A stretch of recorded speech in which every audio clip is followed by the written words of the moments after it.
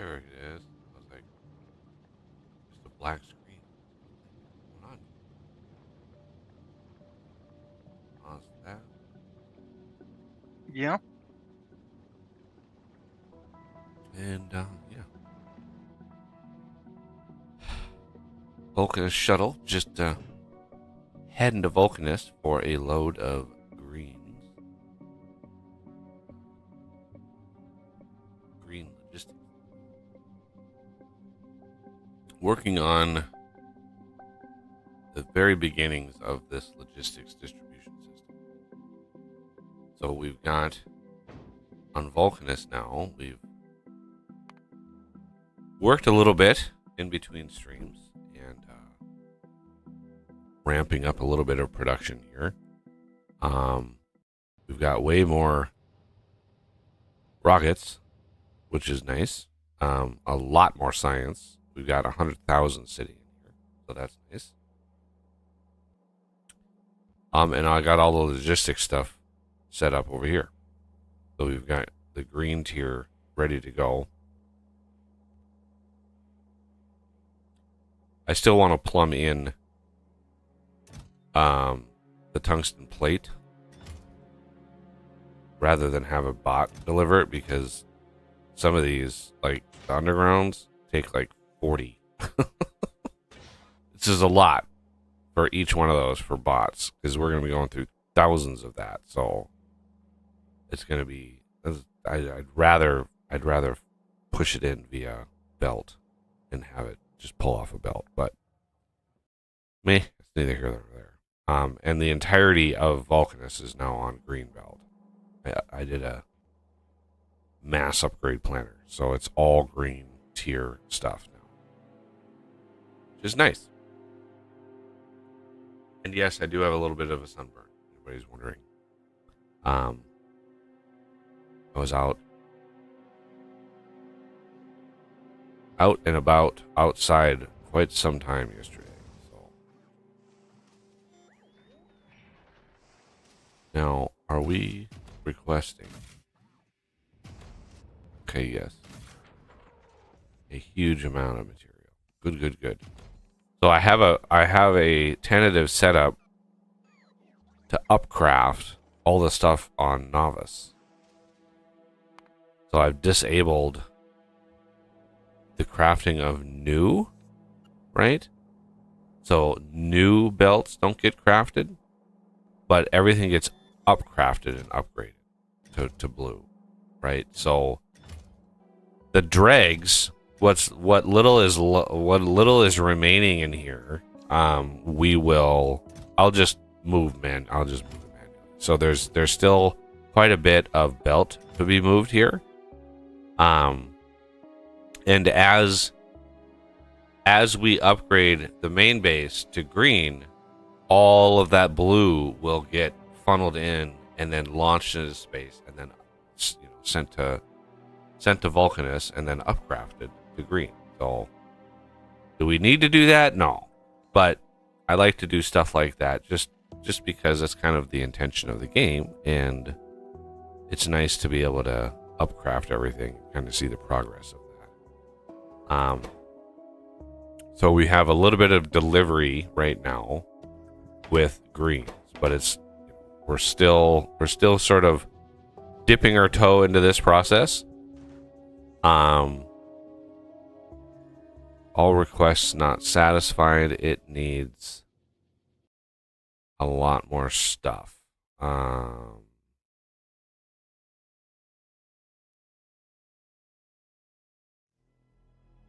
Yeah. Okay. So we need okay. I need to go to Vulcanus. And we want to up.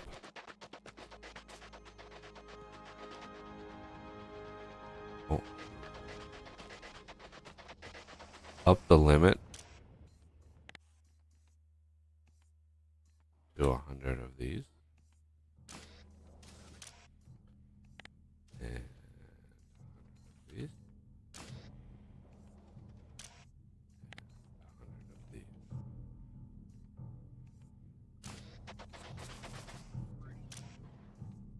That's already properly limited. So yeah, these will request the blues and then upcraft them. And this is one of the reasons why I wanted belts moving this stuff, because this thing chews through the tungsten plate.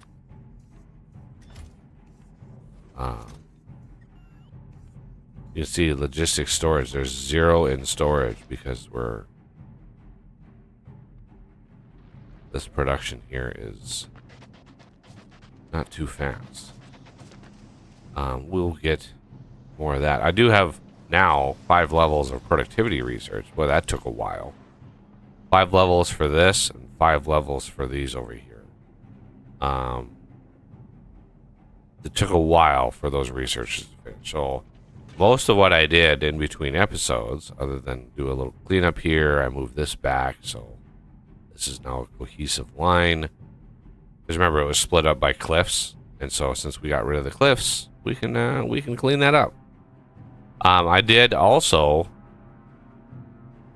take out a couple more demolishers, namely down to the south, to uncover 2 more of those tungsten veins. And I went way over to the east in the nice area over there, and man, I just could not find another tungsten vein. Yeah, there's a big blotch out there that I missed, but man, I was like, we need like an end game node. We need some end game tungsten, and like there is not anything.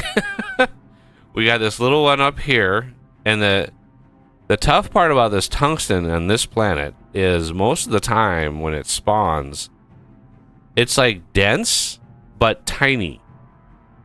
It's like a nice dense vein, but it's you couldn't put very many miners on it, like physical miners, which limits your throughput severely. So, as well as being all crazy with the lava and stuff. So by the time we get to foundations, like hopefully we're gonna have some quality and be able to put some legendary ones on there with some legendary beacons, with some legendary modules, and just pump out the tungsten, because we're gonna want pretty large tungsten. I did start prototyping that up here. So I've got a beacon set up here. And yeah, I just started prototyping. But today, I would like, if possible, to get to Gleba and do as much on Gleba as we can.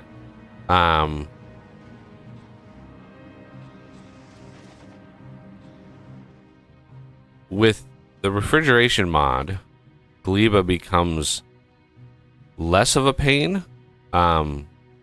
It's still kind of a pain, but it's less of a pain.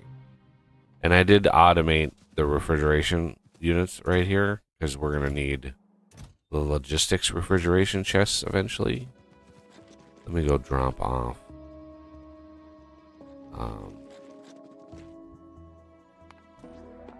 All of the... Ooh, that's full. That's full.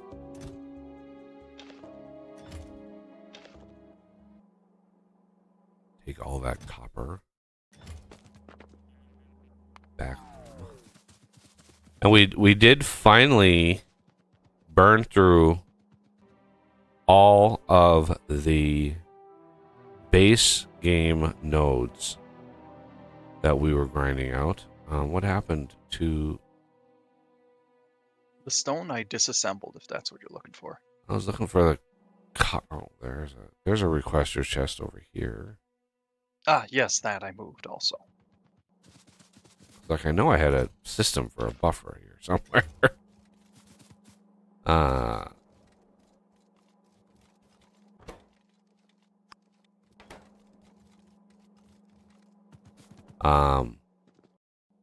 But yeah, the iron and copper is gone. Looks like the stone is gone. And the coal is hanging on. Barely hanging on. I think that's because we got that charcoal setup going. Yeah, Otherwise, that certainly helps. But the fact that we're not burning through a lot of um, military science, you usually don't go through a lot of coal post yeah, early game. Once you get off the coal power, um, it's not too bad. maybe we're just gonna have to turn that coal deposit into a few warehouses of grenades. Huh. I think it'd be more than a few even, but Oh, once we start burning through explosives and stuff, I'm sure we'll have we'll do something with it. Okay, so the colonizer is ready to go. We've got some gubbins on it. I've already got some refrigerators on it. We've got a smattering of modules. We've got some power. Do we have bots? We have a few bots. We have a cargo thing. Yeah, I think everything is ready. We do have a bunch of blue belt on it. I really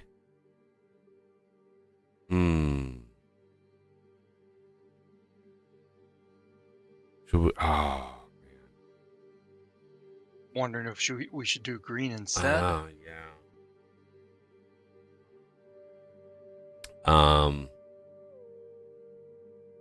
I think blue would be sufficient.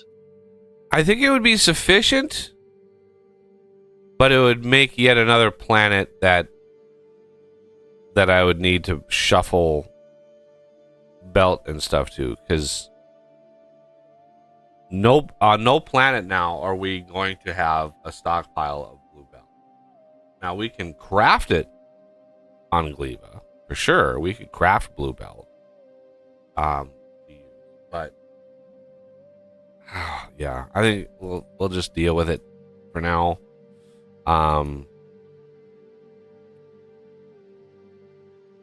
Yeah, we'll just deal with it for now. And so we want to. I have a chest over here for all my gubbins. And this blueprint I want to put here. Let's upgrade.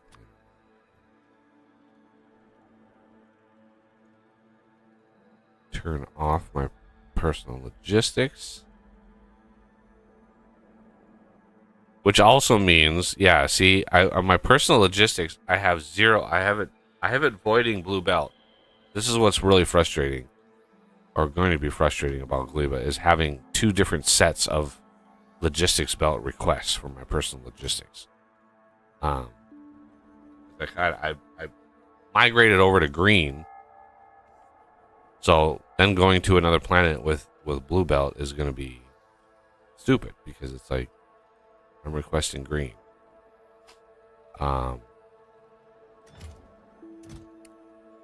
But suppose that is. It wouldn't take terribly too long to visit Vulcanus if you want to just simplify things. Yeah. The problem is. Well, I guess. Wow. That actually backstuffed rather fast. And why, oh why is there an odd amount of fucking underground? Why is that? Oh man. Actually, that's my fault. I put a side balancer down, or even draw, whatever you want to call it. What are you talking about? I'm talking about the underground, the green underground. Yep. Always okay. There's a rule. Always place the odd one in that setup. Right? If you look at the iron coming out, the iron ore on the main base, the big mining drills that I placed, I put 2 side balancers in that setup. This is on novice. I put 2 side balancers in line with that setup. And I placed the 4th underground in the setup. They don't do anything, right? They don't do anything, but the 4th one is in there to make it an even number of underground for each setup. Because, yes, when you do the side loading balancers, you throw off the undergrounds, and it's just, you wind up with like odd numbers of undergrounds everywhere, and it's just super confusing. Anyway, so as a general rule, I basically always find a place to put that 4th one just off to the side because I just don't want to get confused like that. Okay, I located it and placed down one nearby. so if let's go to the space map. We could stop by Vulcanus before we hit Gleba. That is definitely a possibility. Yeah. So let's travel to the colonizer.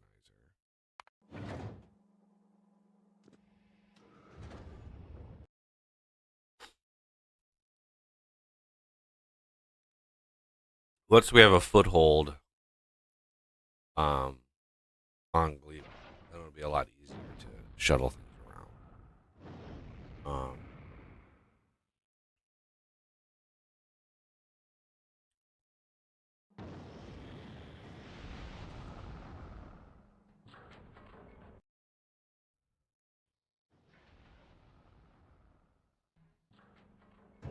right, I'm on board. All right, we're gonna head to Vulcanus.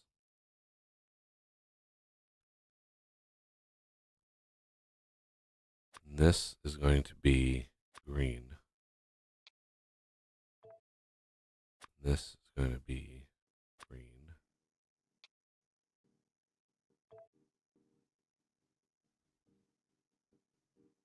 This is going to be green. It doesn't help that the rocket capacity of turbo undergrounds is 25, which is an odd effing number. Like, why? Why would you do that? All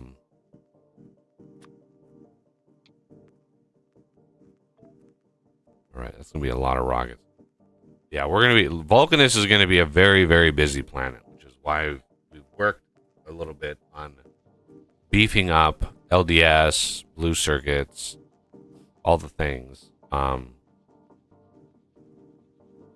Because yeah, it's gonna be spicy. We're gonna add Gleba, and we're gonna add empty circuit conditions so it stops. Now, when we get to Vulcanus, it should unload all this blue logistics. It should just dump it all out.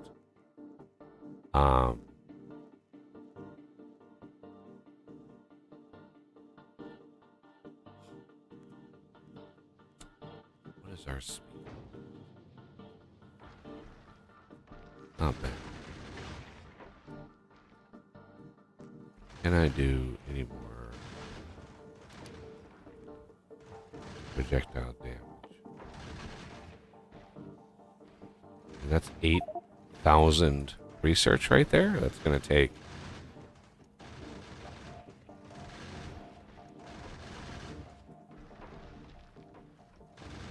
Gonna take a hot minute.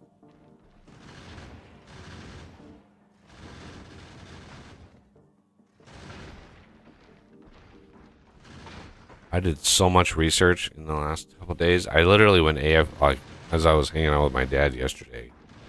We walked through a park, spent some time outdoors enjoying the nice weather. I basically left the game AFK the whole time, and I just queued up a ton of really expensive research, and it was all done when I got back. So,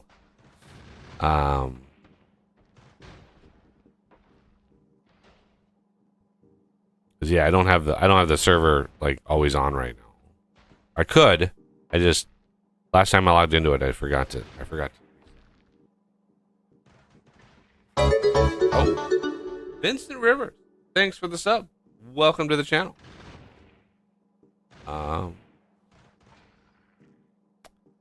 Okay. So Gleba, we're doing Gleba next, which is kind of out of our pattern from the last few games. For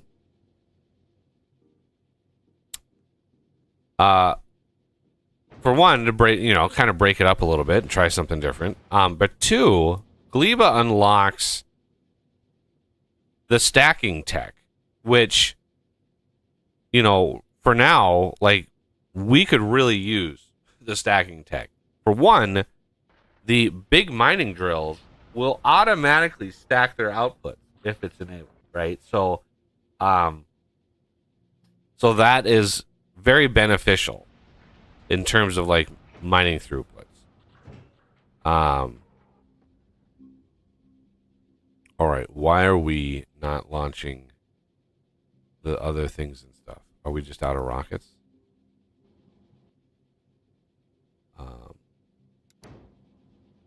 Yeah, looks like it. Yeah, we have to wait for rockets to craft. And eventually, everybody, this is going to be insanely fast. We'll basically craft a rocket faster than the animation takes to launch one. So you basically just launch a rocket, like you just be able to spit them out so fast. Yeah, it's chews through the materials, but that's the whole point, is I want it to chew through the materials. But yeah, this will eventually be able to research the rocket productivity, which I don't know. Yeah, rocket part productivity is locked behind Aquilo, so we're still a ways from that. But it's a very, very, very good thing to research. A lot of levels. So, looking forward to that. Right now, this is level off. We're at 44 minutes to research that. Ooh-wee. All right, this should be a bunch more gubbins.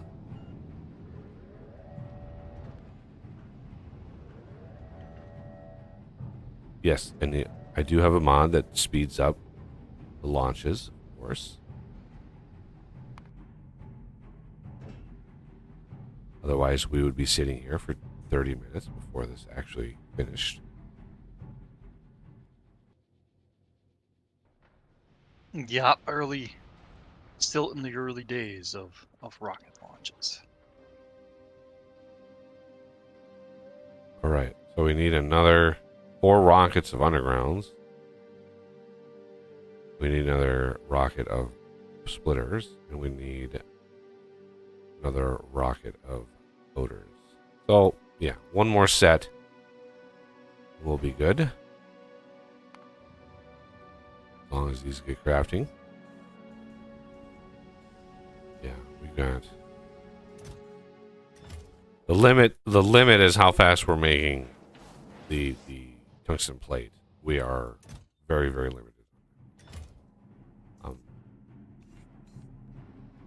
Which is sad, but yeah, we've chewed through almost half of this one over here. This one that Oz did last time. This started at over 700,000, and it's at 460. Jeez. And that's why I went down and took out these 2 demolishers, because these 2 veins represent, like, as far as I can tell, most of what we have available to us outside of something far away. And I just, what's frustrating is uncovering more land to find it. Just means the save is bigger and it's just less efficient. It's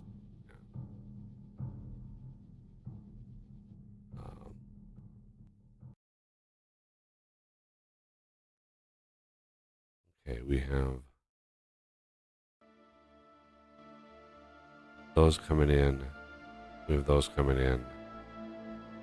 And unfortunately, undergrounds are slow as hell because they're 40 plate apiece, which to me is insanity. The blues are 40 gears. The next is 40 plates. Like, it's a higher level material that's harder to make, and it still requires 40 of it. Hey, come on.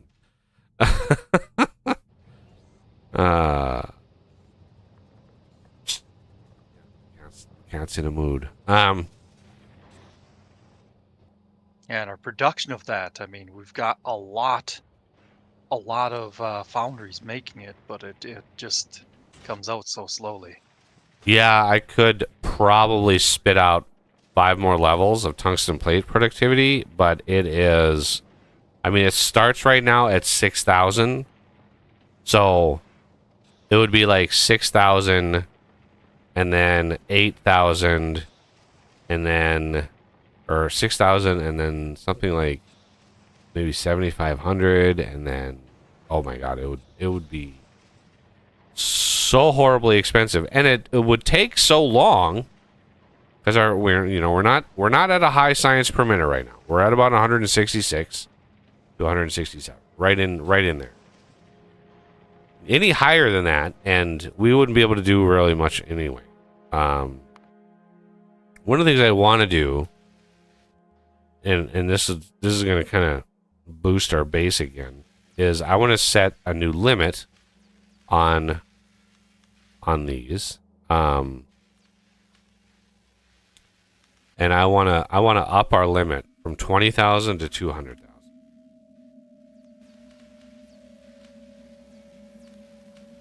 Right, so that it's basically 1,000 stacks, and then this will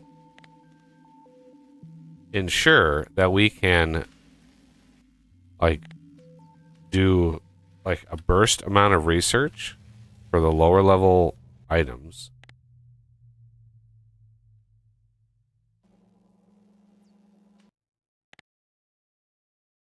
and chew through material at home because that's what we need. So we want to do a 200,000, so that's 2,000 for space science. We want not 10x, we want 100 of those. So that's 200,000.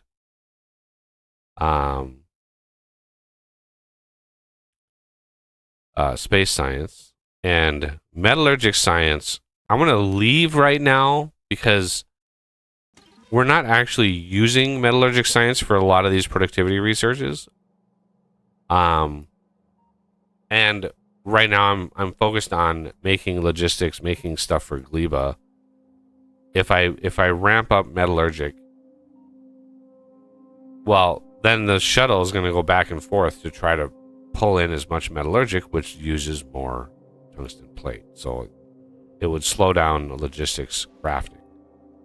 And then one of the things that we can do to rescale this, Os made a great suggestion, which is grab an arithmetic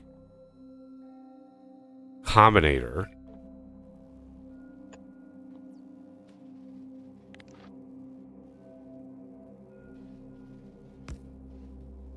yes, that. Pop that in there, right?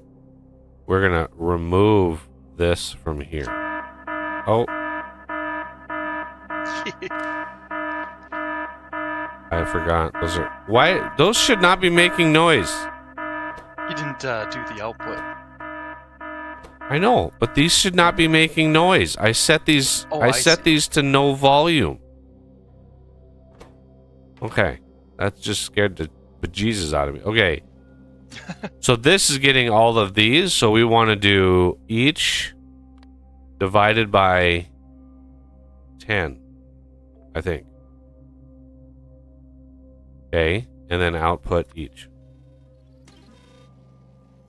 Now, this is rescaled 10 times what these values are, right? So this top one here is 16,000. Well, it's equivalent now to 160,000. So it just scaled the inputs by 10, which is way easier than doing what I thought I was going to have to do, which is go in and re-edit all of these limits, right? So this 1,000 becomes 10,000, right? And this 2,000 becomes 20, and then 40, and then 80, and then 160. But Oz was like, "Oh, you just put an arithmetic in there and just divide it by 10." I was like, "Oh shit, that works." Okay, so colonizer should be ready to go. Here we go, on the way to everybody's favorite planet, Gleba. So, Yeah. Between Gleba and Fulgora, what one do you struggle with more now? I mean, I still struggle with Gleba. Yeah. Fulgora is. I don't know what Fulgora is. It is like Frustrating. it's frustrating in its excess because you have to deal with a lot of like material early, or like really really early. You have to deal with a lot of material you don't really need at the moment. Yeah. Eventually you can kind of grind it out and make something of it, but when you're just trying to get situated and set up and get your lightning protection and all of that kind of stuff, and then it's kind of frustrating. But once you reach like the mid game, and Fulgora basically becomes, I only need holmium from this place, and maybe a couple other gubbins here and there, but like holmium and the superconductors and the supercapacitors is basically why Fulgura exists. Then it simplifies things. Gleba never really gets easier. It with the refrigerator mod, it helps like 1,000 times. It helps. There's like 1,000x improvement in your mental anguish when dealing with Gleba, because you're not panicking constantly about spoiling. And now that we have like preservation inserters, not that we really need it, but that's really going to help. And you could min-max Gleba like for hours and hours and hours, try to get the absolute most productivity out of it. So the refrigeration mod helps tremendously with setting things up, but it can still all go wrong. Like there can still be a hiccup in process, and or a stomper takes out one of your farms, and so your other farm is producing, but the one isn't, and it just sits and eventually, even with refrigeration, eventually everything goes bad, and you have to go back and you have to sort of slowly boot it right back up again, or your power dies, and like it's a burn-based economy and power, so sometimes you just get a hiccup in things, and it's just it's kind of painful. It can be painful, but in a good way. Okay, we are stopped at Gleba, so we want to drop somewhere in here. There's the landing pad. I'm going to give myself some bots. We're going to drop some power. And the teleporters. And a little bit of... Okay. Sometime, just for funsies, quote-unquote funsies, we should try doing a different planet first, rather than the typical Vulcanus. Oh hell, we could get the mod that allows you to start on Gleba. That too, yeah. Or you could also start on Fulgura, but there's some bugs with that mod. That was the Dosh's latest Factorio run, was him starting on Fulgura and basically using trash for everything. Oof. All right. I was thinking about Fulgora. Sorry, Oh, you're go gonna say for it. something. Um, Perhaps one thing we should try doing is do bot-based logistics for the um, recycling process. Set it up so that we have like an isolated um, bot network for that one. I think that would because then you can have one central processing for all of the trash. You'd have the scrap, but then you could also, like the blue circuits, when we get too many of those, just send them into the same system for scrap. But so you want a bot-based scrap delivery system? Like what do you want to? A processing system. So the first, rather than having the belts where it splits off, the gears first and then the green circuits and all that stuff, just have those go straight into a um, provider chest, either passive or active. Oh. Hmm. Yeah, I mean you would need 100 times the bots on the planet.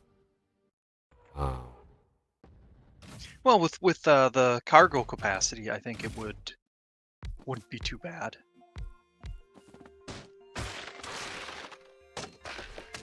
Plus, I'm also saying to have that one isolated, so that like the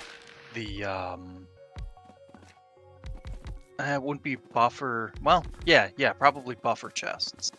The buffer chests where the stuff goes into would be very close to the provider chests. That way they wouldn't need to go very far. And then from there, have a belt network coming out.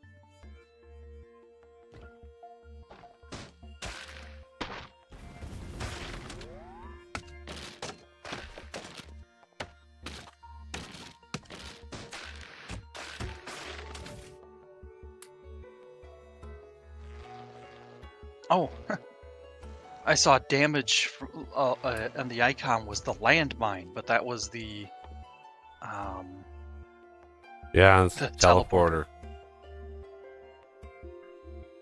The I'm like, what's teleporter going on is there? But then, one of the plants explodes on this planet. So yep. I need to grab a little bit of those back here. There we go. Rename this Gleba Cargo. Okay, let's go unlock some tech. Here's the copper tech.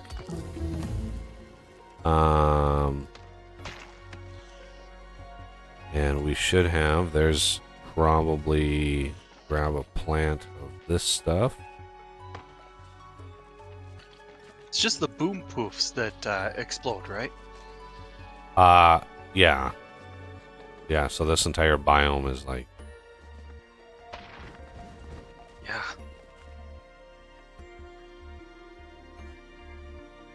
alright, these are the irons. And we have some jelly nut. There we go. Ah, yeah. What? All right. I want to leave the rest of that. Oh, that's gonna be.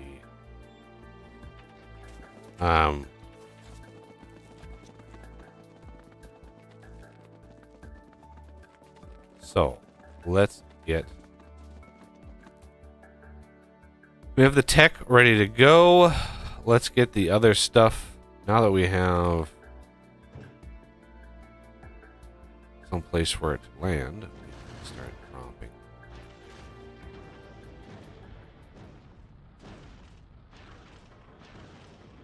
They did do a great job on the differences or the diversity of the planets. Yeah, I agree with that. Like, They did a phenomenal job. Oop, that's not what I wanted to drop.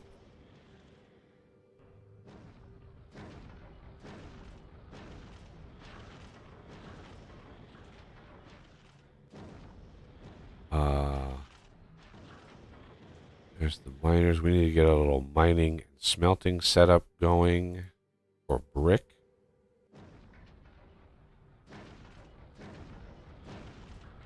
Yep, don't need brick for a lot, but you need it.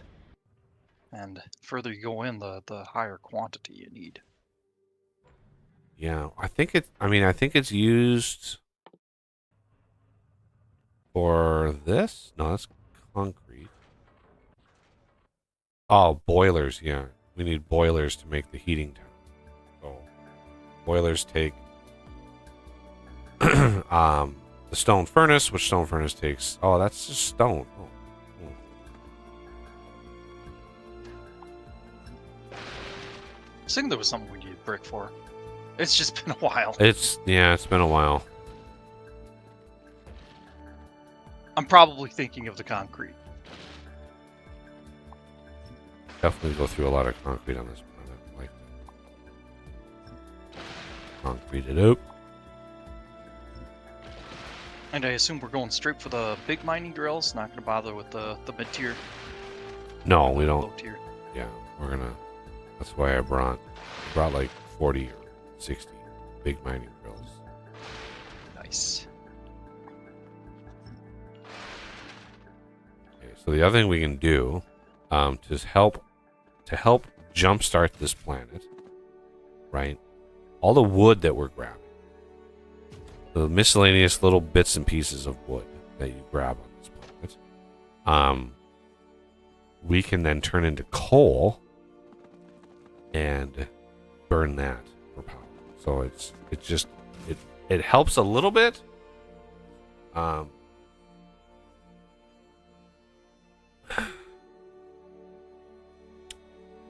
So there they are, electric furnace.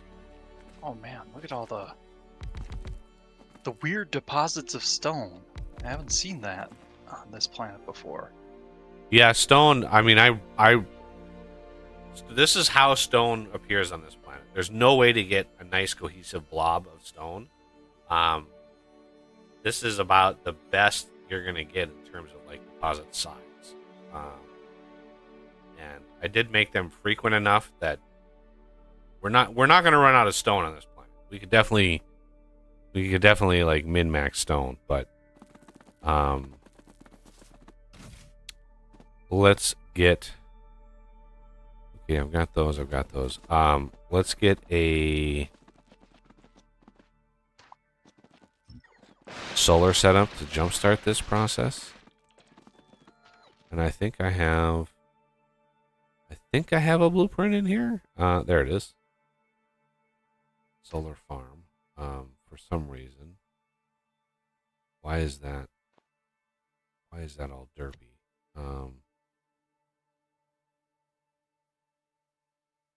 What?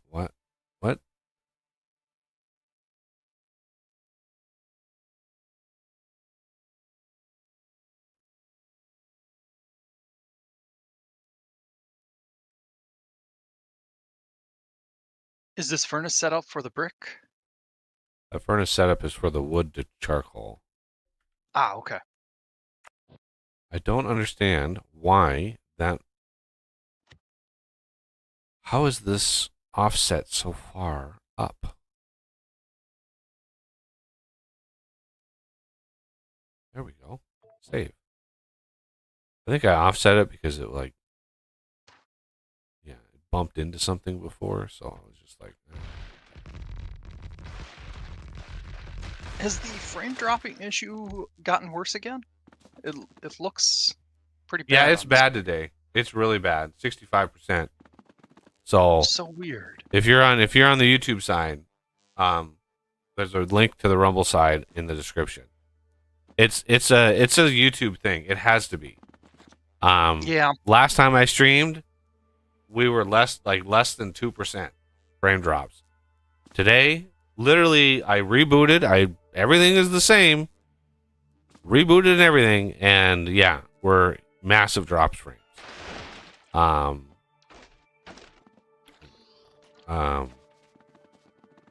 so like I don't know what YouTube is doing, and I don't know why there's nobody else talking about it. But it is really bad, really, really bad.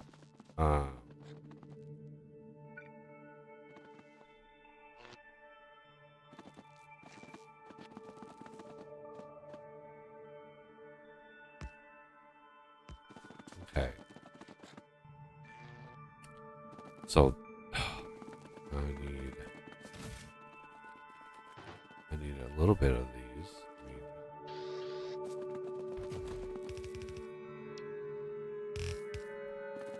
Let's do a.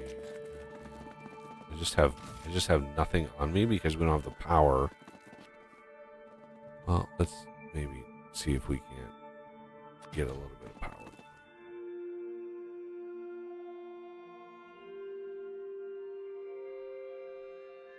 Yeah, that's why I've been dropping ghosts so far.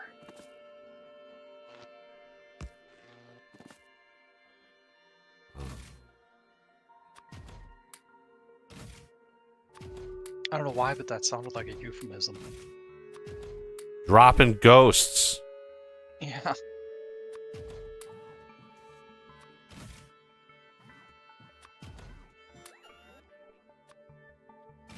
Then I'm probably gonna need a couple of these. There's some. Those. Do a request for wood.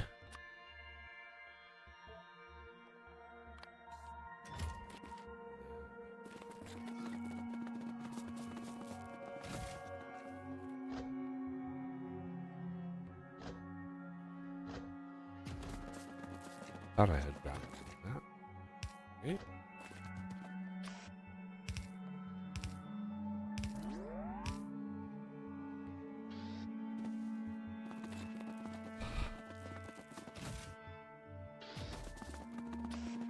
Anything else I need before I... Okay.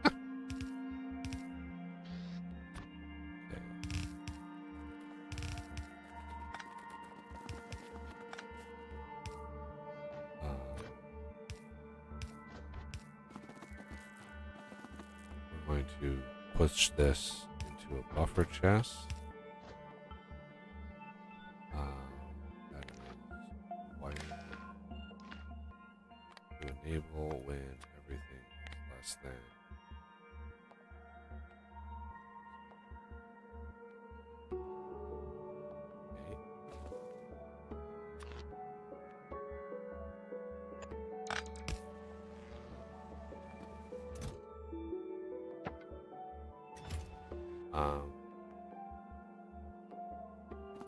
So, heating towers, we should have unlocked.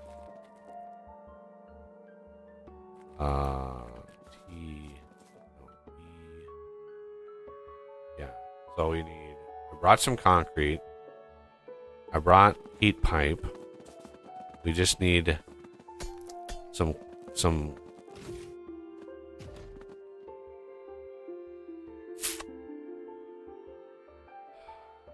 We just need some stone. I don't think there's like actual stones you can mine on this planet. Oh, I guess there is. Well, you get a little bit from the iron and copper stuff. Yeah, so why can't I craft? I need some heat pipe. Boiler. Why can't I craft boiler? Pipe. Grab some pipe. There's a heating tower. And then let's grab some of these. Okay. Heating tower. Just like so. And I believe you can put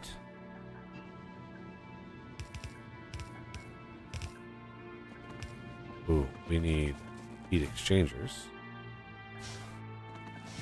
you can put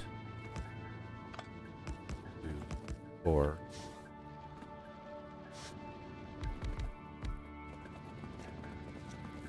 Um, 7.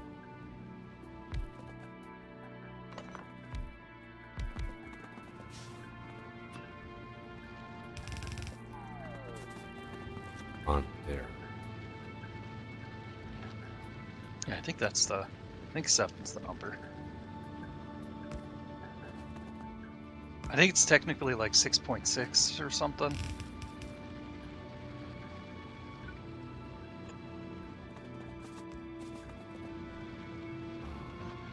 There.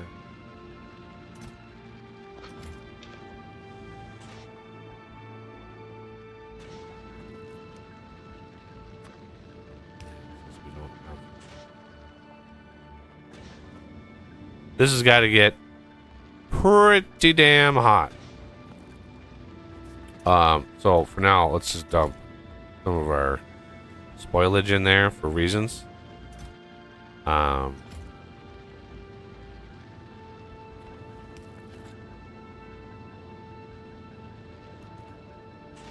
that will grind through all of that. The spoils will go really fast.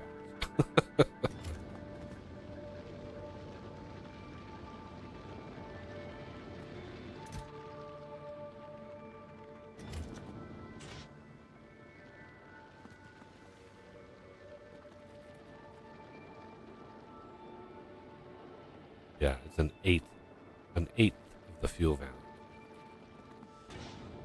The other stuff. So those fines.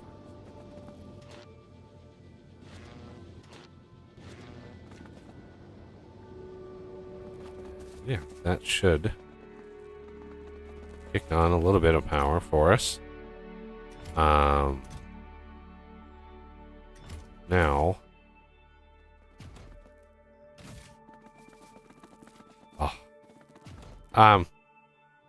we've got some.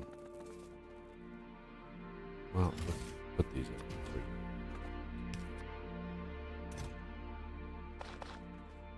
Put those on ice.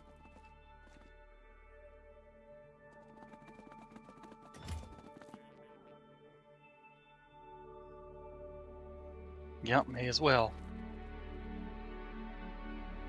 Yeah, the very first thing you research with Gleba tech is the logistics refrigerator. You only need 200.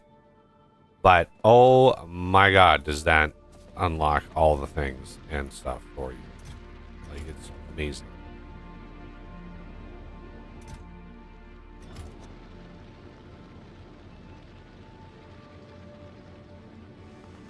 Alright, this is slowly getting hotter.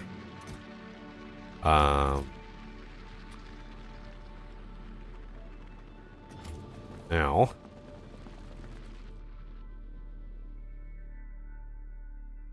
You know, this actually kind of reminded me one thing we could do if we wanted to get rid of the coal deposit on Davis is we could pipe the coal into a heating tower. oh yeah. But what's the pollution on the heating? Doesn't actually say. Yeah, I think you need to wonder set if one down on Davis. Yeah, well, yeah. I was wondering if you would actually see it on Davis. 100 per minute. Oh, woo! That's a lot of pollution, boys. It is a lot, but at the same time, you know, for the amount it burns, I think it's far less. Because let's see, the boiler, the regular boiler, consumes 1.8 megawatts, whereas the heating tower does 16, so almost 10 times as much. And then we're looking at 30 per minute pollution for the boiler, as opposed to 100 for the heating tower. So a little less than a third the pollution per megawatt.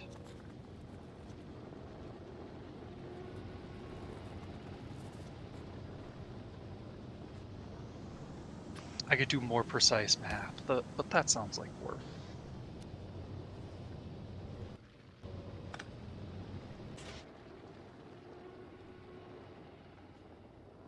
Which, yeah, nuclear doesn't do any pollution, but not directly anyway.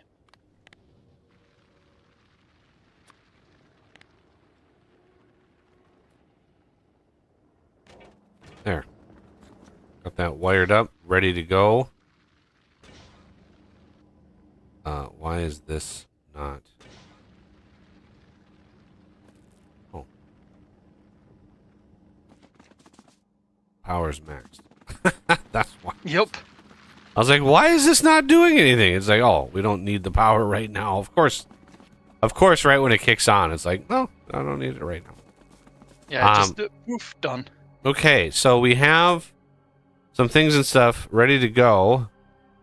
Let's get back to it here. Of course, this unlocks a whole host of Gleba-based productivity research, which, yeah, is good and all, but so we need to craft. We need to do a little crafty craft of I'm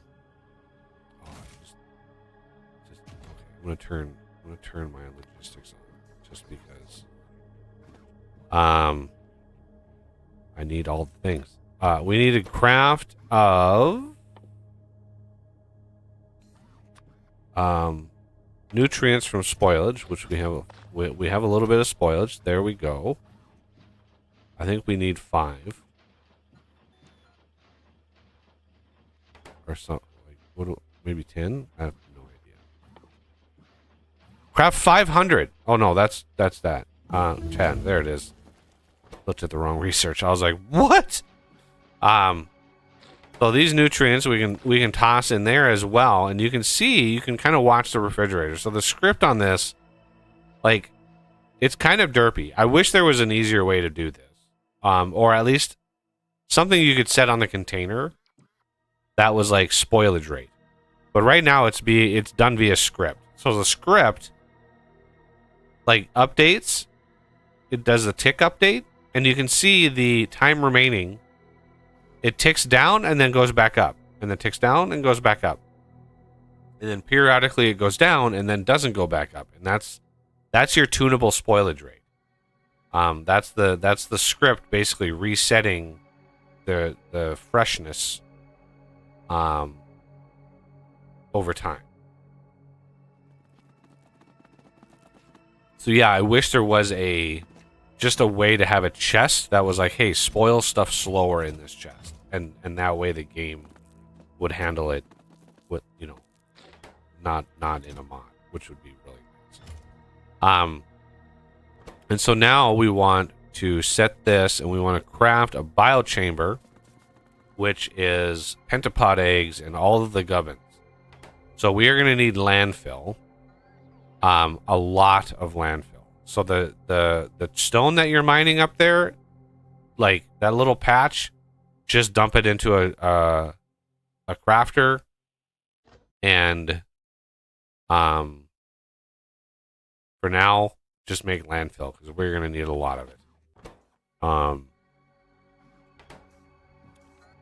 And let's see, we want some iron,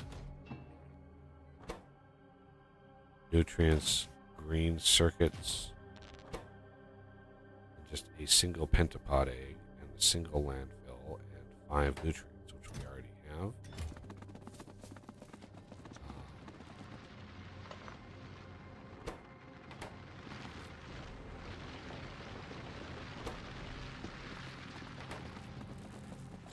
But yeah, landfill is, you use many thousands. So we want to just put 1 in here, because you only want to make this once in a regular crafter, and then you want to make biochambers in biochambers. Right? So, I don't think biochambers have a built-in productivity like all the other crafters. They are very fast. They're crafting speed of 2 though.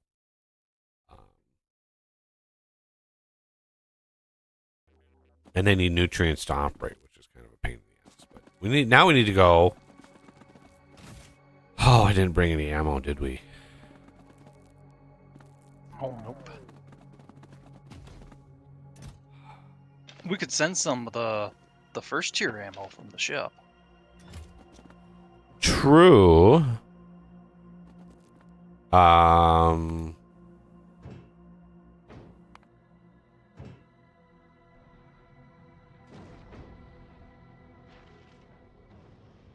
You know, I did have a thought. You were Uh-oh. talking about the refrigeration and having it different. One thing you could do, I assume you'd have to create a different mod for it, is add crafts for freezing. So you'd like freeze whatever, which, you know, freeze quote unquote, and create a new item that doesn't have a spoil timer. Yes, there's a mod that And then does you it. could. Okay.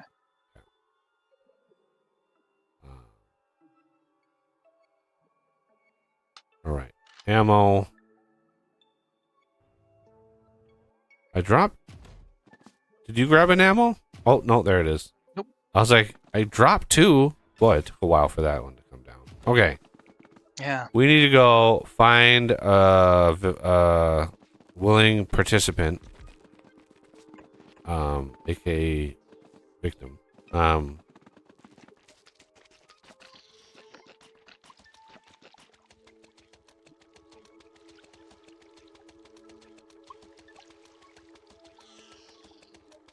Pentapod eggs, where are you? There's some. Oh, not those. Yeah, I kind of jacked up the spawn rate of enemies on Gleba. So this is gonna be a challenge on top of a challenge. So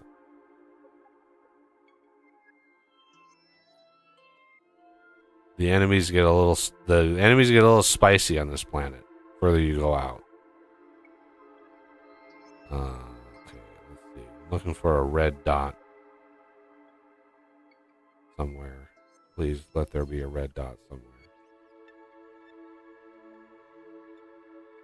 Please. Please. Who's that Chamberlain in?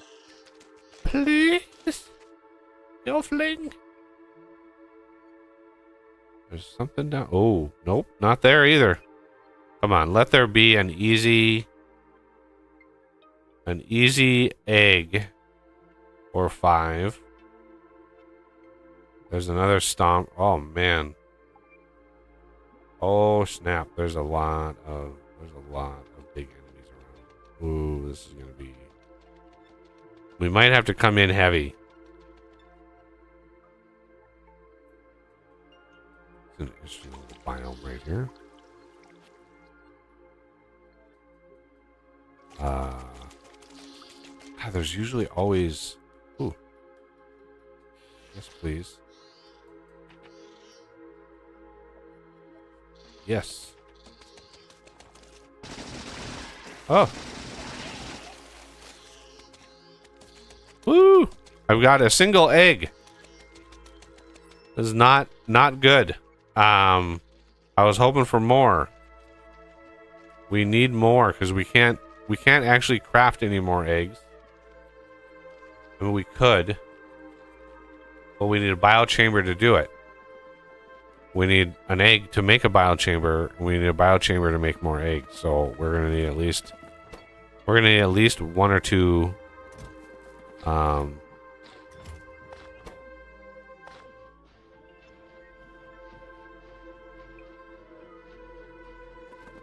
And this is where refrigerators really come in handy.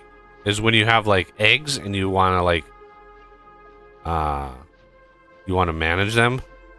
Okay.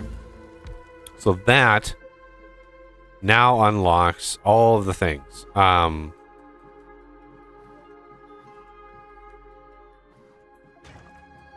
So we can remove that. We can put this We're making mobile chambers. Well, no. Let's...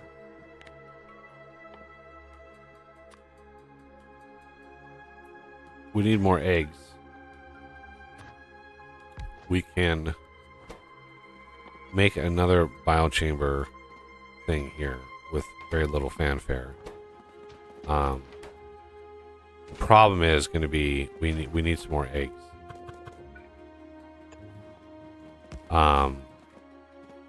The crazy amount of nutrients that we can manage that.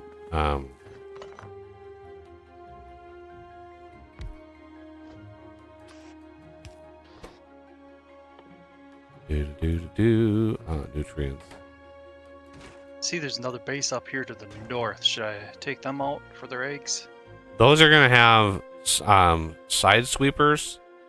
Okay. Go to the northwest. There's another. I see a red spot to the northwest. Oh, now you need to go north. Ooh, that might not. You would die. Those side sweepers are devastating. Yeah. So I'm gonna go east.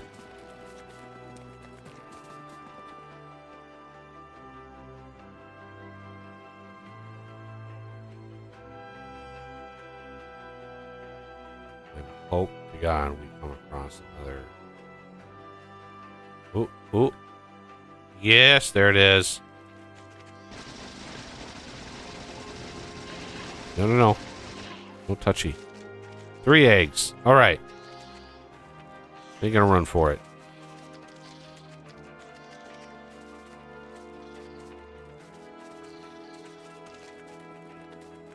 Whee! Okay, so now what we need to do is we're gonna grab a refrigerator. We're gonna say you coming out. We're gonna want you to there. Okay. This I want to read contents, read working,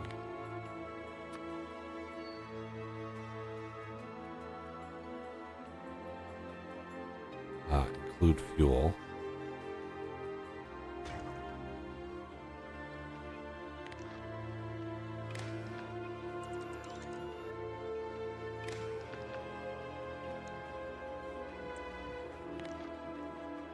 Took all the things out.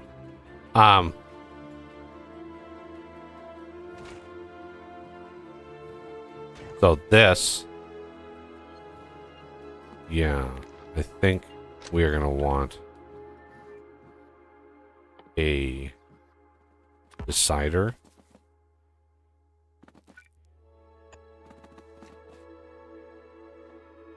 I did not bring any deciders with me? Oh, that's an oversight. I use combinators like crazy on this planet.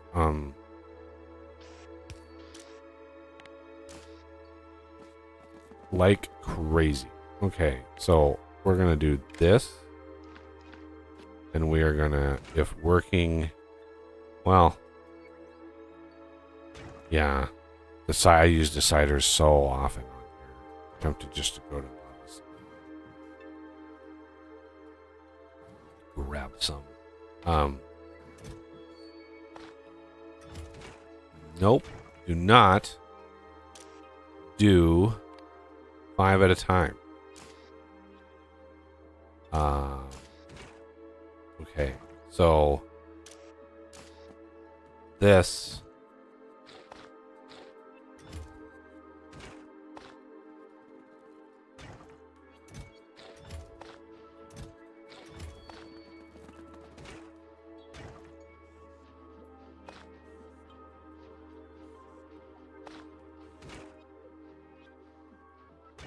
oh Lord.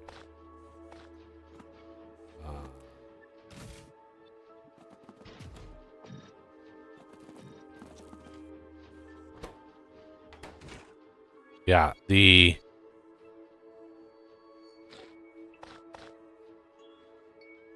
want to take 1 pentapod egg and just put it up here. Yeah, that's a good idea. It's not an infinite. It doesn't stop the spoilage. It certainly slows it down, but it doesn't stop it completely. And pentapod eggs are one of the few things that you can craft that always crafts a perfect fresh version every time. So even if you craft a pentapod egg that's just almost dead or almost hatched, way down in freshness, the one it crafts or the two it crafts will be really good. So thank God for that, because okay, this stopped.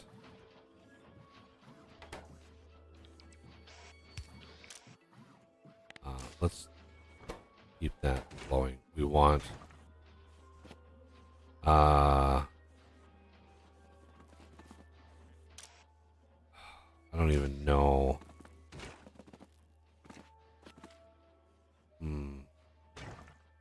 Do we have access to... Yeah, we do. Okay, agriculture town. Ooh, we don't.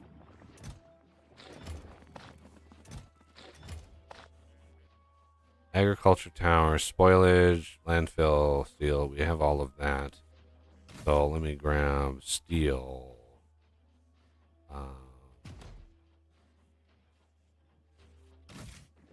Circuits. Spoilage. Spoilage. Easy. Landfill should appear. Excellent. Get a few of those.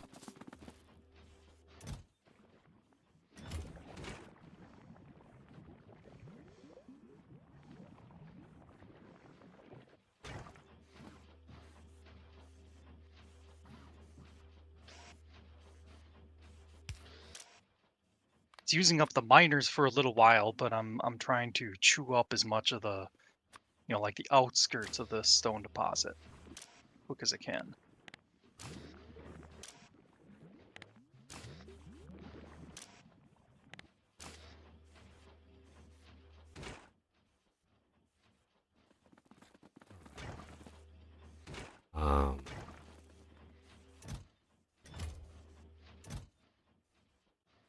Yeah, we're slowly increasing our eggs.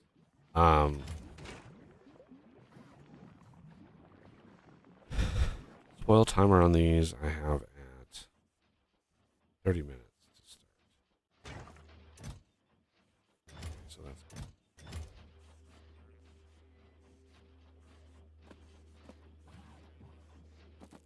And there is another tech.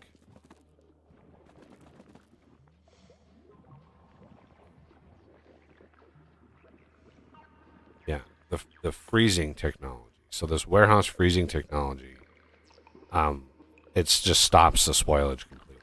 So, but it takes power. It takes quite a lot of power. And it's not really a cheap recipe, as you can see. But I usually use one of these for my long-term science storage on Novice, which is why there's this empty square right here. This will be that freezer, and that will be where the ag science sits. And we'll do some cheeky things with the things and the stuff. Okay, so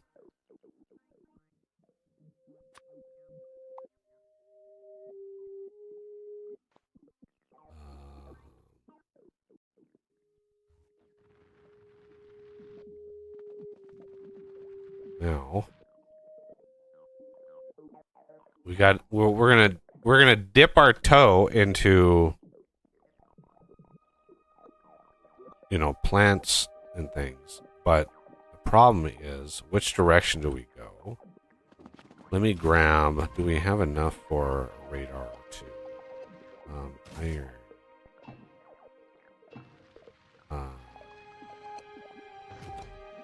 Let's make a quickie little gear setup. Making them in this is way better because we get the productivity bonus.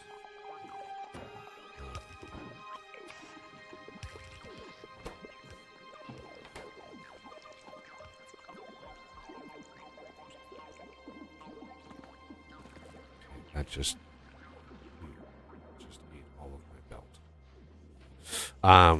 Oh, sorry. And we want a few radars. Yeah, when it comes to moving belt around, I don't mind just zipping to Vulcanus and grabbing. Like, grabbing what's in this thing and coming back. I really don't want to mess around with moving ships too much. 'Cause then it's just sitting and waiting for stuff to travel, and it's just not engaging content. We need to decide like which direction we really want to go here in terms of coverage. And unfortunately the radars don't cover nearly as much.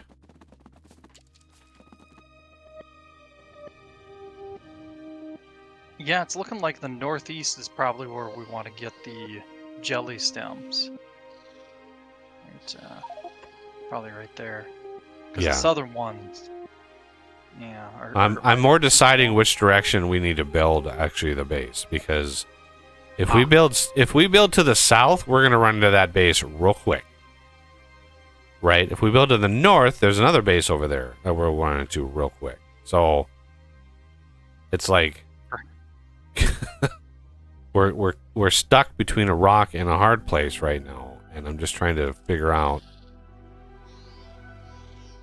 Perhaps start the kind of bus there and work our way west. It's going to take a lot of landfill, but that's actually kind of a positive because there won't be many pentapods that way.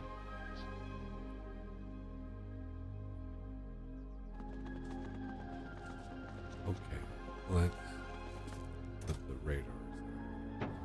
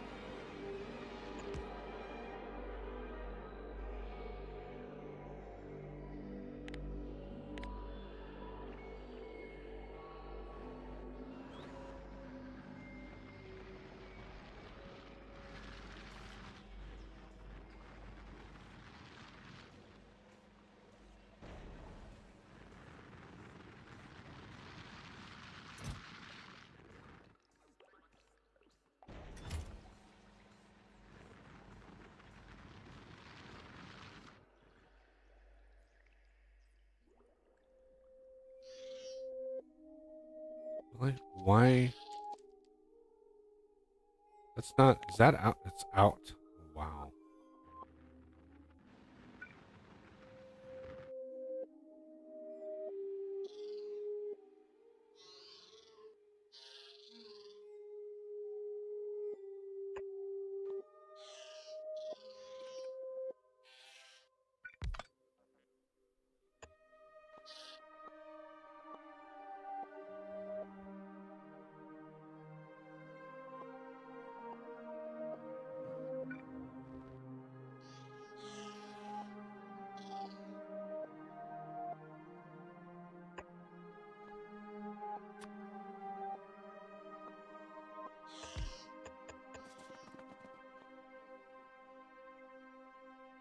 Okay, yeah, it looks like west. West is the way to go.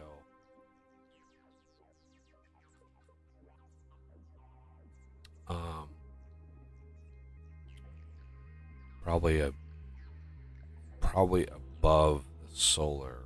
We might need to move. Yeah, we probably want to move the solar. Yeah, that shouldn't be any big deal. Now that we got alternate power. Place the blueprint, because this is on a grid, so just place it there.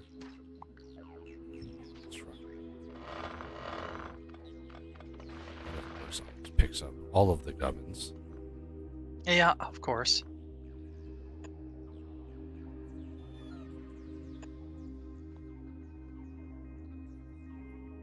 Kind of a jerk that way.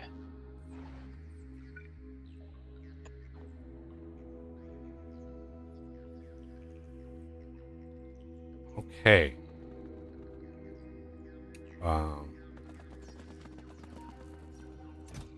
Should we build more power?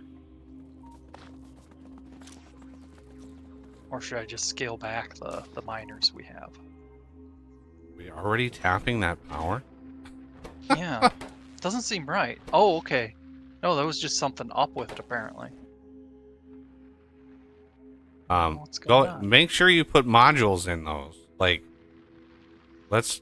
Oh yeah, I forgot we got modules. I mean, even the base tier modules, it's 3-in-1, and it helps a lot. Oh yeah. A quarter the power.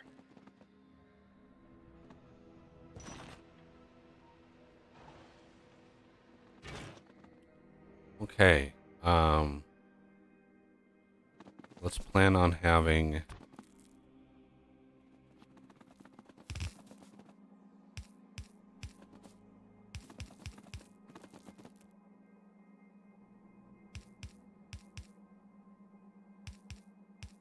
that. Just as some way of organizing all of this.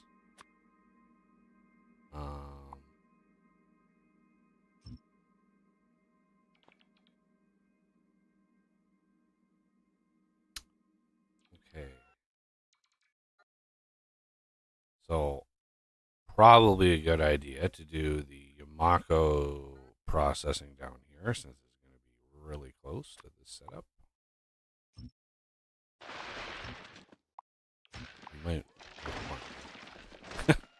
You might not want that on unless you like absolutely need to use it while you're building stuff. Because it's gonna get spicy. So we are gonna. Wow. We need.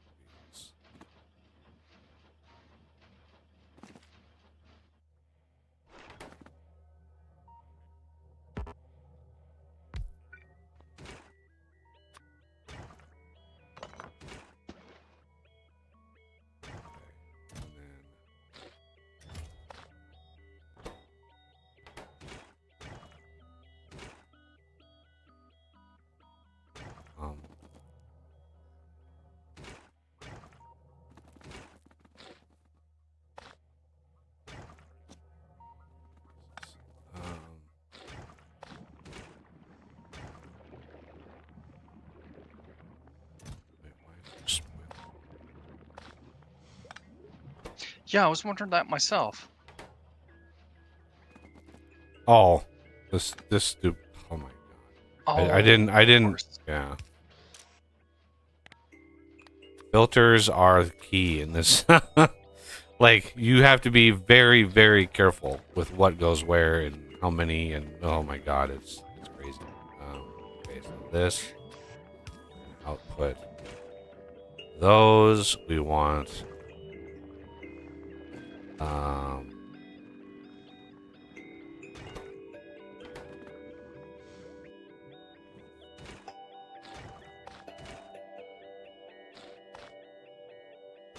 Really? Ran out of freaking. Okay. And now it ran out of trees. Those. So, how many of these? Those. Which this can be nutrients from Yamako mash. This can be Yamako stuff and things. There. There.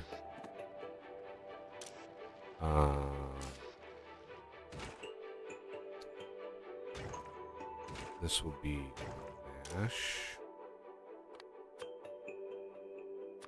This is what I mean about this planet still being a pain in the ass. That is going to be nutrients, right? We want this, this, and this being spoilage.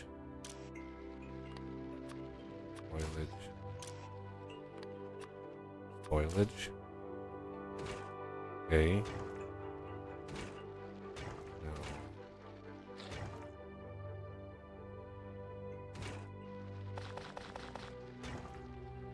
let's grab these.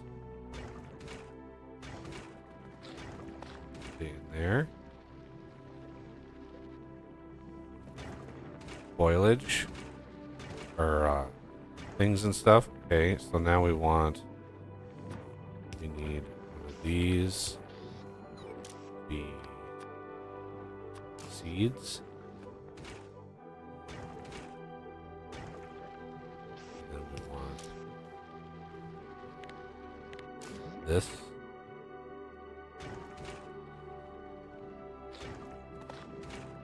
We need it to self-feed itself nutrients. Right? So, like, these are nutrients. These are nutrients. There we go. Now we're cooking. Now we're cooking. Now, let's get a setup.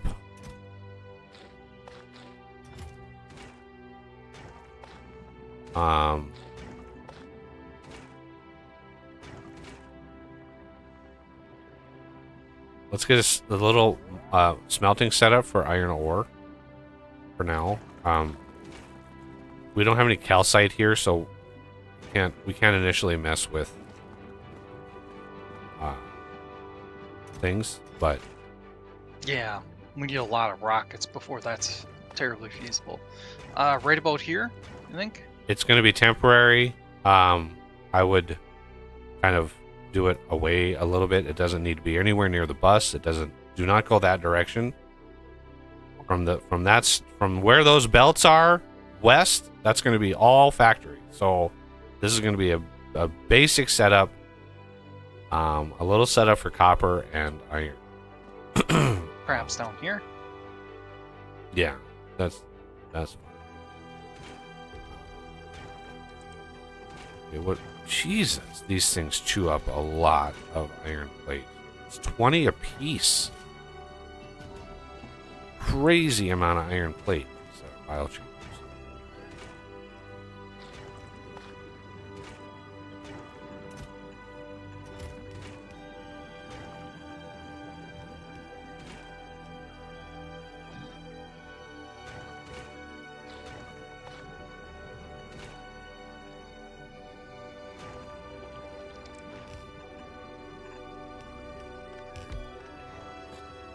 Now,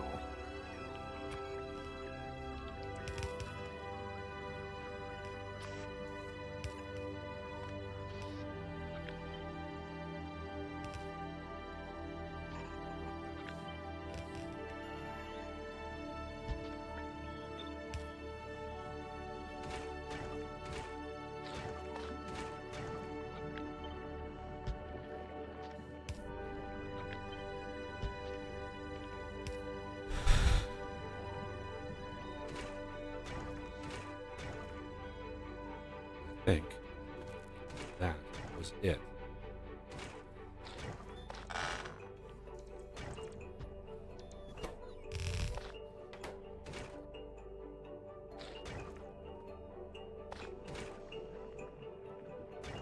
How's this? Okay. So let's go down. I think this is the jelly. Nope, this is the one.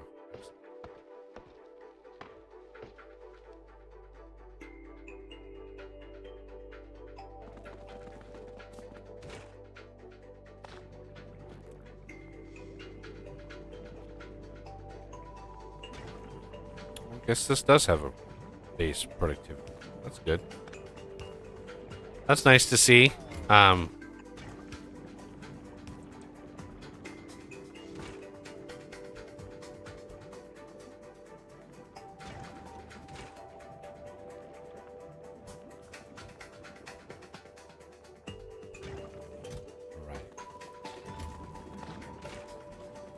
Set.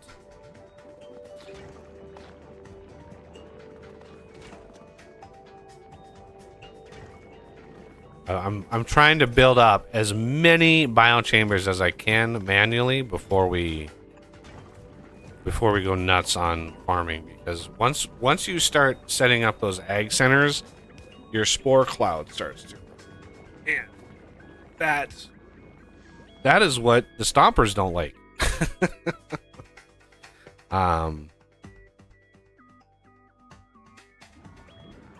Before we go nuts, as in Yomako nuts?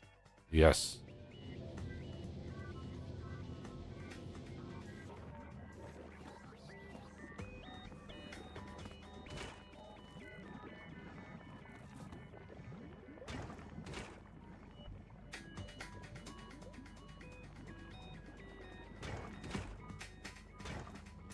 Alright, it's logistics-based smelting for now, but I assume that's alright. I mean, it is what it is. Oh, we are apparently full of landfill.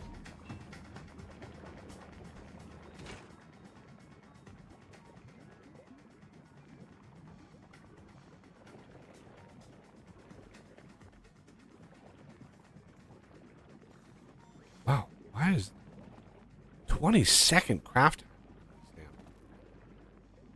That's nuts. Yeah.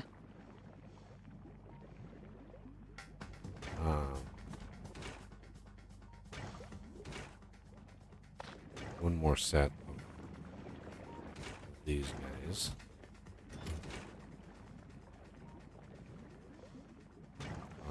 Let's.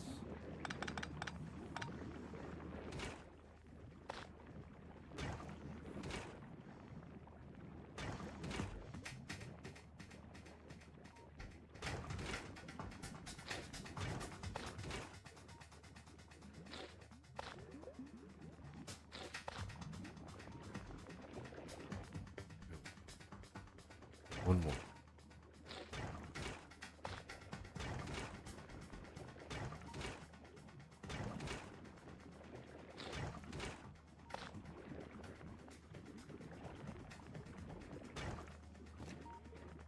Alright, I'm going to turn that off.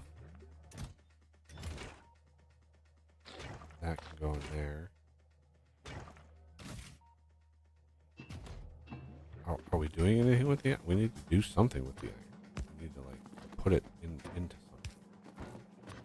Okay. Wasn't sure if we wanted to. Yeah.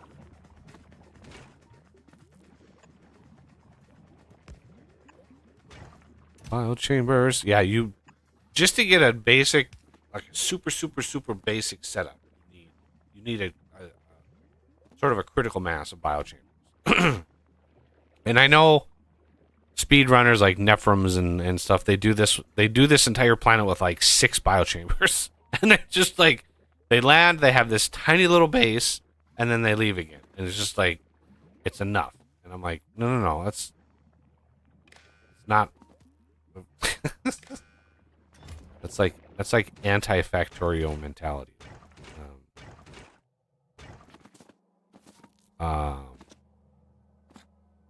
We want to do a requester. This requester, we want to request iron. And we want to put in iron. I'm tired of moving iron. I'm gonna go locate more of the iron stuff.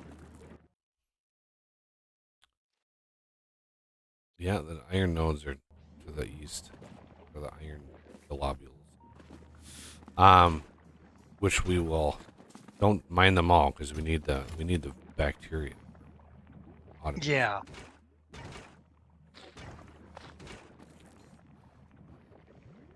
All right. I'm just gonna deconstruction planner A fair number of them. Let's get those into long-term storage.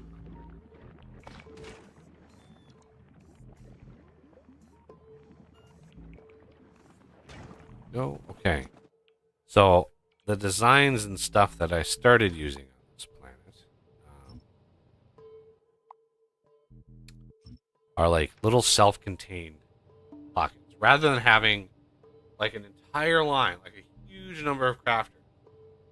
And all of those crafters are using one giant loop of like nutrients and inputs, and like, because the nutrients, they have a very short shelf life. They have a very short timer. And so you got to be careful. I just want to use up whatever we have left.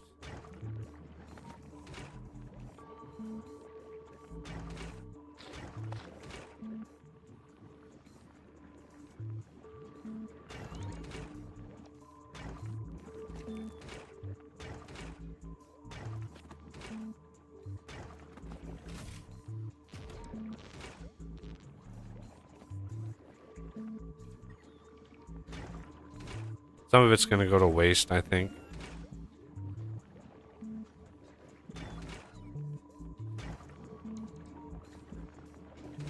I could take all of these, put them in here. Give me an egg. No,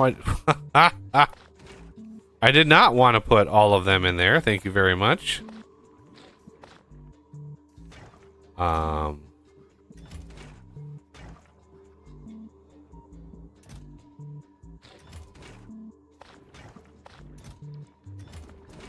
There. Minimum waste. A little bit here and there. Let's take these, put them in there. These, put them in there. Just because. Why not? These, put them in there. Okay.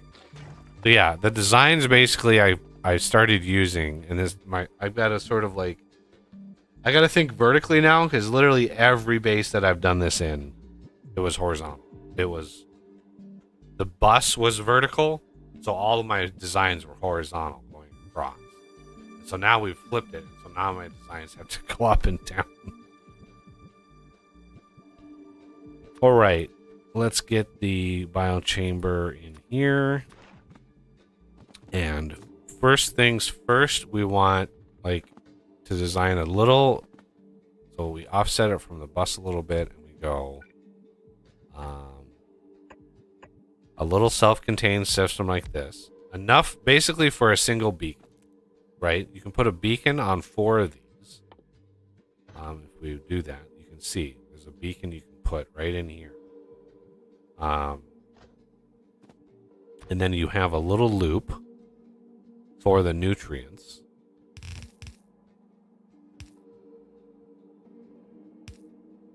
Come on, do the right thing. There we go. Like that. And I'm just kind of prototyping this right now. I don't know exactly what we're gonna do. Nutrient wise, that should be fine. And then these are going to be Yamako, because those are going to just basically come from here, so it's going to be a nice short trip. Although I always use bots.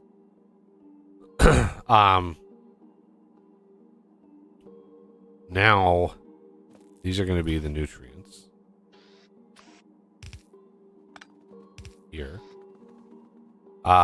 These are going to need to be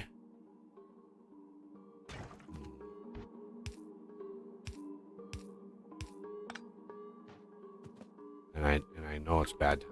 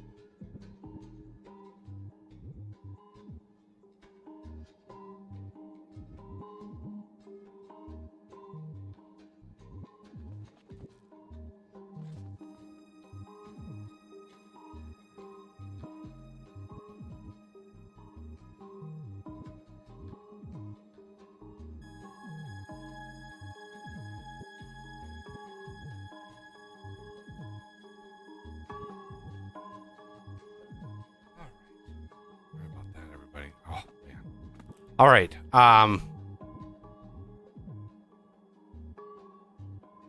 Ooh, we crafted 500 nutrients. We got the artificial soils already. So now it's the bacteria cultivation needs bioflux, which that's kind of what we're driving towards right now, which unlocks the next tier. But bioflux itself is a combination of mash and jelly, so we gotta do that. But it also gives us the absolute best nutrient recipe in it, like for Gleba. Like, it's so good. But anybody who's not familiar with this planet, basically everything revolves around non-stop crafting and unlike every other base you design, you don't want your belts to back up in this planet, which I think is a really interesting quirk that they added to this. Is you just don't want the belts backing up at all.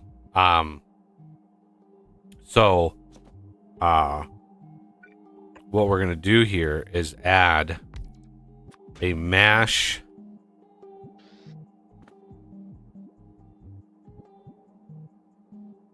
we're gonna do a mash.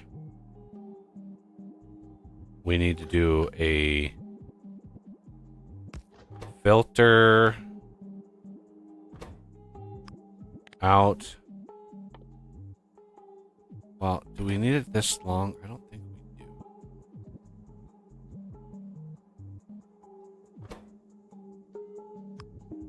We want to go left, filter, nutrients. Right? Only nutrients are allowed back around. Everything else can get shuffled off. And then we can split even more the spoilage out. Because what I want to do is we are going to output nutrients onto this. Let's back this up.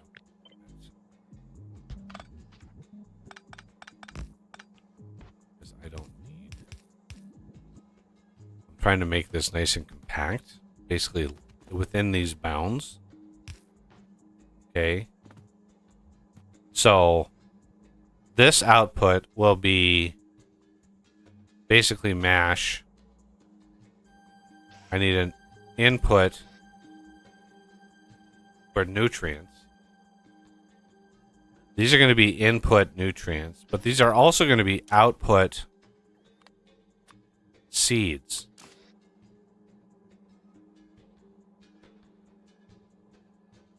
And we'll output those on the inside of the belt.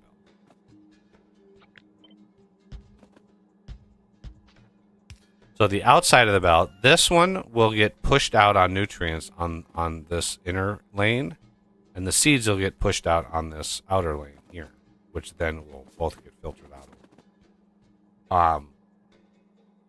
But we want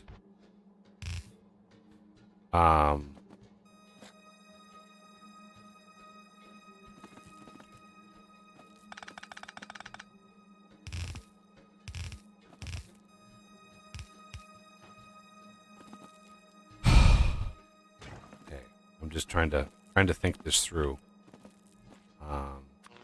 The other thing is, this entire thing can be done with one substation, like that. And we want to power said substation. If only there was an inserter that didn't require power, you could do this whole planet without. I mean, technically, you could do burner inserters because nutrients burn. You could, but what do you do when the nutrients that inserter has in it turn to spoilage? Well, I guess spoilage burns too. Yep. Just all the things. You could just burner insert this whole planet. It would be so damn slow. Yeah. Because there's no burner stack inserter and there's no burner bulk inserter. Okay, so these are set. So we have on the outer belt here something like that. So the Yamako comes in, and then the mash we're gonna have again. You use filters on this planet extensively. So the mash is going to come out like that.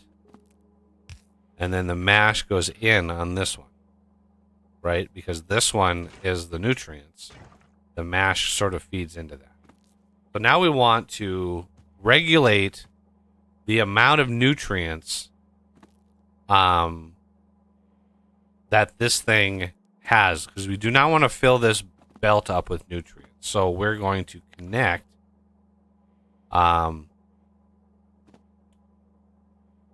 this belt to here and to here. Okay.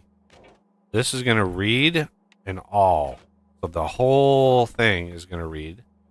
This will enable when nutrients is less than like 20. We do not want many nutrients on this to fuel this because you just don't need a lot. Now, productivity modules themselves, right, you could be used here, but we don't have that. So if you use max efficiency, basically like 3 efficiencies, you go through, each of these goes through way fewer nutrients, right? Efficiency is usually making it more power efficient. While these, it just makes it consume the nutrients way slower. So having like 3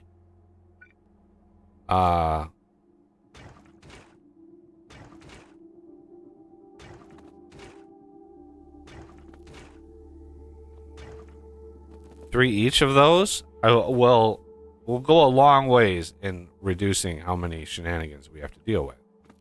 And the way that I built this, I'm trying to make it so we can mirror it on the other side if we really want to have more.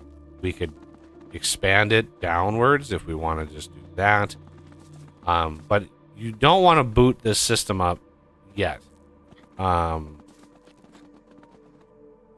Are we out of? We're out of modules. Would you go back and grab? Sure. God, yeah. Volgora would have been nice to do next because we could have got the electromagnetic plants. So this is what I'm waiting for. I'm waiting for those to do like a bigger module. That's what I'm waiting. I don't want to do a bigger module setup until we have that. Because electromagnetic plants are just awesome in every way. Okay, so we also want these inserters here outputting seeds. We also want to output spoilage, right? We need a way of outputting spoilage on here. So this filter is going to be nutrients and spoilage. These are going to be seeds and spoilage. Because spoilage could be created in here anywhere, and so you need a way out, which is this is already filtering. Okay, so now we have a basic template for some of this early game stuff. Now, the problem with the jelly side, right? We're gonna do the jelly nuts next. The problem with that is, for one, you get more jelly per craft. Which is funny, but there's no jelly nut words nutrient, thank you, nutrient setup. So what we have to do is we have to have a fail safe on some of these.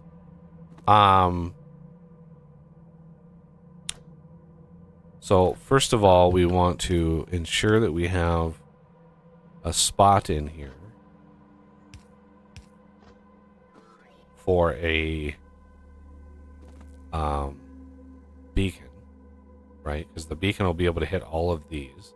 You don't really need to hit this with a beacon. This is going to be producing quite a lot of nutrients fairly fast.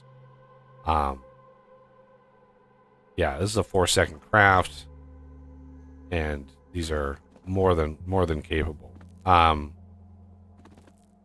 Okay, so what we're going to do is we're going to just copy this whole setup. We're going to flip it vertically. We're going to come over here. We're going to give ourselves a little extra space past the bus there, and we're going to place this. Now, recipes are going to change, obviously. We're going to do jelly nut. And then this, we have to change. What do we want this to be? I mean, this... Eventually, it should probably be from Bioflux. Yeah, it will... To get started.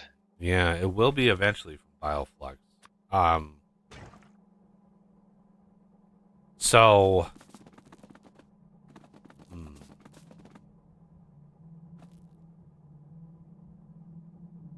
The other failsafe I do on these, even when there's Bioflux there, we want a failsafe like this.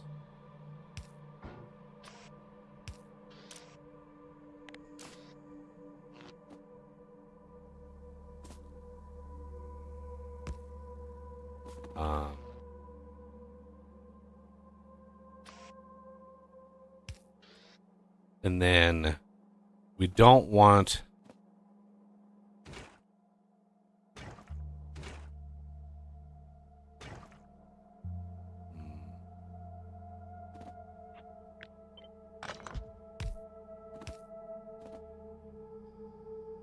well, we could flip this like that, try to save ourselves a little bit of space because we need to bring in mash. That will eventually be a refrigerated logistics requester. This is why I like to try to get there fast, because getting those refrigerated logistics systems changes Gleba. We have the early game pain right now. That very quickly changes once you get those logistics refrigerators, because then it's way less of a pain in the ass. So we have this is yeah. Would you go grab some deciders? Oh, sure. I don't know why I didn't bring any, but we're gonna need some deciders here.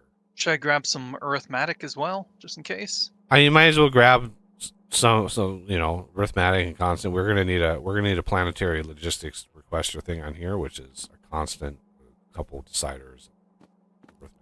So I just use a lot of deciders on this planet, a lot, because there's a lot of stuff to decide. So all the decisions. Here we have a red coming in here. Now I'm going to connect the... Ooh, do I want... Yeah, let's connect a green to there. Okay, so the green wire is connected to that one. And this one I want to read, including fuel. Okay. So on the red side, we are going to see nutrients equals 0. And on the green side, we are going to see nutrients equals 0. And if both of those are true, we're gonna have a spoilage out of 1, right?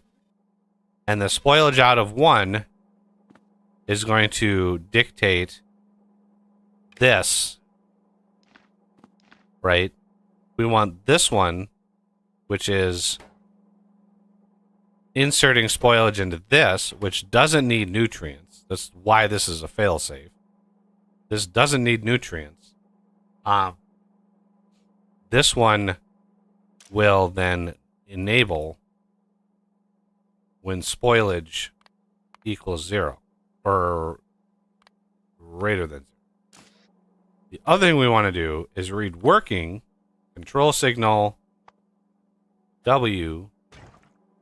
We also want and W equals 0 on the green.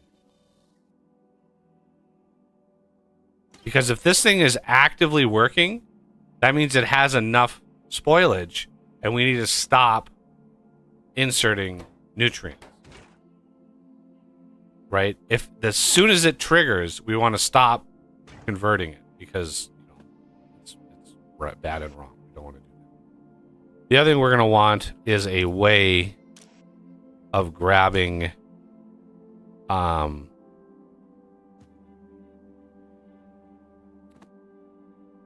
spoilage from here.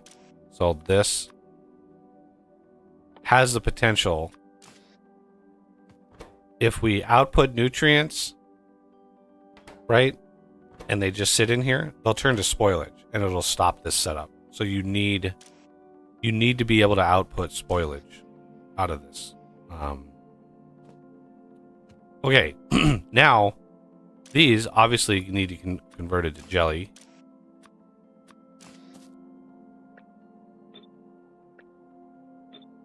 These I already changed to jelly nut seeds, which is good. This spoilage and this spoilage, I usually use like one of my inner lanes, so like this lane here, so we can bring spoilage like that and spoilage in like this.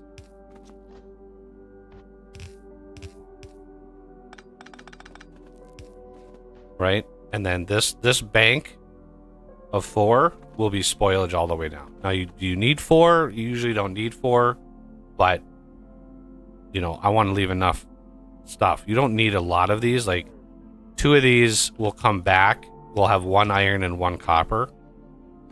Back. We'll have probably mash. Well, I don't know. Something. There could be an argument for mash. For not having mash on the bus.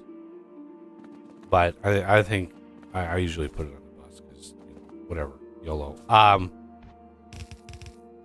So that will be the jelly nuts. The return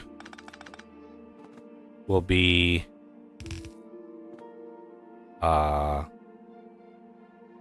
probably here.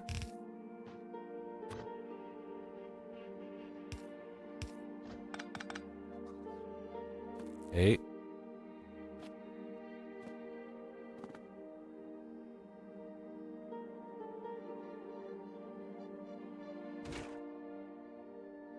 Now we need this one, so we'll have, I think the Yamako itself will just have, not on the bus, but just like coming in like right here. So this will be like right there. And then the output will have maybe come in right here. Keeping these with a little distance is a good thing. Okay. Now we need to go to the next stage, which is flux. Which is 15 mash, 12 jelly every 17 seconds. It is a lot of material. And you get 4 bioflux for every craft, right? So you don't I think the first couple times I did this planet, I massively overbuilt the setup. I had 20 crafters on Bioflux, and you just don't need that in the early game. So build small, and then scale up slowly. Is the name of the game for Gleba. You don't need an intense amount of stuff.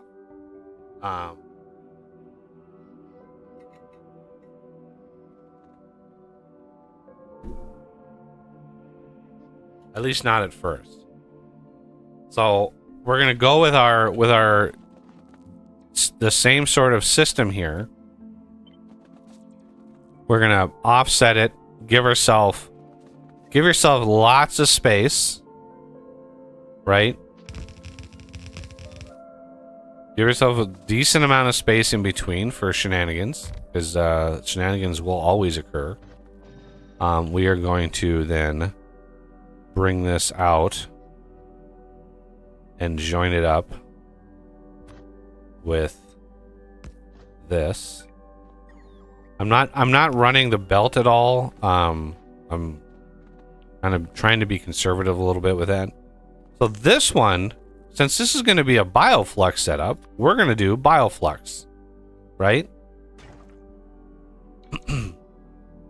The same rules apply as far as like nutrients, but now this is going to change a little bit because now we have we basically have two outputs. So this is going to change from jelly nut processing to now it's going to be Bioflux. No, not Bioflux from nutrients. Actual Bioflux. There it is. Okay. So, huge amount of... Do not share the sides of the belt.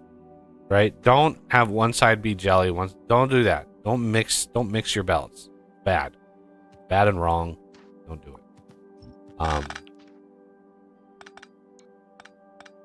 So, this and this.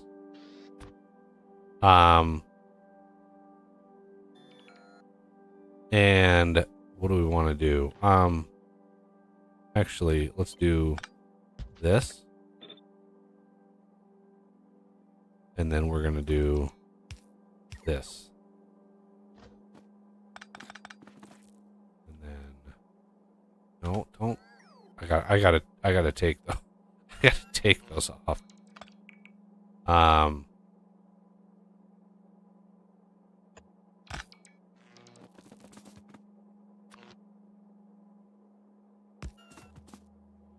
The only thing that's rough about this is trying to fit in a beacon. Because this uses basically all of this. There's going to be another inserter here, and this will be the output. Okay. And then these are going to be the inputs. Like this. It's hard fitting a beacon in here. So you can kind of smash one right in here. You can fit one right in here. And then your thing is there, and then we have another one down here. And again, we have a failsafe for nutrients for the Bioflux. Right, so this Bioflux comes out. Again, we are going to want to filter that. Right? And then we want to use the inside of that belt. So, copy all of this. Paste it here without that. Okay.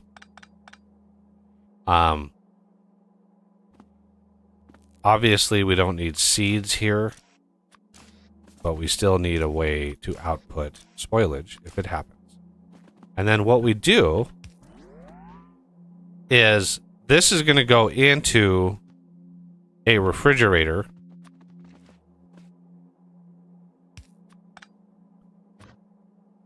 Right? And eventually that'll be like a provider or a buffer. Most likely a whatever. It is what it is. But what we want, ooh, that was a big sip of coffee. I forgot it was refilled. Like eventually this will be a provider, and then wherever we need to request bioflux, we can then distribute it from there. I usually don't. I no longer put bioflux on the bus. It has a pretty long shelf life. 4 hours with our server settings. I think I reduced spoilage a little bit. Maybe by like 50% or 25%. It's not a lot, but it, you know, it lasts a while, and it lasts way longer when you refrigerate it. So like it's just better in every way, shape, or form when you know keep a amount of it. Now I think what we're gonna do is we're gonna hand feed. I want the 200, right? I want the 200 that we can use to research the logistics refrigeration, and then we can come back once we have those unlocked, and work on the nitty gritty details on it. So, Oz, can you set up, or at least start? We're gonna need concrete walls, like lots of walls. Yeah. I mean, you've gotten a bunch of landfill, which is good. We are going to go through it, no problem. You can go back to the main base and pick up some.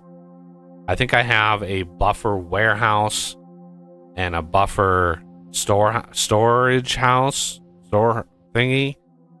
So those are being auto crafted. You can use a buffer warehouse for like landfill. You can use like all the things and stuff. So we are going to need walls. We are going to need, once I get the bacteria and stuff set up, it's going to be kind of spicy here. All right. Buffers, walls, concrete. Yeah, refined concrete, because I think crafting flux unlocks the next bit of gubbins from this planet. Yeah, the bacteria. So once we have bioflux, we'll actually be able to create a infinite supply of bacteria, I guess. I guess we are done researching that, which is nice. I'm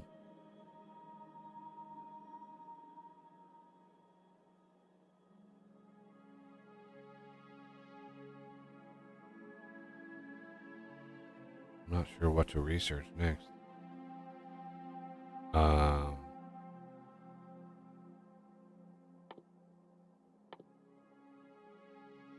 Maybe try to chip away a little bit more of the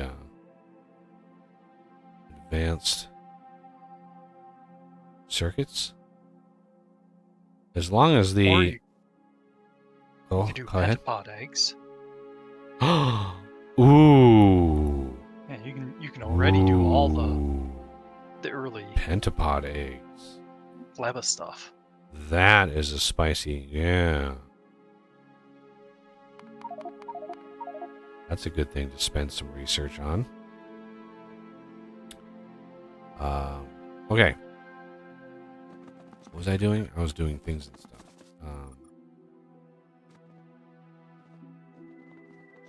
Okay.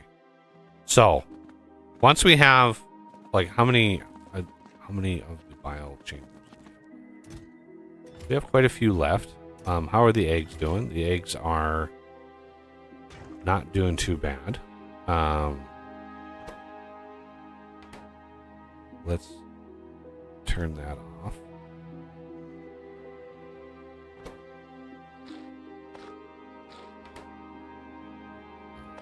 away.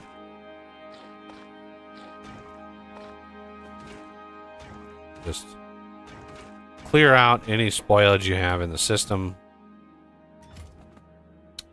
All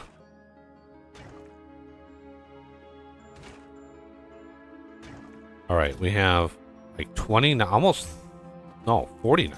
We have 49 biochambers. Excellent. Okay. And then once you get, like, once you really get the setup going, then it won't be a problem at all. Okay. We have bioflux. The next big thing is, where is research? Where is the ag research? What is holding that back?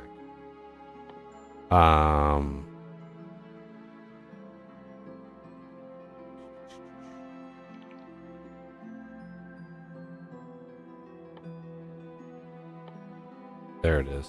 Oh, crafting bioflux. Okay. So the bacteria cultivation, I do want a couple warehouses, so I'm gonna zippity doo dah back to the mall.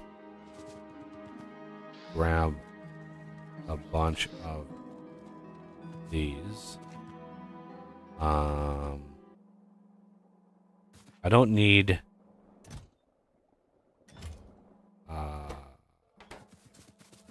the setup is not gonna need requesters. I am gonna need a few warehouses though. I like my warehouses.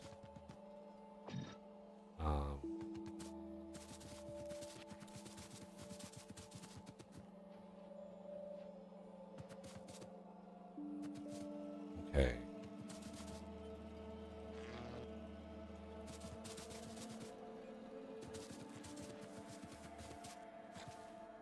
Let's see. Anything else I might need?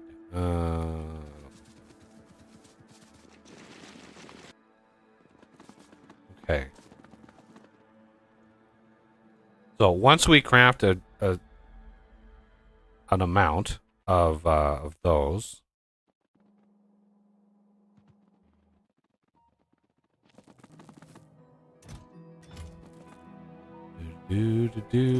oh, we have a lot of copper ore. We have a lot of the ores because when you deconstruct all the little stromatolites, you get a decent amount. So what are we going to do with farming? Well, farming is going to be very much logistics bot based, right? So we're going to want to get some coverage out here on our farms.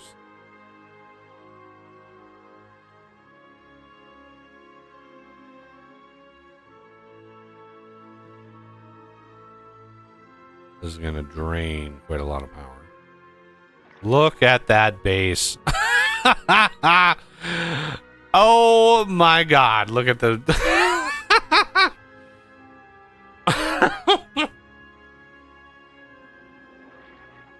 Oof. That is a lot of enemies. Let's hope we're gonna want not a very big setup at first. Because as soon as the spore cloud hits those guys, oh snap, it's gonna be go time. So we're gonna want a very careful amount of stuff. Okay, I do want a couple buffer warehouses, so let's zippity back here and grab some of these, because the two returns, we have the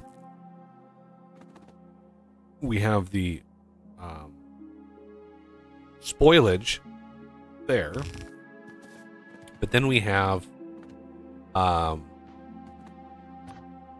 seeds. So the seeds, right, we're gonna have one of each coming back. So this side we're gonna have here, and we'll have a a setup for the soils up here, but we need.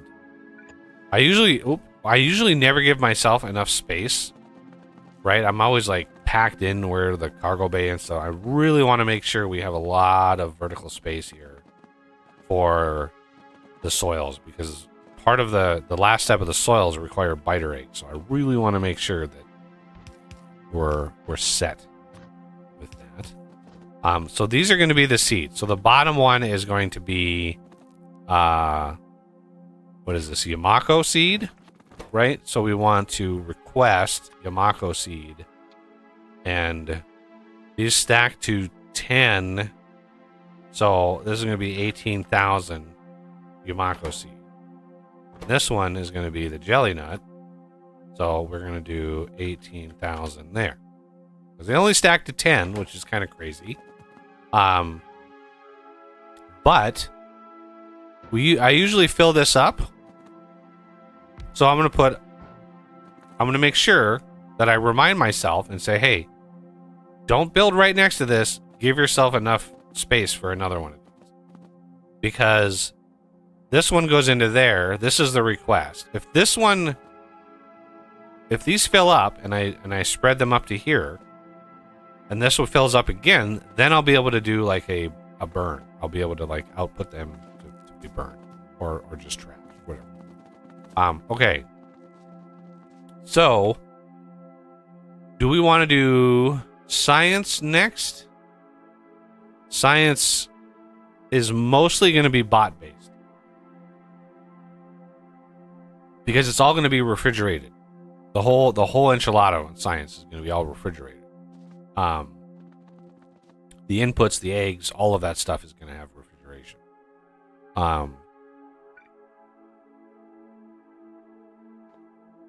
So do I want to? And I've played with various designs for this. I haven't really landed on anything that I love, but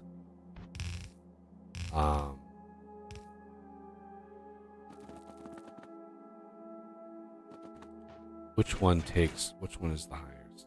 The mash. So that one. Here, and then this one over here is the mash.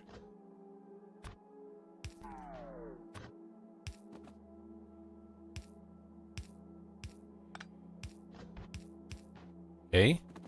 Actually, what we want to do, a setup that I was playing around with last time. So we want the bioflux to get first dibs on the mash and the jelly. Like the very first thing these things go into is the bioflux. Right after they get crafted, they go right into here to get used. If they don't get used here, right? If they pass this by, what do we do with it? Right?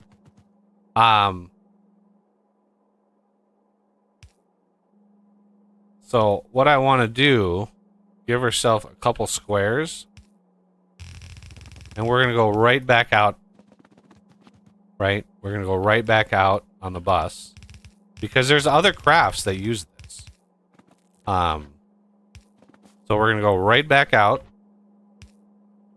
and do and basically like here we go, and then here we go.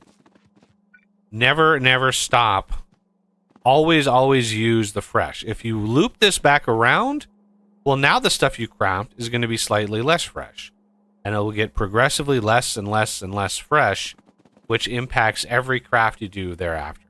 So it's really not worth keeping it around. Plus, the next crafts you need it for. So if we look at mash itself, no, not those. Where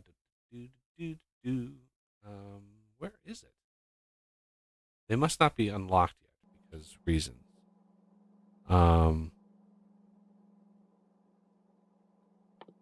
So these use bioflux. So that's nothing. Bioflux. There we go. So, plastic takes mash and bioflux. rocket fuel takes jelly and bioflux. Sulfur takes bioflux and spoilage, which that's just easy. And then lubricant takes a whole bunch of jelly. Oh, Lord, does this take a lot of jelly. So, we're not going to go through a lot of lube, but woo, that is a heavy consumer of jelly. 60 jelly for 20 lube is a rough recipe. But the things that you can craft with these don't spoil, right? Bioplastic, you make the plastic, it doesn't spoil. Same with the rocket fuel. Same with the sulfur, although the sulfur just uses spoilage. We're going to have a couple uses for spoilage. Eventually, we will have, carbon fiber.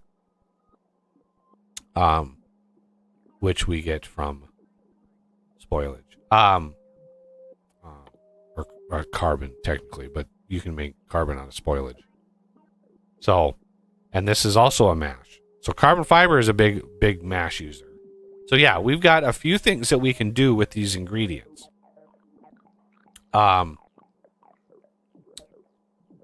This one. So this is going to be the jelly. So what I want to do is I want to put an indicator on here of what these are. Jelly. And then mash. Okay. And then we can put a little...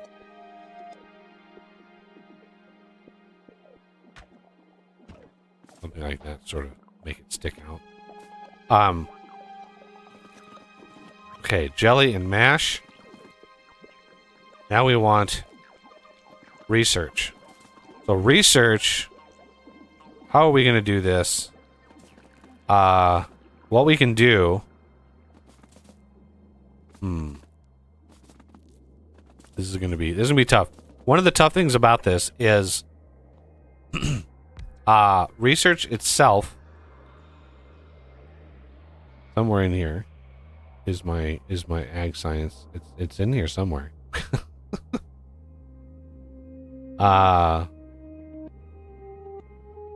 Locked behind bioflux, I think. Bioflux, there it is.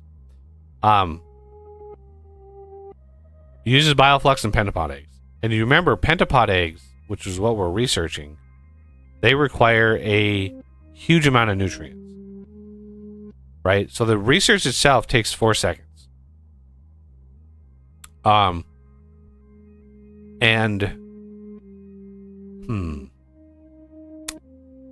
pentapod egg every 4 seconds. I think if we look at our pentapod egg setup,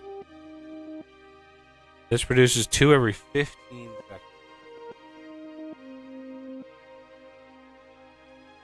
So you need...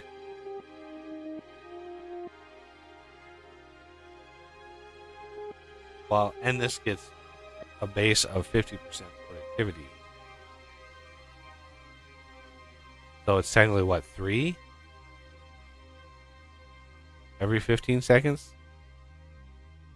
Because it's 50%. So 30 seconds would be... No, it would be 5 every 30 seconds. Oh, yeah, this is going to be rough. So... essentially, I think it boils down to you have a bioflux to nutrient. You have pentapod egg. Wrong thing. Pentapod egg. Okay. The bioflux to nutrients. This one here, right, is eventually going to be the science itself. So we have this is gonna be kind of tricky.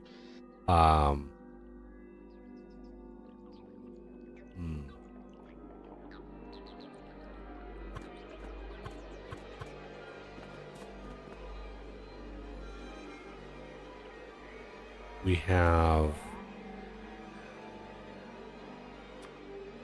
refrigerator.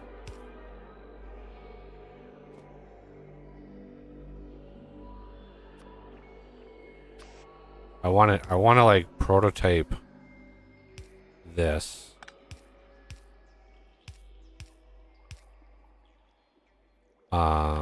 There.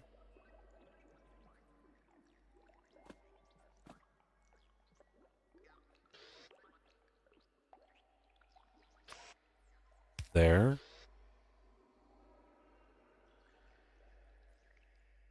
Okay. I'm going to wire this to there. I'm going to wire this to there. This is going to be stack size of 1 when pentapod egg is greater than 1. Well, let's say 2, just in case. Oh, 2. Okay.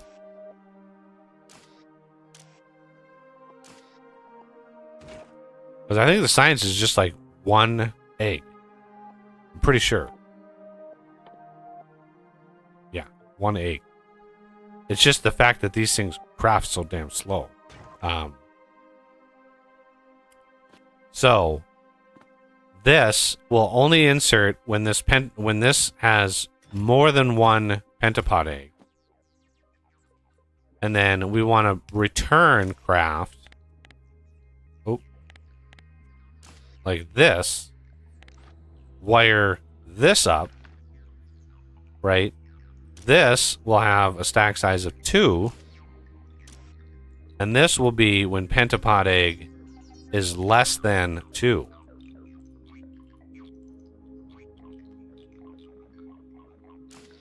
So this will pull out when this is greater than 1. This will craft when it's less than 2. And you can balance these numbers as you go deeper and deeper, and you need a bigger and bigger buffer. But we want to, of course, have this be spoiled first, coming out. But to craft the science, we want it to be fresh first. Because remember, the eggs are one of the few crafts where you get a full fresh egg for every craft. So if you craft with a really spoiled egg, you still get a perfectly fresh egg. And that's what you want to craft your science with. Right? So let's copy and paste that, making sure I have that. And then vertical flip there and paste. And I would really like to see what I'm doing here. I have the missing power blinkies turned off because I didn't want anybody having an epileptic fit. But okay, so we have this spoiled first, less than 2. This is greater than 2. Greater than 2. Less than 2. Okay. And we want this to ensure this is only eggs. This is only eggs. Otherwise you're gonna fill up with you're gonna fill it up with spoilage. So, speaking of spoilage, what do we do with spoilage? Well, what do we do with spoilage here?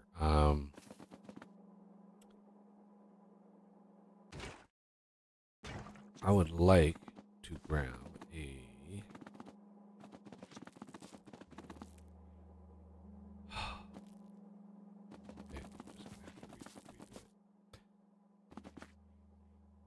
And the research itself, of course, is going to go into a fridge. And I don't have that yet.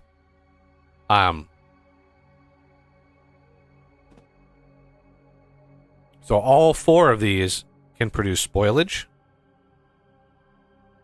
So I think what we're going to do is have a...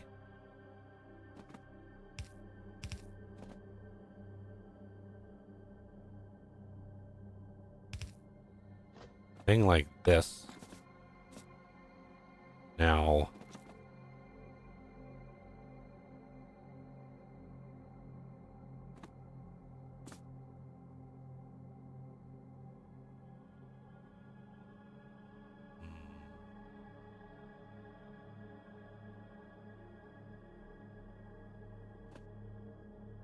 oh, I thought in my mind that worked. In my mind, it was like, oh, that makes sense, but no, it doesn't. Spoilage. How do we do spoilage?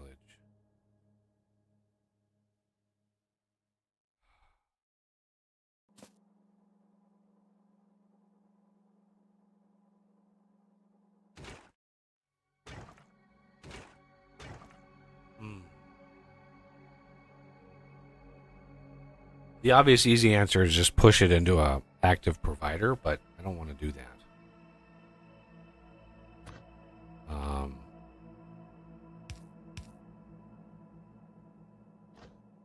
We're going to need a chest.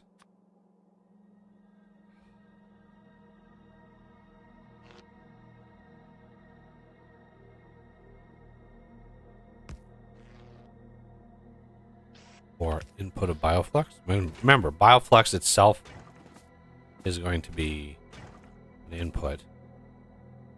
We are going to want another failsafe system.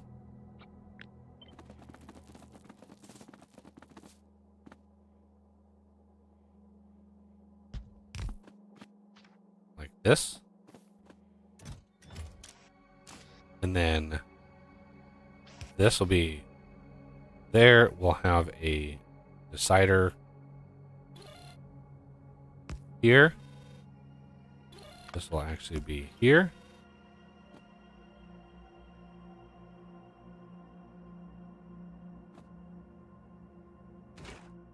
We want to wire this up there.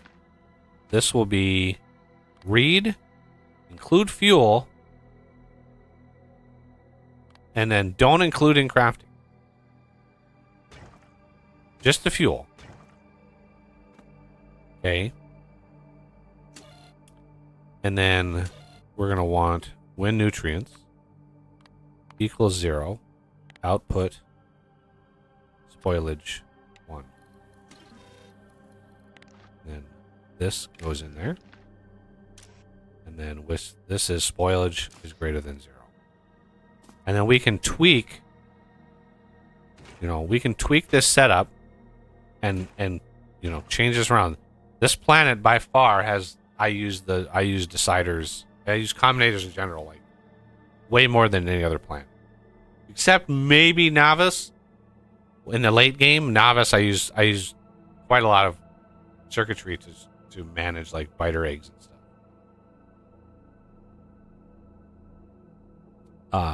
Okay.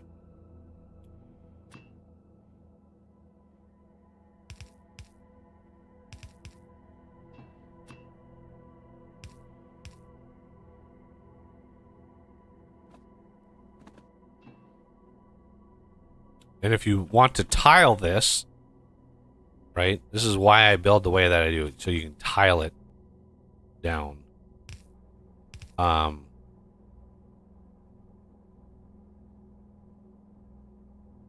What we could do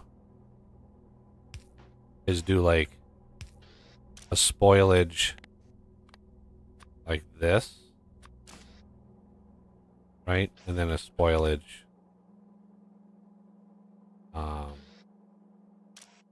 where this just grabs it from here and pushes it on there. And then this is spoilage. That is spoilage. And that is spoilage. And just, this will be the spoilage. Anything and everything that spoils goes along this belt. And then we're going to push that back onto these.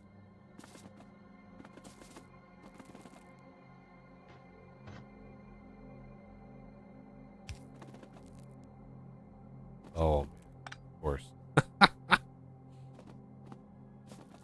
Always, always, always with the inline.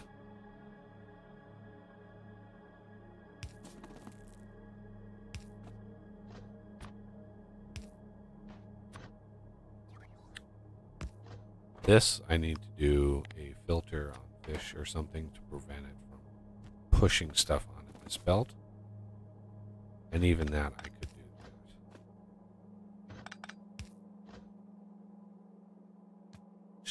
Just to be extra cautious.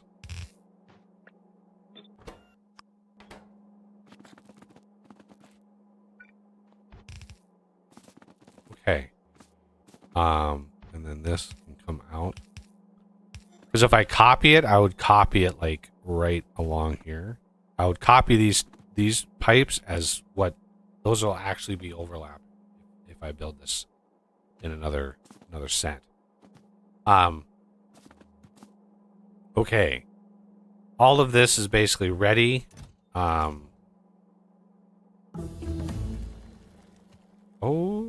shit. Productivity. So yeah, this should be, yeah, see the productivity is now up to 70%, which is glorious. So this can be water. All right, these are basically ready to go.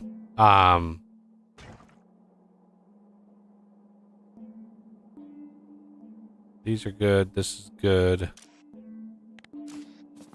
Okay, now for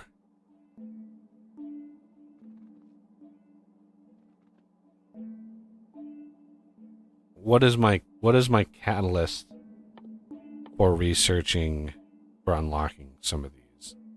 This needs just a single bioflux. That's going to be relatively easy. This is going to be 25 bioflux. That should happen very fast. And this is 100 bioflux. Okay. So if we want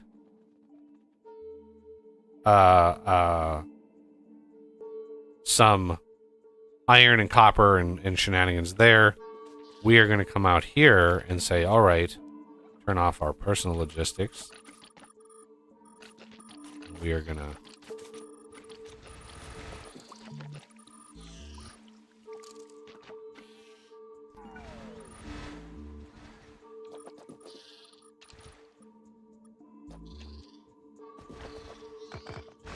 woo! Let's save the bots some time there. The bots, you know, they work hard. So when you splat a bunch of those out, the bots are.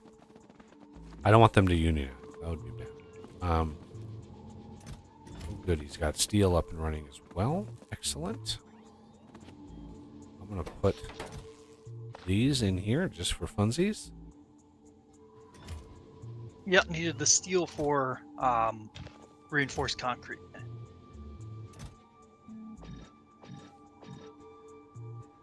Okay. Right. Reinforced. Okay. So, the really easy way of doing this is you don't actually need a lot of these. We're gonna copy simple setup here. Let's go like give ourselves enough space. Put all of that build. Placed. And we're gonna, and then this is gonna also be cleared.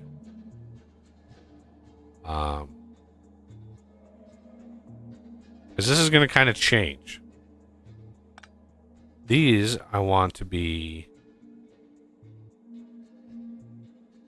Let's do copper first. Okay. Of course, we don't have the recipe yet to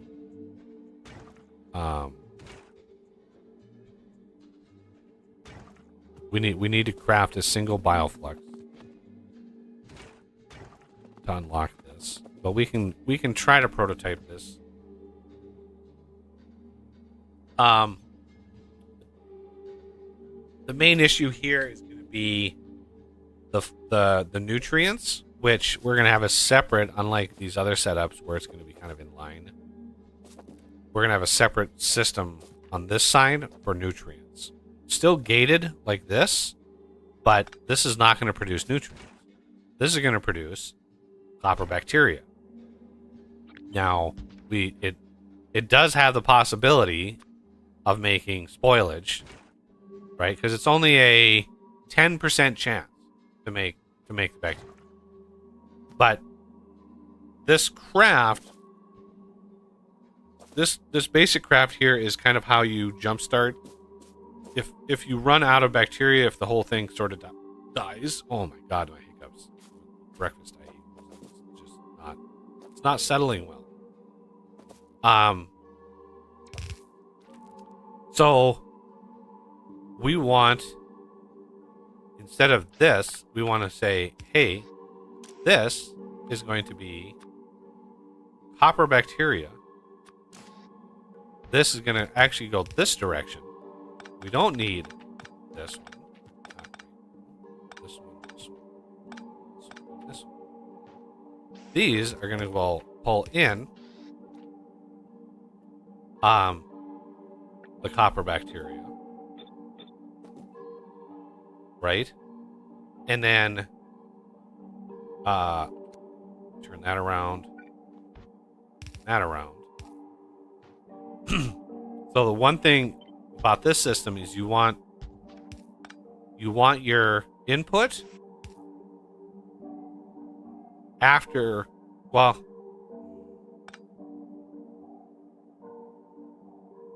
yeah, you want your output before your input,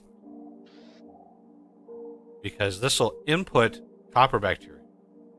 It'll make copper bacteria, it'll output copper bacteria, and then it'll input it again. And it'll just do that, and it'll just kind of cascade it, and it just exponentially starts increasing how much copper bacteria you're making. When you make one, then you can make many, many, many. But copper bacteria, or any of the bacteria, I should say, require time. Right? They require time. So I've played around with this design many, many times to try to come up with something simple. You don't need really any more than 4 crafters. Like you can produce this stuff really, really, really fast. And so this can actually produce a ton of bacteria. Oh, how do you miss gubbins like that? How do you miss gubbins? Just fill it all in. So what we want to do is we want to come way out. We want to return. We want to split. Split. Right? You do not. The copper bacteria, when it spoils into, not spoilage, it spoils into copper ore, right? So what this does is it takes,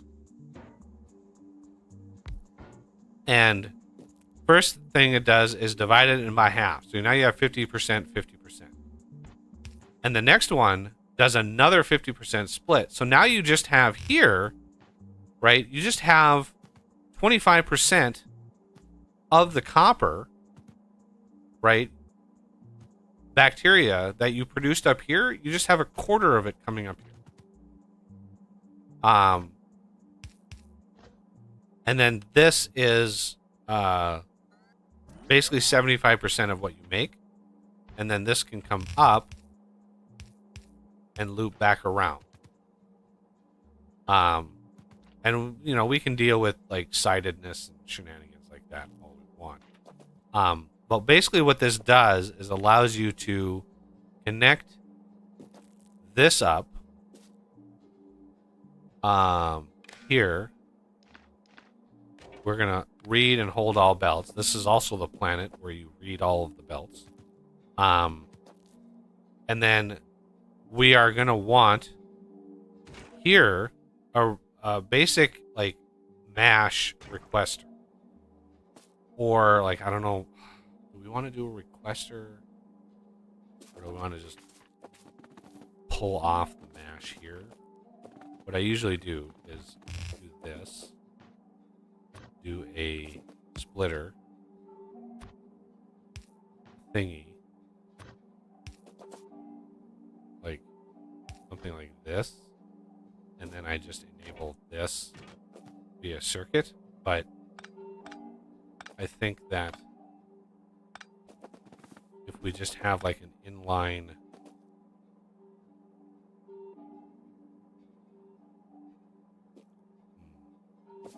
once we get refrigeration, this will be relatively easy.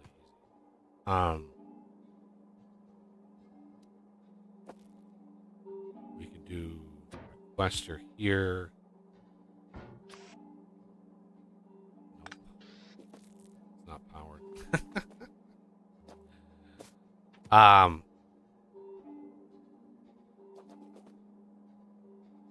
We could switch this around. I think.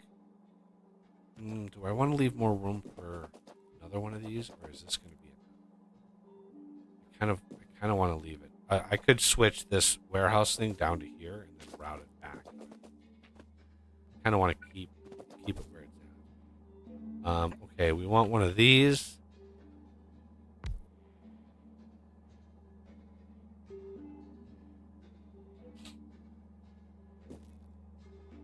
This is going to be.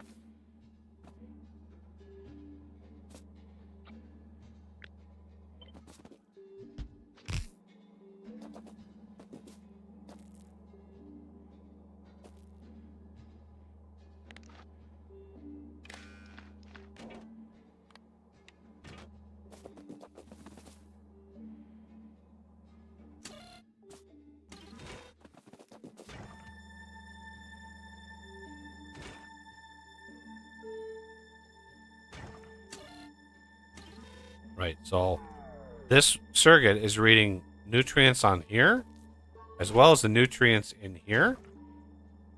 Right? So we have nutrients,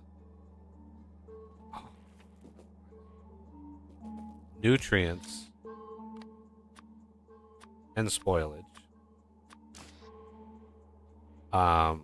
We want to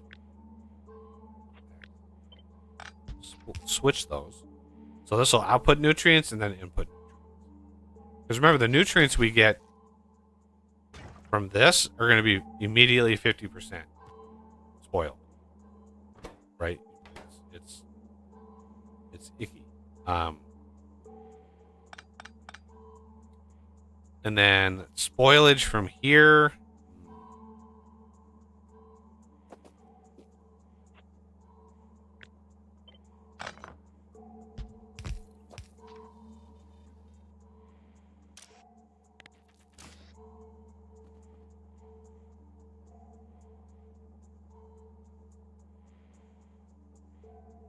I think we're going to need this. Spoilage.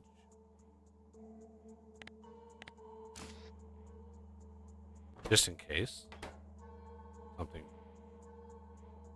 I usually once I boot the whole base up and running, I usually have forgotten something.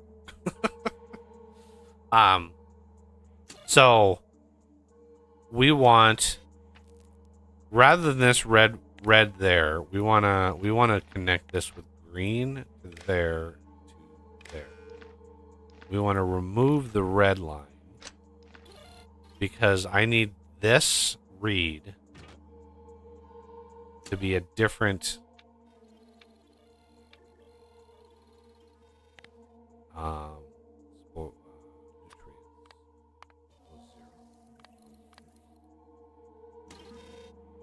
there needs to be zero nutrients on the line, as well as 0 nutrients in the machine, right? And we include the fuel. I think when 2.0 came out, when the expansion came out, the include fuel was not an option. I don't remember it being an option. I think they added that in a patch for the bio thing, because being able to read like what nutrient level is in the fuel is really really. And we could even read working as a W, and that is going to be the red. So we want to do and W is greater than 0 or equals 0 on the red, right? And then this is already wired to spoilage. Okay. So there we go. This inner line should only be spoilage, so we don't need a separate thing there. So what we want to do then is copy the whole enchilada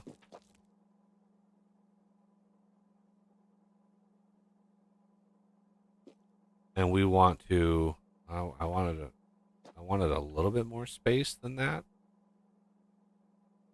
That's kind of tight. Okay. Yeah. Leave a little bit more space. Put that there. Fill all the things in. This one needs some nutrient efficiency ovens.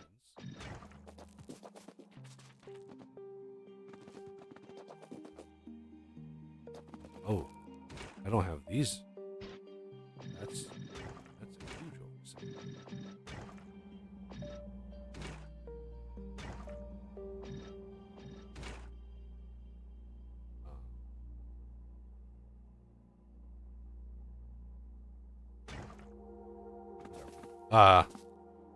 Okay. Now, these are going to be, put a intermediate dude there. This is going to be, instead of copper bacteria, this is going to be iron bacteria, which needs jelly. These are going to be iron bacteria.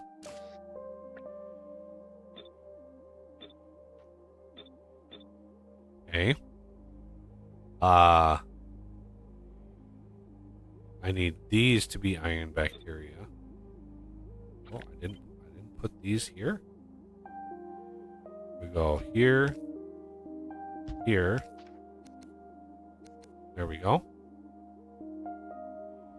We also want, I forgot to put these on the inside. I want, oh, I forgot to do it here, of course. Copper, copper. Copper, copper. Inside of the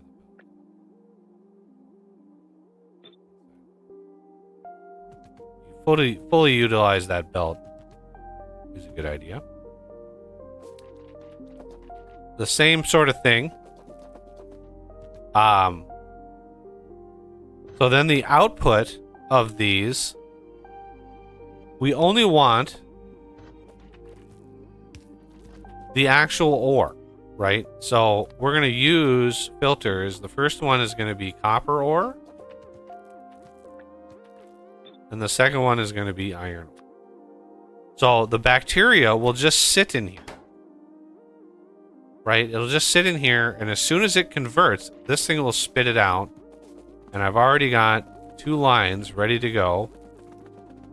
Can you go back to Vulcanus and grab another set of belts, please? Sure. And then this one is going to be one up here.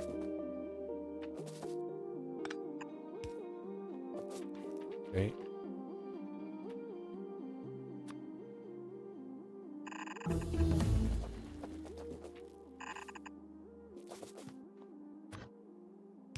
skip over that. Skip over that. Skip over that.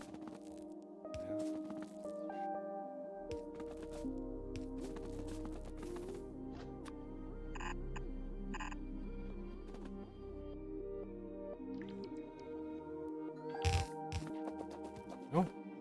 So copper is going to be on the southern part of the belt here, and the iron is going to be on the northern part, or the northern, the upper belt. I could easily show this with these, which is cool. I'm trying to get better at using these, but yeah. Ore processing and stuff can happen, I don't know, south of Down these. here-ish. Yeah. That's a more final place for those, I guess. Okay. So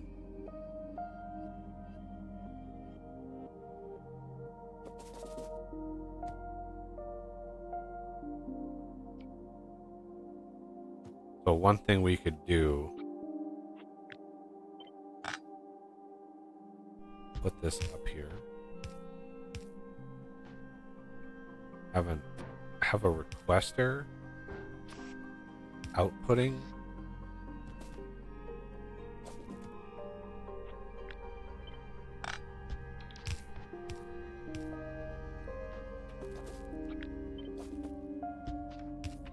Okay.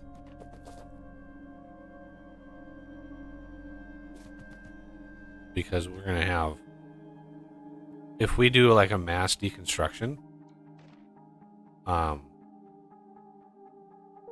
we're going to get a bunch of copper stromatolites, iron stromatolites, and so putting these here is just going to, even if these crafters don't use them, they'll come around, right, and just kind of process. Now we also need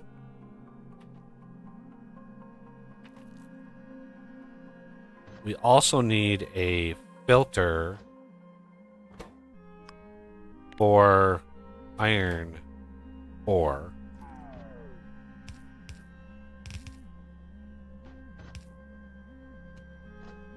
Yeah, these little belts in here are not getting counted, but that's fine. So we want this one to be copper ore. Like that. Okay.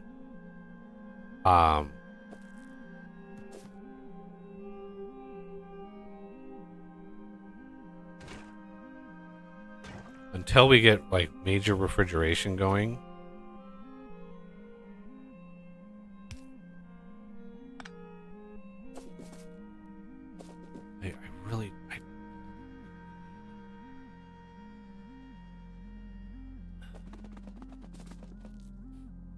I think what I try to do is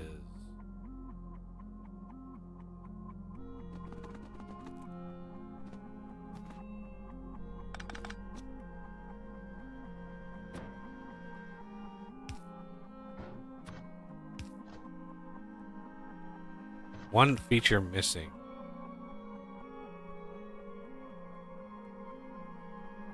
from the loaders is to do like spoiled first. The one feature that's missing.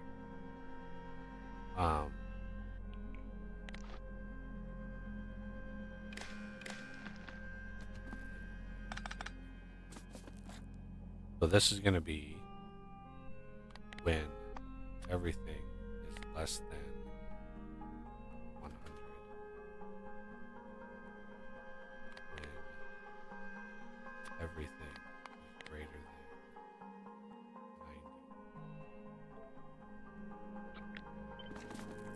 90.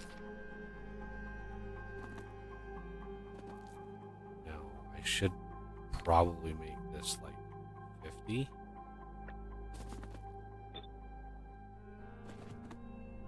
That is basically allowing me to request, but it's not doing really what I want to do. But those will eventually be buffer refrigerators, which then you don't have to worry. But I think we are just about ready to kick this on. So one of the last things is the design for the power, the whatchamacallits, the actual ag towers.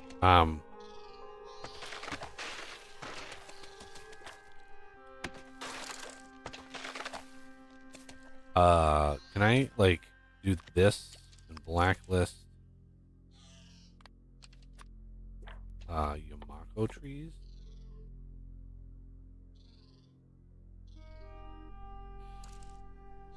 Harry Club Nub.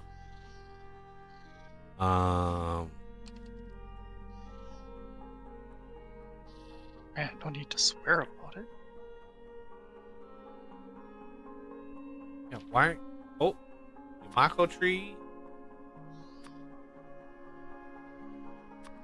And Jellyston. I want to blacklist those. Okay. And then come over here. Probably want to grab these lots.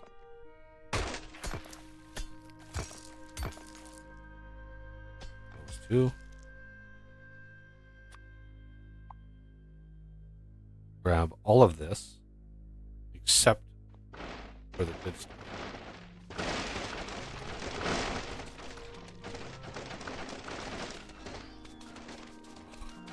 Get so distracted.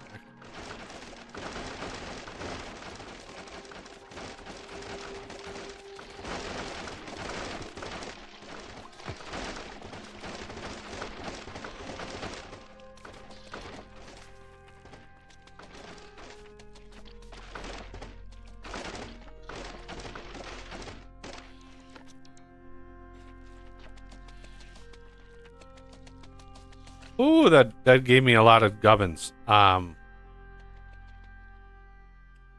can put all of that in there as well as all of that.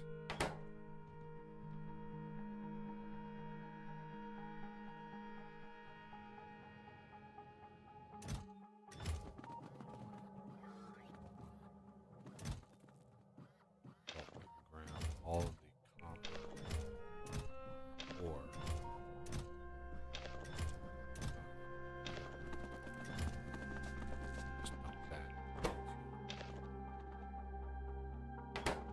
Okay. So the ag towers again with the where's the do we not have what? What are we looking for? Oh wow, we ran out. There's a little spot in here of landfill. I'm like, why don't we have that? And it's like, oh yeah, that's right. You kind of used a few thousand of it. Yeah. If you want, we can certainly remove a whole bunch of this so that you can fill that in. No, it's not. It's not blocking me or anything. It's just I was just wondering why it wasn't like triggering. The other thing is, we'll get to that in a second. All right, let's go down here. We're gonna tentatively place a Duvalaki down here, with trying to cover as much as possible in as much of the green as we can. And we need to use 2 squares. Right? We need 2 squares for the infrastructure. Right? I'm stuck. I'm stuck. How did I get stuck?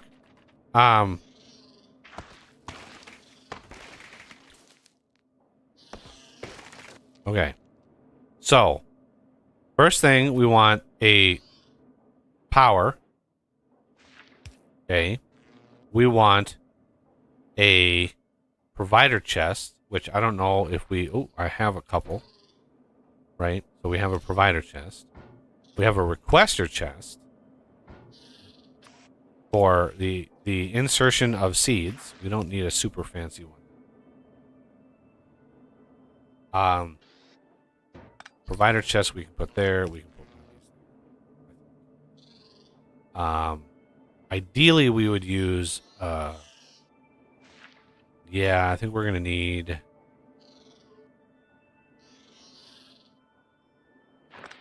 I think we're going to need to tweak this a little bit. We're going to do this. This is why I like having the inserter mods, because it makes this much easier. And then we're going to have a substation. Remember, I'm trying to fit into this 3x3 square. Right? Everything needs to fit into there. The big electric pole, the first tier of this doesn't, you can't do it because it's one square. But if you have a quality version, you could actually use a big electric pole right here, and then you can go crazy with it. But we've got to feed this, and at most we want to use one square for that because we lose the ability to manage that. Okay. So we want this thing to be self-regulating. So we're gonna wire this up originally to this chest, which will become a refrigerated chest eventually, right? And so we want to wire it up to this, and we want this to be like enable, when everything is less than, I don't know, 50. Okay. And then this will be read contents, of course. That is fine. That is fine. We could use loaders for this if we really wanted to, but it really doesn't matter. Loaders are really damned expensive. I think I do want this to be a stat or a bulk. I think that helps. I do need to research the inserter capacity 5 more times so we have another 10. I don't research it all the times. I get it to 10 and I leave it there. Because the max level gets you to 11 and that just throws off all my numbers. And I hate that. But yeah, this I'm trying, if we're not actively pulling Yamako out of here, then I do not want this to be super. I just don't want this to keep going and going and going and going. Get a stack, leave it, and then go from there. And so this,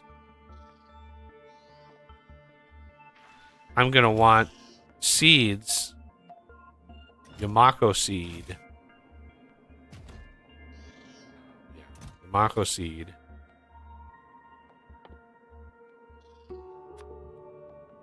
And 10 is fine.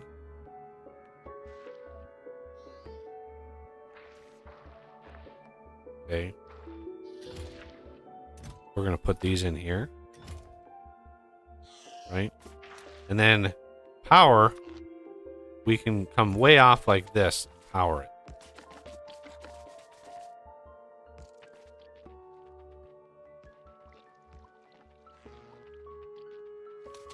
Right? Since I put those in there, it's not going to do anything at first.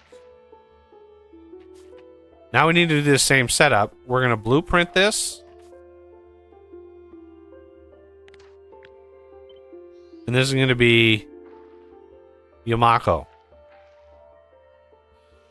Really easy, basic Yamako. Early Yamako arm. Okay. Create. We're going to put this down here.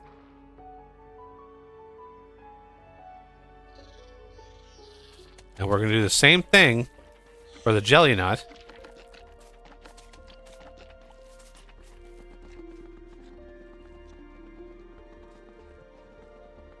Go 1, wander on over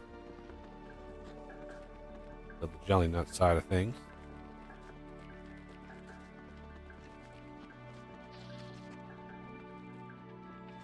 This is going to be a much thinner setup, but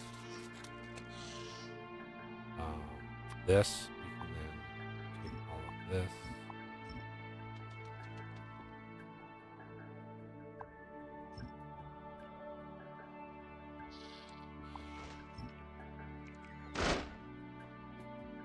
Well, yeah, we also have to make sure.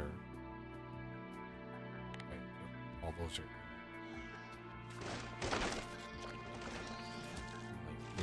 Okay.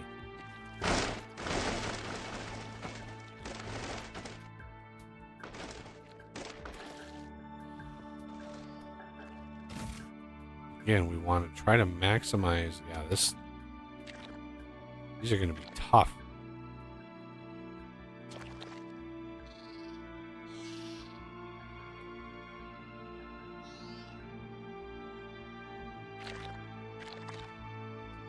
It would be so handy if there was a little overlay of text that told you how many squares are green.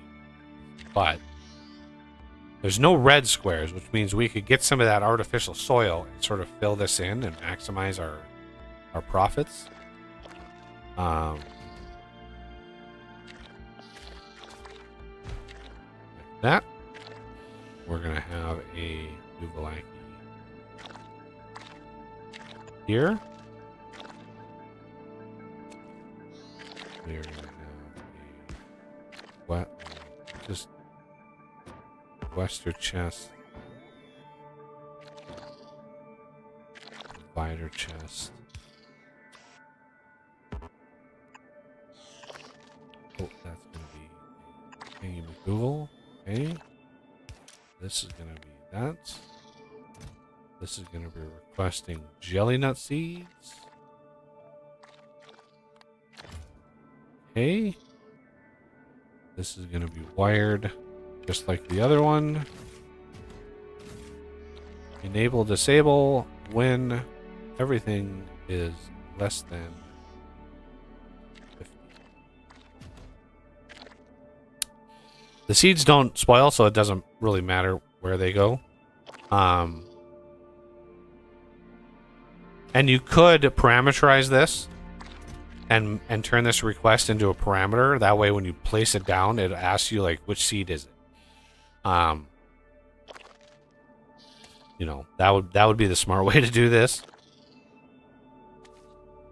Okay. So we have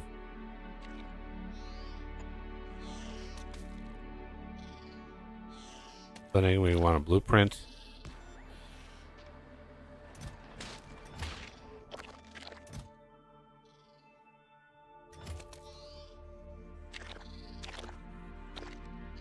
Okay. Blueprint. And this is jelly nuts. Early jelly nut.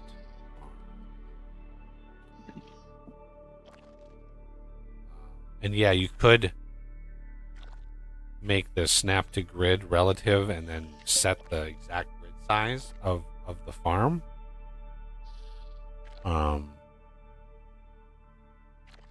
That sounds like OS levels of OCD, though. Yeah, it's definitely not like early game thinking. I have a jelly nut farm and a Yamako farm that are max size that include the tiles of soil. So when you place it, any tiles that need to be placed, like actually puts the overflow or overgrowth tiles in. Okay, so both of those are good to go. They're both in the system. We produced, look at that, little bit of spores, right? From that little bit of harvesting we did, we are going to need to start thinking of defense. Because once the system goes up, it's like it's go time. We are going to need ammo, piercing ammo, and rockets eventually, sooner rather than later, because we get rocket launchers from this. Let's boot this up.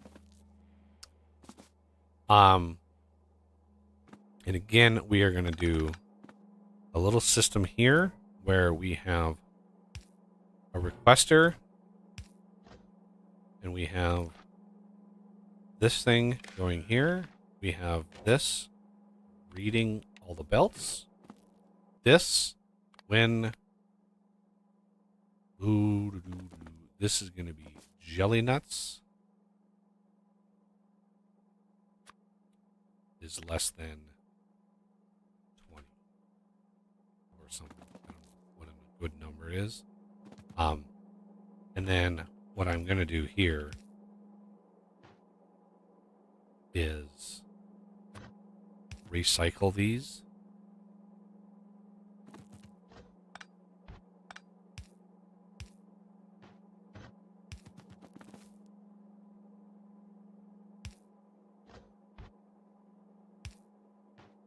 Because these don't really have that long to go. But yeah, it would be super awesome if these had like a spoiled first kind of thing. Although I don't, yeah, I'm not, let's not go all the way back here.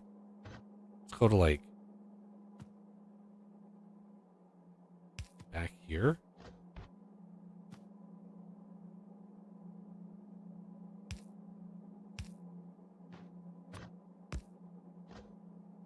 And then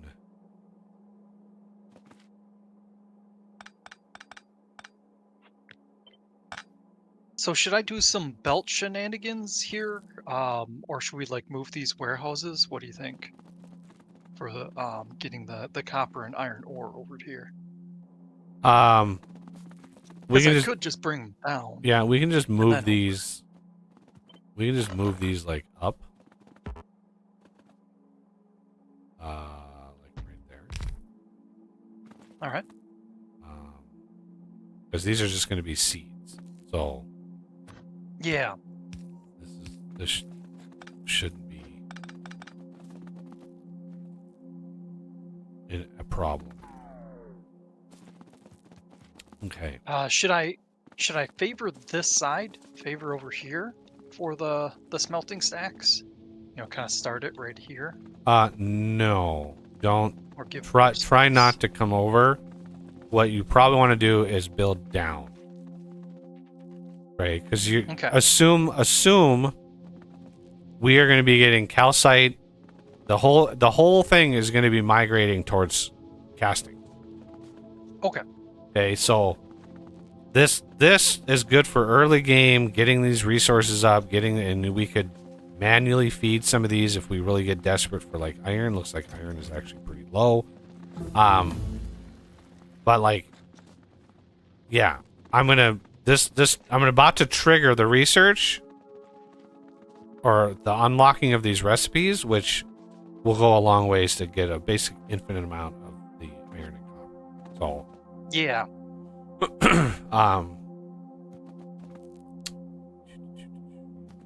All right, I think I'm just gonna copy paste these, orient them the other direction then.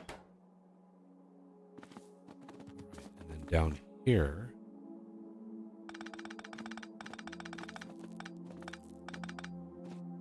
we want to copy this, flip it vertically, basically put it like right here.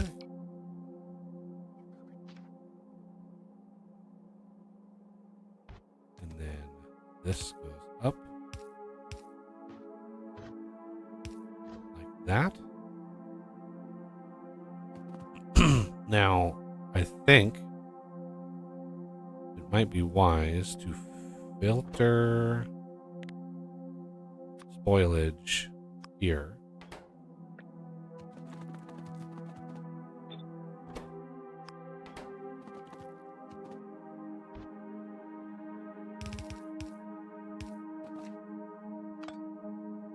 Ah. Oh, sorry.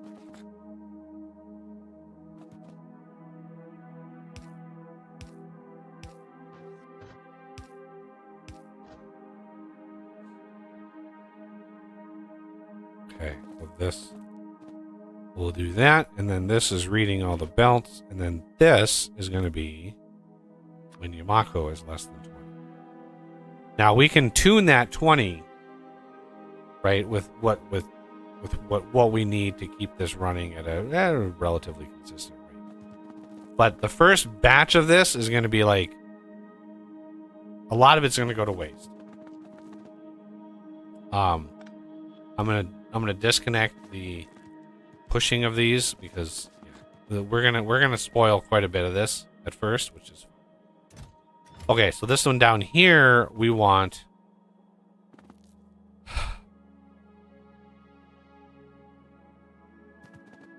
a version of this.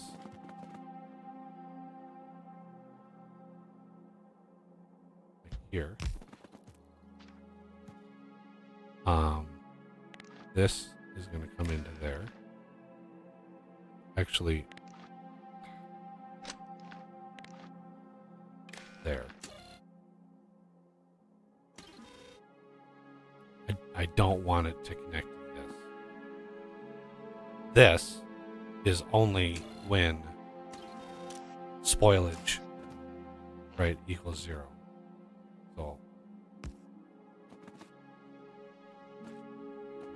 and then I need, I already have one over here. Excellent.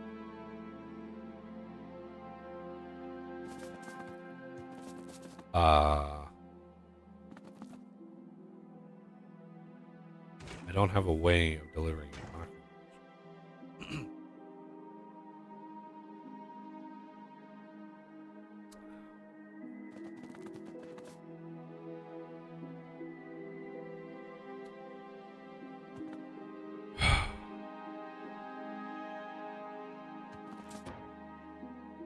Again, this requester will be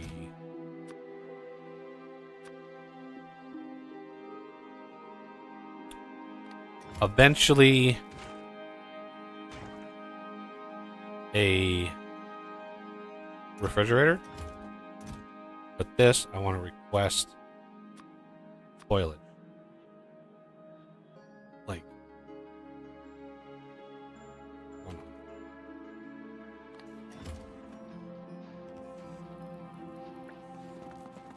Then I want to request there. And I want to request Octo.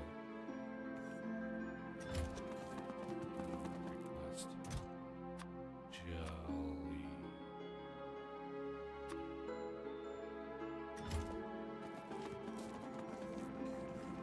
No, what? No.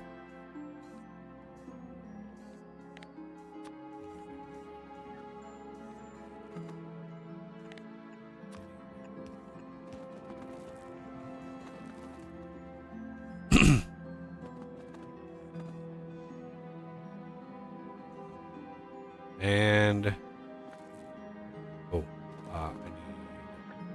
spoilage.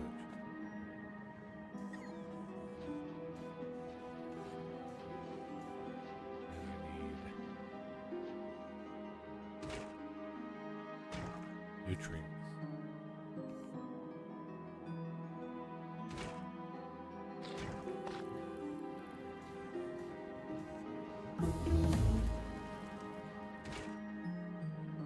There it goes.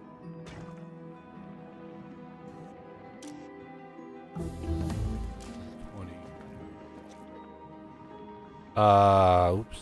This is what? Wait, what? Why is this connected to?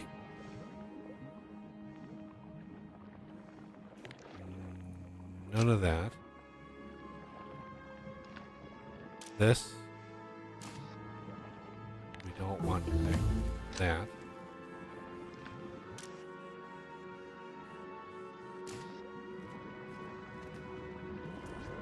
Okay.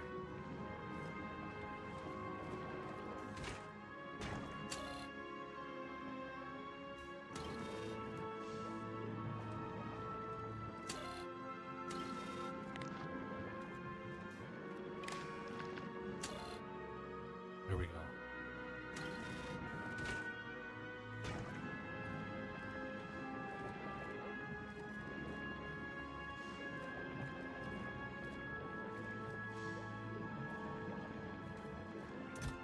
Now, come down here. Now that these are set up, west.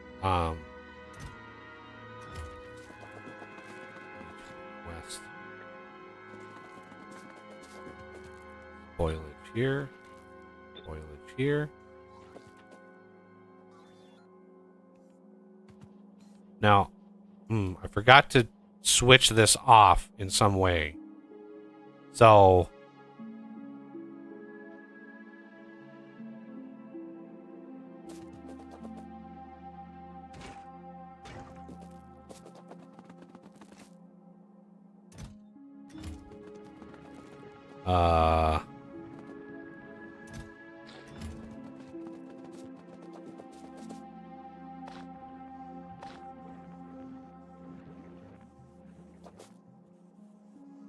this is going to be hopper bacteria.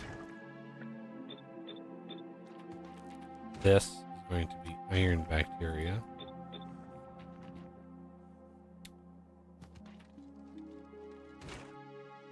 And this needs jelly nut.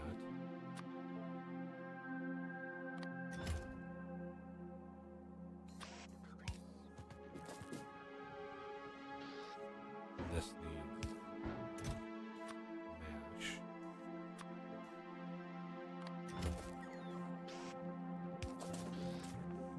But this,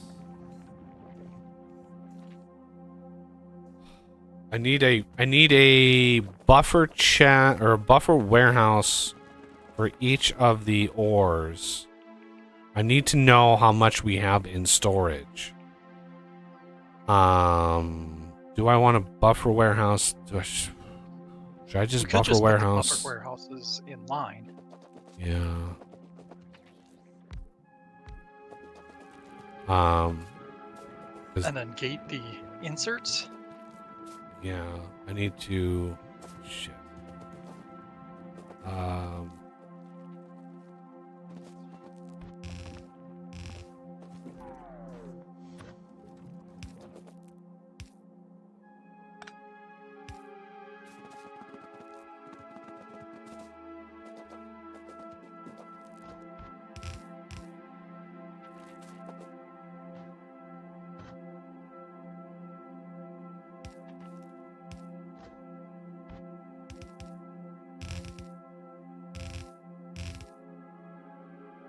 Okay.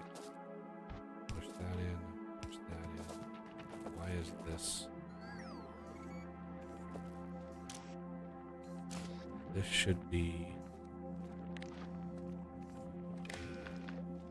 Why are you not gating? I knew I was going to forget something. Is less than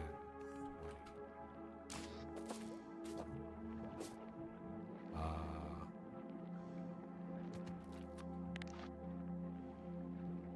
No. Green, please.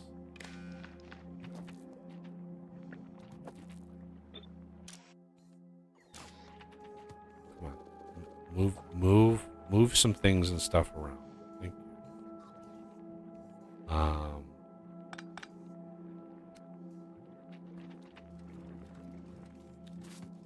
Okay. And then we need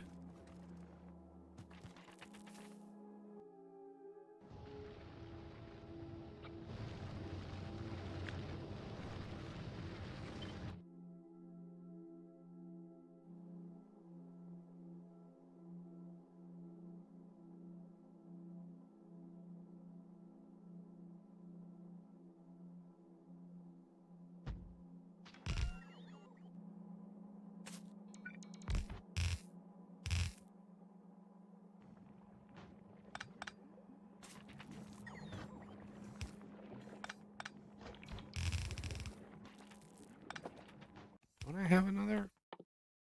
Built more heating.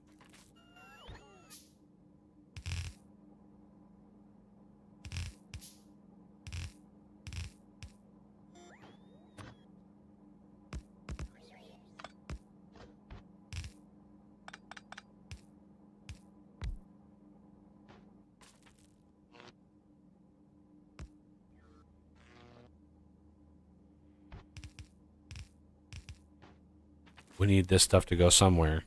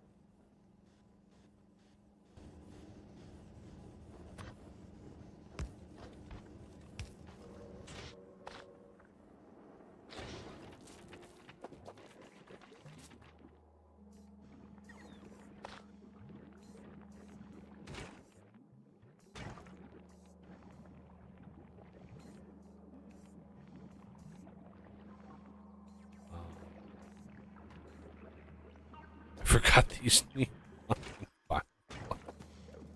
um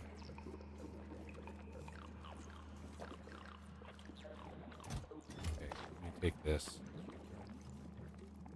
We're gonna do this. This. This.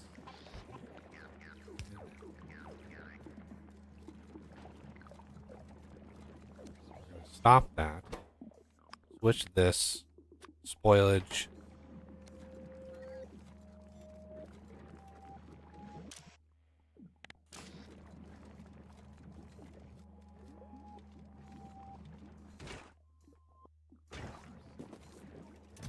Put this here. And we're gonna have this.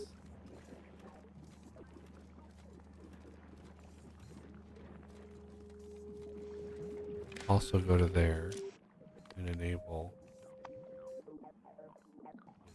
flux is less than 10. Why aren't these pulling in?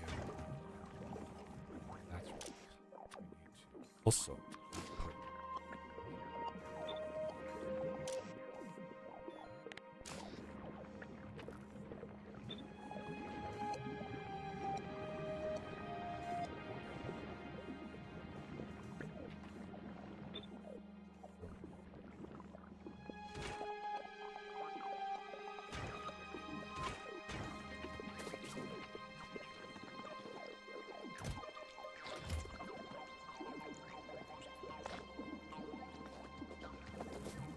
Alright.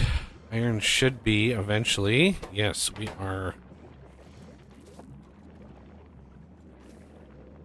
pushing it out a little bit better. Okay, then I need to switch this up. Basically, I need these. Then I need to hook this there, which should keep it a thing. No, oops. Spoilage on the right.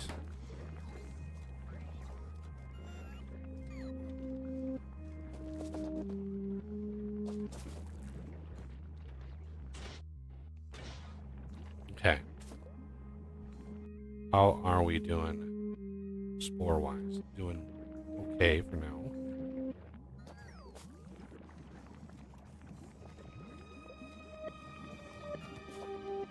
I think we're going to need a requester for now. Bioflux. Good day to do vacuuming, neighbor. Thank you for that.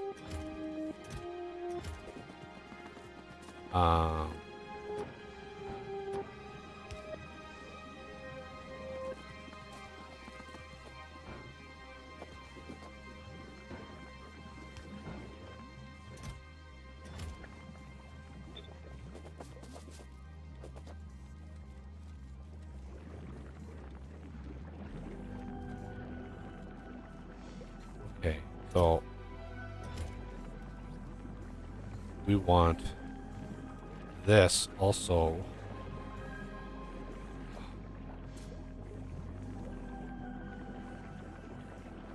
So let's do a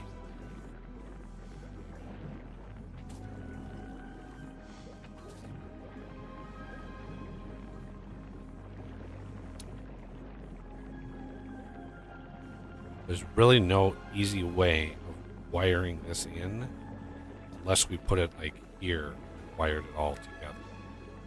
Because I don't want to make this, right? I don't want to make this unless we absolutely need it. Let's put this on the outside.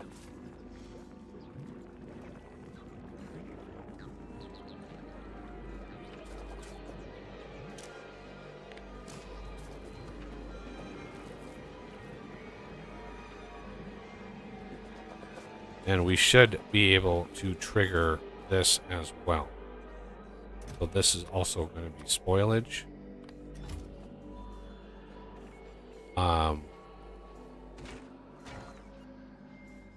We need a requester on this for bioflux.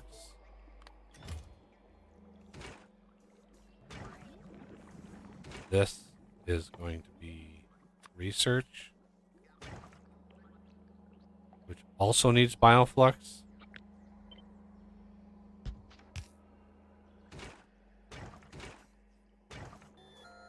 Right? And then we need a couple pentapod. Grab this one.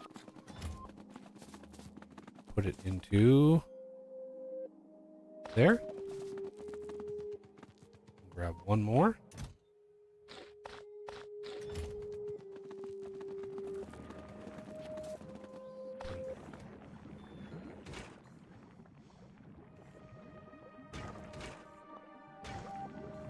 This is filtered. Go. If we look at the balance of all this, pentapod eggs is plus 0.007. That's pretty damn close to even.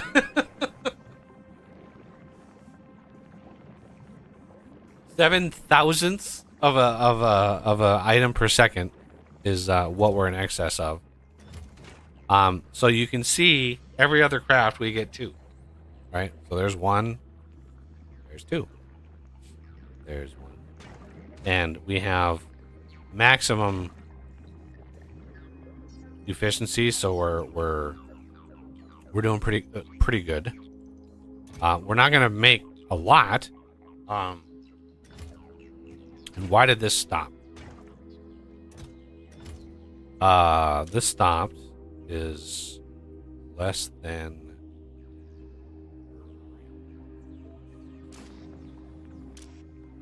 oh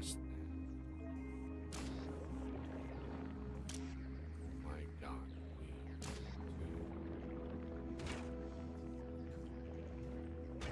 We want to set that.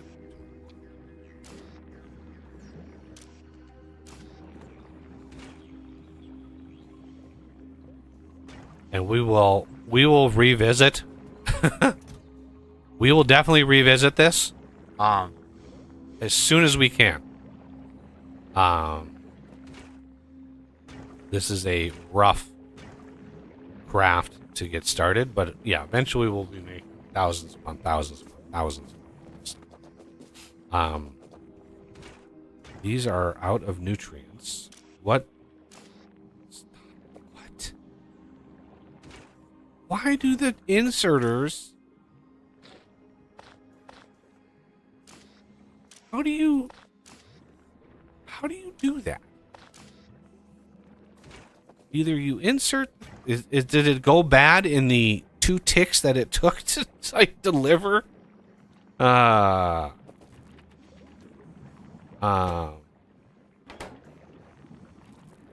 this is just ramping up. I forgot about 5 different things with this, because I haven't done this setup in 3 months. So I had this down to a science before, and yeah, I'm just out of practice.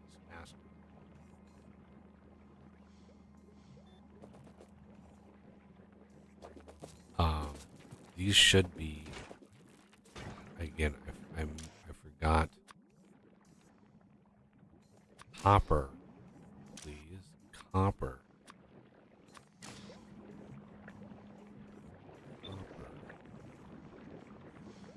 Copper.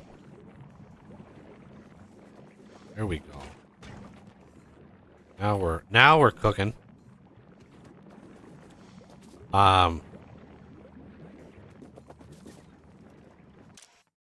gonna do spoiled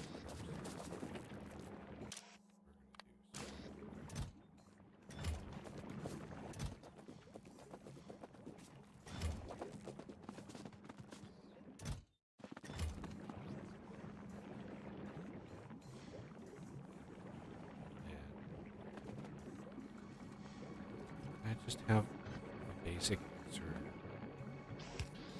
with a filter. Just sit here so I can copy it. That.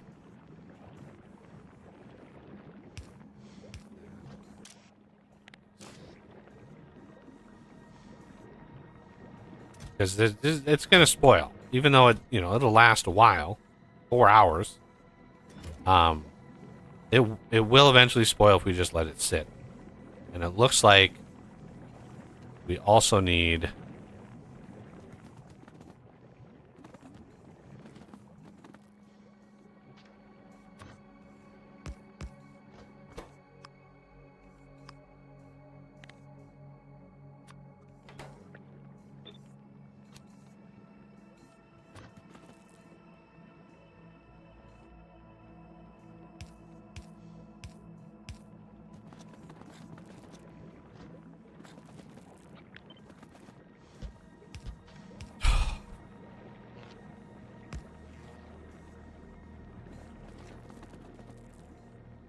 a little bit more at a time.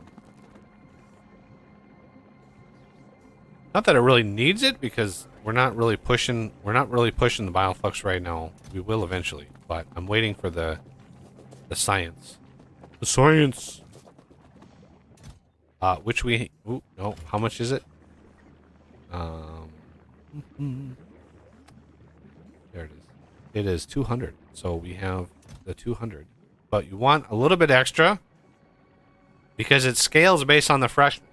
So we're gonna move manually a set first.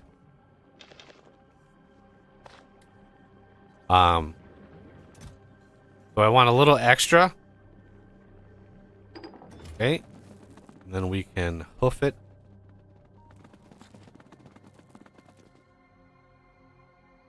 To science. And we're gonna try to have a refrigerator. Like so. And we're gonna put it in there for now. Because we need basically a copy of this for this side. And this is like that.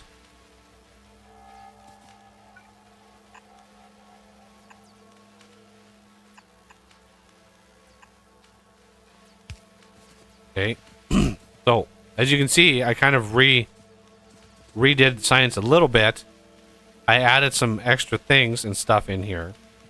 So, what we want, this is an empty blacklist right now. So what we want is to add ag science to this blacklist, right? And then we want to include ag science in this list. This is the white list. So ag science will come down, but not back up. So it's one direction. So we copy these, and we can paste these settings to all of these. Ooh, I want. Nope.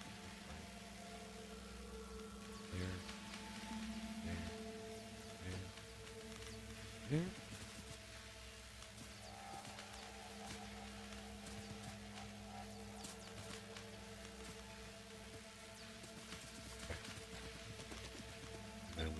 copy these. Not that we'll use all of these belts, but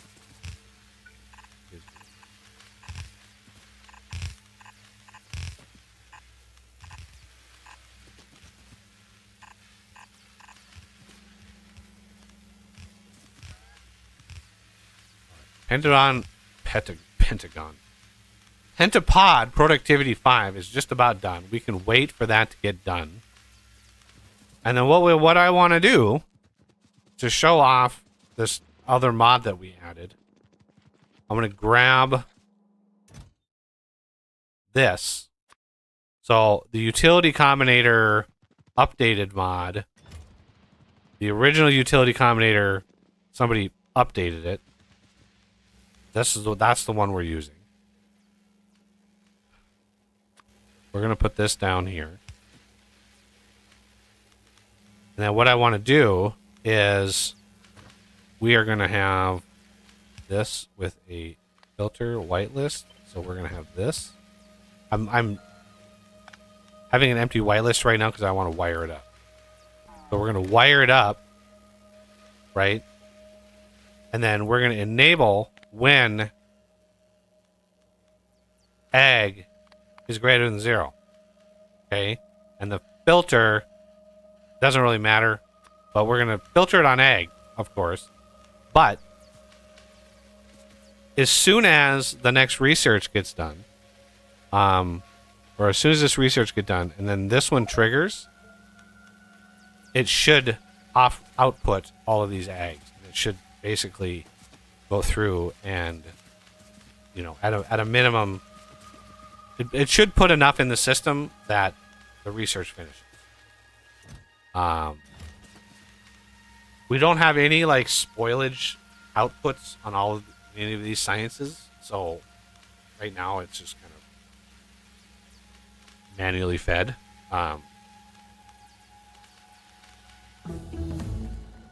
And there it is. Immediately starts outputting it, which is what we wanted.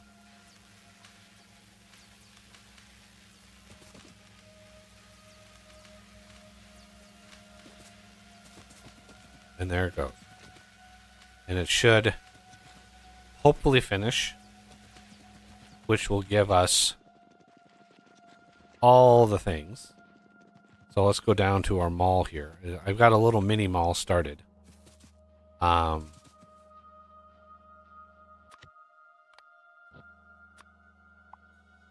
whoa, whoa, whoa, whoa.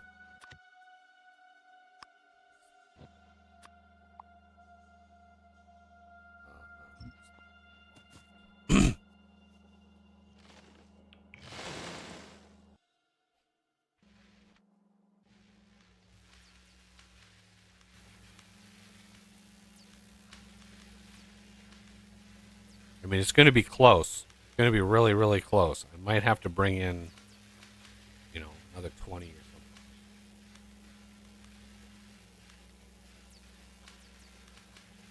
It's slowing way down because this is the only one that still has things and stuff to process.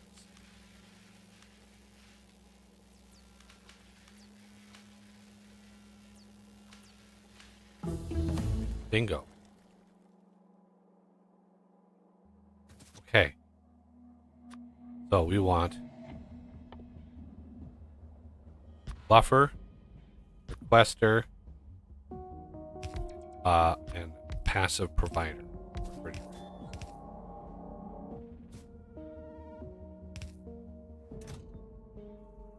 I don't want to request 50. Let's change it to 5.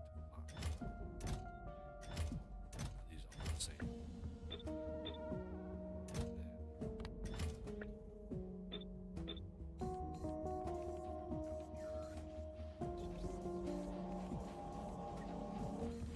We produce these on Gleba? 100% yes. But we have all of the things on Novice right now, and I want these things really, really bad.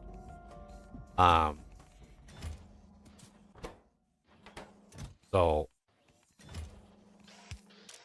we want this there. Just all the things, please. Gimme. And these, you know, these take a nuclear uranium fuel cell, right? So you need, uranium, which we have 30,000 of it now, which is not bad. All right, I'm going to grab all of these, and all of these, and we're going to head back. Ah, plastic is... What happened? Ooh, reds. Wow. Red circuits. What is going on with you? They just, yeah. Huh. I know I grabbed a bunch of furnaces. That's why. Yep. Furnace. That and science. I mean, we're pumping out the science. Yeah. Okay. Yeah, up from that to 2,000 or 200,000. So we have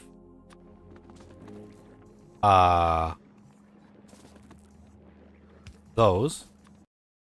We have those.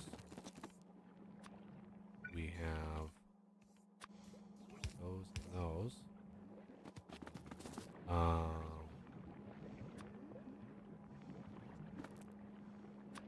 Requester.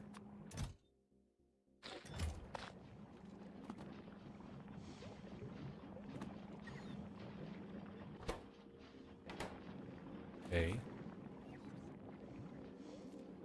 We have these.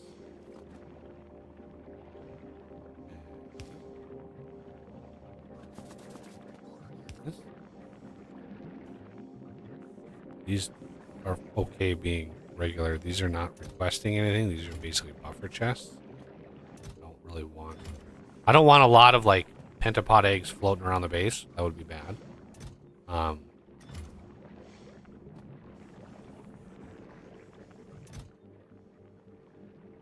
Don't think we need to request 100 of these here. Let's how about 20? These things produce so many nutrients that it just doesn't really. You don't really need a huge volume of those. There. There.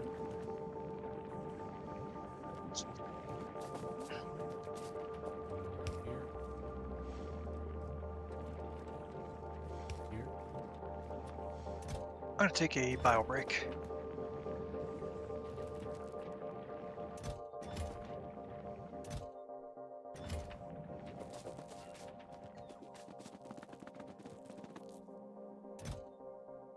All right.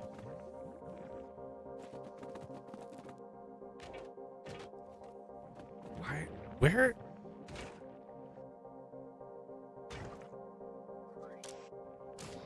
We're just getting all the wires crossed here.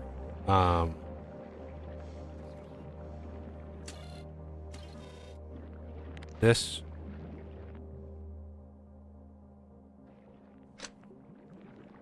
should be there. I think I connected that to the wrong thing.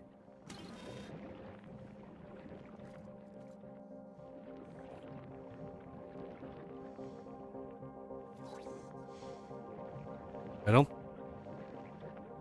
think this needs to go there.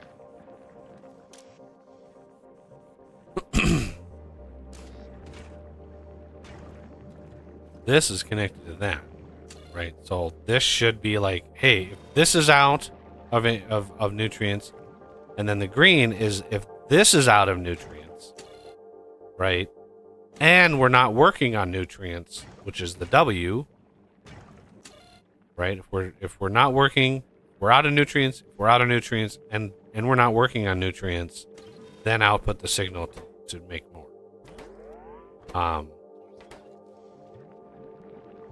Otherwise, don't do that because this will create its own nutrients. So, anyway.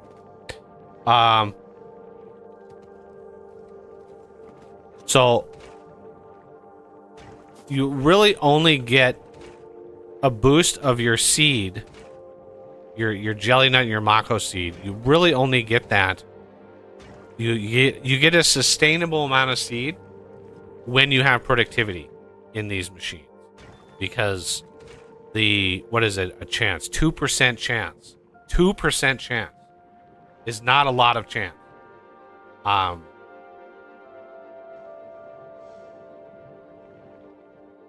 so the productivity, when it does trigger, gives you more typically.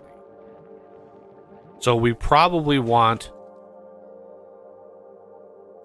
to get some early productivity in like jelly nut processing and Yamako processing.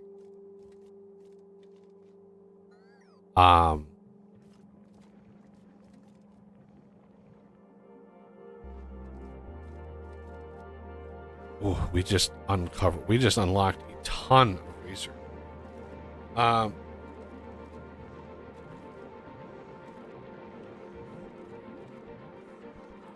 Because 5 levels is going to be many thousands of science.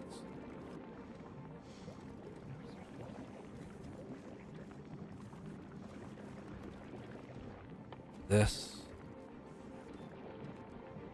jelly nut processing productivity.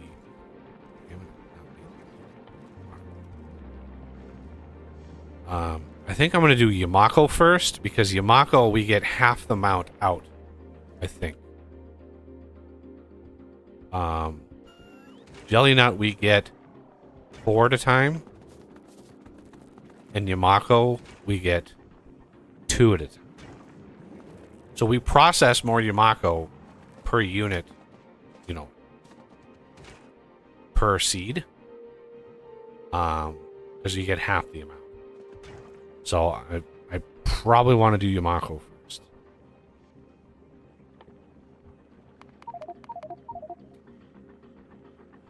And then I'll do jelly.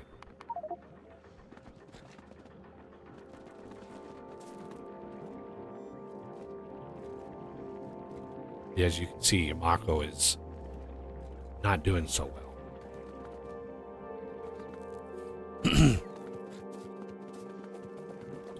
Right now, we're just kind of burning all of our spoilage. Eventually, we will basically have a buffer of all of our spoilage, and then that, if that overflows, then we can burn it. But we're going to need a bunch of spoilage for the next phase. So we got to think about that. I need to take another bio break.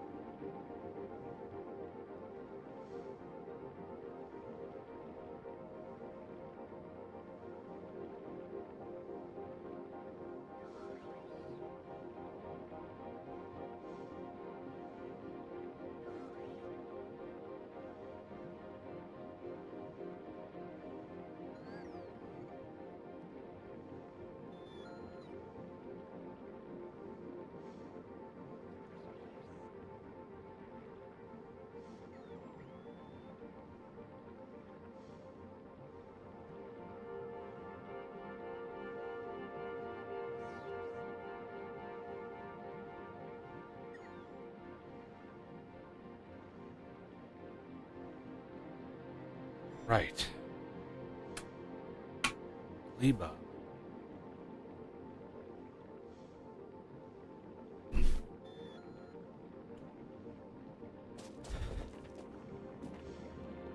We need to do a... Oh no, I did that already. That's a request. Now we need to gate...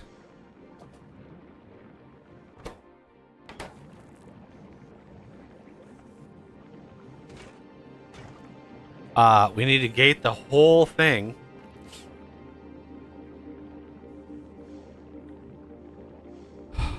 Let's...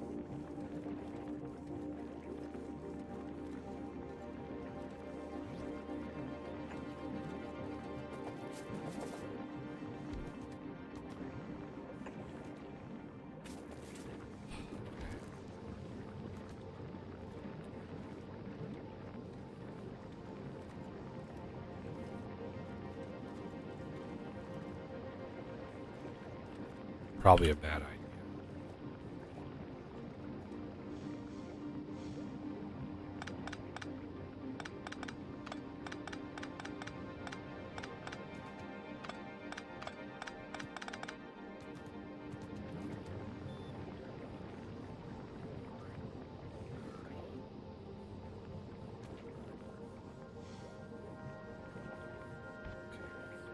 That's going to be the output.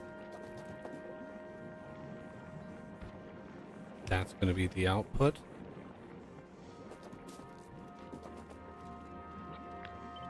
Put that there. That there. Okay.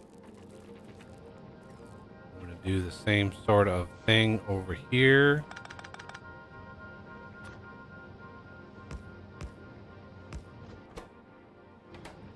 We're going to have this. No.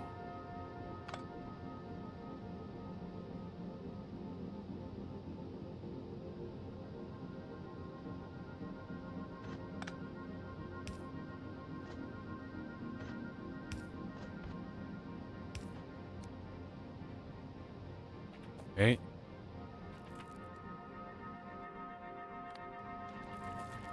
All of that can go.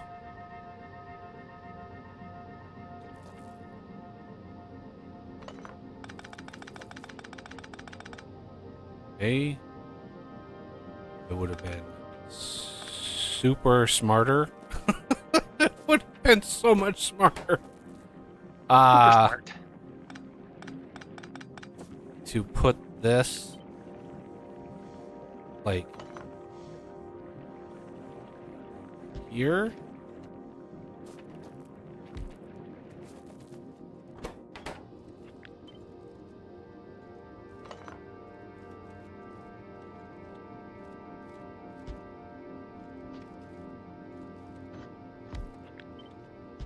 Right? Let's turn that on. 'Cause that's if it's doing one or two things, I don't mind my box doing it. So this one will be the filter for actual ores.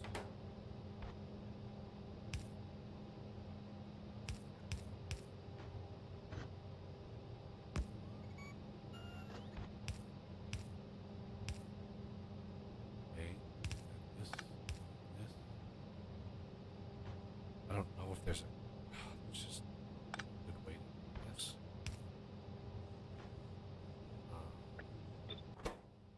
That's one problem with a lot of the Gleba stuff is it just there doesn't seem to be a good way.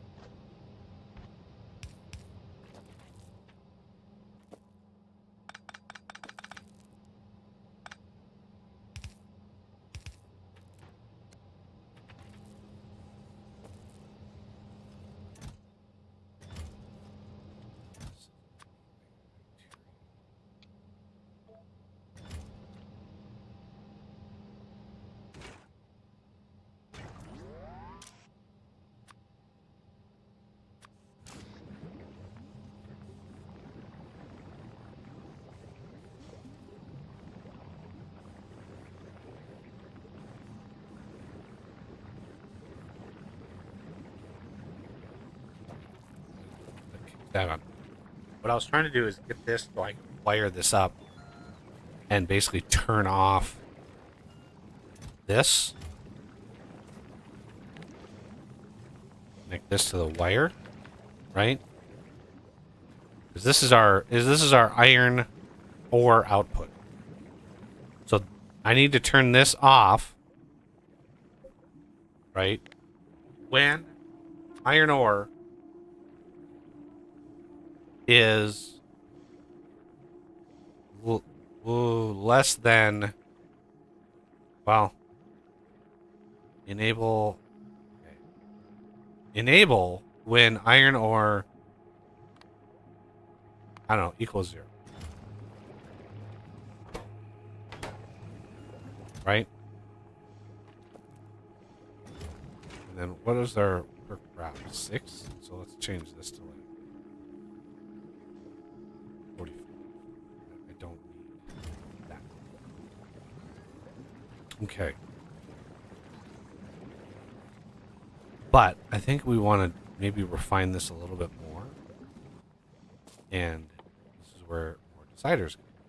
So a decider, which of course needs power, which of course I don't have because I'm an idiot. Right.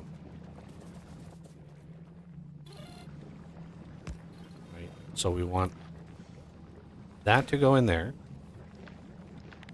We want that to go in there. So on the red, when iron bacteria equals 0, and on the green, right, iron ore is less than, say, 200. Doing an RS latch would be really smart. God,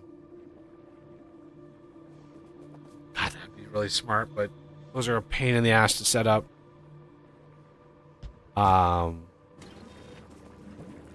They're just confusing my brain. My brain just, because it's all letters and numbers. I like.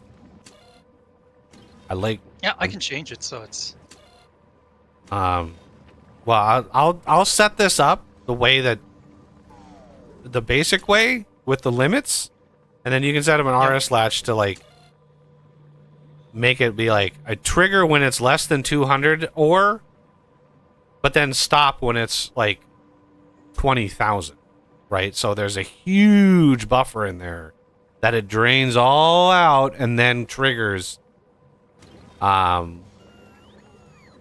Because there's two different things at play here. One is the request, right? So this setup for creating the iron bacteria, we only want this running if we don't have any iron bacteria on this belt, right? So, like, I think we could basically do this, take it away from there, and say when iron bacteria. No, see, this is where I'm gonna need another one of these. I have to get another one of these because this one, there's two different things at play here. This one and this one. Because I also need... God, I swear to God I click on these buttons and it just doesn't take. So this one is almost identical.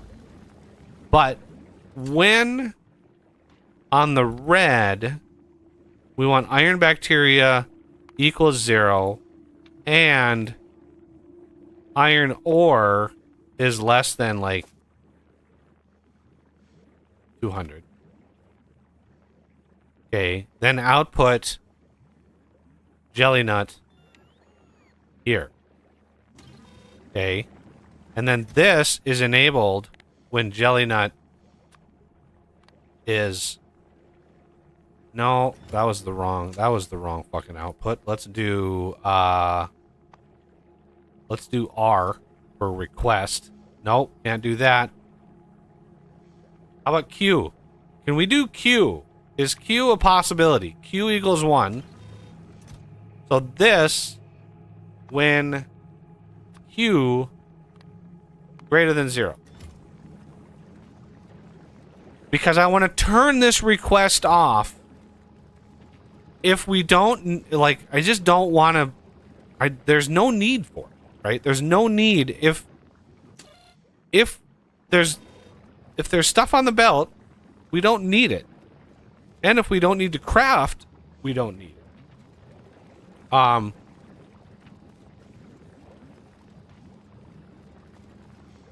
The other problem is we don't want to pull. So the other one here, so this one, which is wired nearly the same, right? This one is for the other crafters here. Because the other crafters, this one is for this to jumpstart it. This will jumpstart it, because when the system is quiet, when we build up like 20,000 or 100,000, right, the system goes quiet. And it could be quiet for literally hours and hours. Hours and hours and hours. And then finally that trigger hits, less than like 200. Well, now we don't have any bacteria in the system. We need to craft that injection of bacteria, right? Which kickstarts it. But once that kickstarts, we don't need it anymore. Once the system really gets going. So this one stops that, and then this one is where the RS, like, this is another RS latch here. This one is just like basically, hey, we are low of iron and we have no bacteria on the belt. This one is we have this one, I think we could get rid of the bacteria on the belt, because this is basically the RS latch right here. And then the output, what is the output for the RS latch? What is the trigger? S. S, okay. If S is greater than 0. So the input of bacteria, right? The input of bacteria on these other machines will be S greater than 0.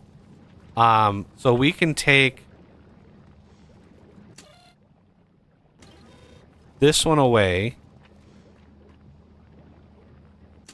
And then we have those numbers can be changed, and the input can be changed as well. Yeah, we'll need another one of these for copper for sure.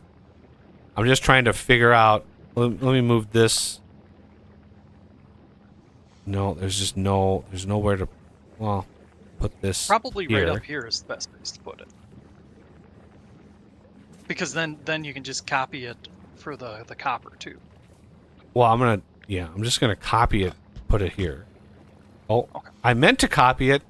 Fucking, I need to like remap cut to like Control L because I had cut at the same time. Oh, I was like, I swear I copied that and it was like, God damn it. Okay, so the input. Well, I'll let him manage that. This is gonna output S. Oh. There. That way makes more sense. Well, this one, right? Yep. This is the output? One is the input. The output is the SR. Yep. Yeah, okay. So And we're going to grab the use one green to make sure. green out, and we should be able to stretch. This is why I wanted to move it down, so I could just stretch it and hit this, and hit this, and hit this, and hit this. And then this is going to be enable when S greater than 0. There and there. Okay, so this shut off properly. This thing completely shut down. We already output like spoilage, so everything in here will spoil. That'll be fine. This will constantly insert spoil, or like, just doesn't matter. Like, we could also shut all of this stuff off, as you know, but that's like more like in between streams. If we sit down and really grind out the circuitry and be like, all right, let's try to make this good. Because what I really want to do is like do a really solid system that has everything that we need in one blueprint, and just be like, I don't want to think about this ever again. If I play through this again, like, I just want to be like, here's copper bacteria. Here's iron bacteria. You know, a blueprint for each one of these, and just have the entire blueprint be a nice self-contained circuit managed system that has everything that we need. Because yeah, I've done this design many times, and I've always overbuilt, like the crafters. As you can see, we're building it up pretty fast. And as you research like productivity, it just gets even crazier with this setup. You basically fill the belt completely. All right, so if you wanted to do, copy what we just did here over to the copper. Sure. And let's get this started here. And I will work on these.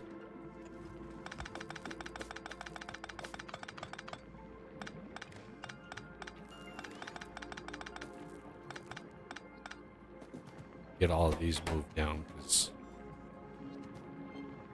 wow, that built up quite a lot of copper. And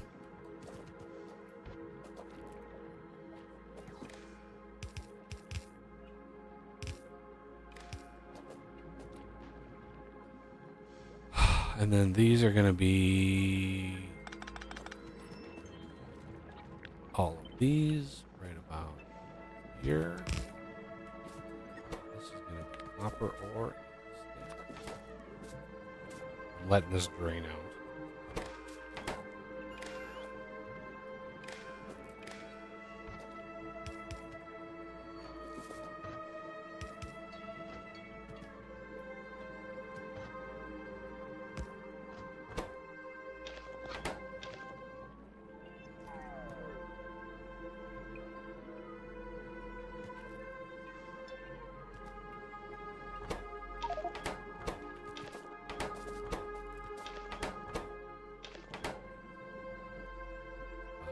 Turn the filters off so we can actually move.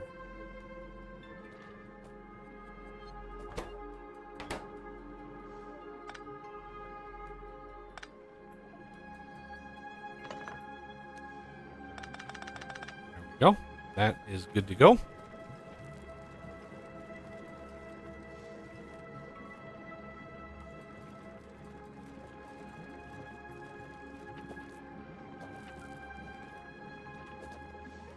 Okay, now how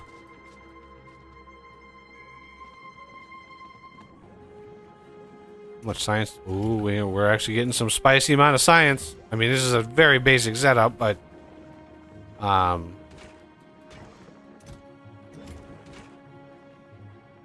it's basically constantly crafting now, which is really nice.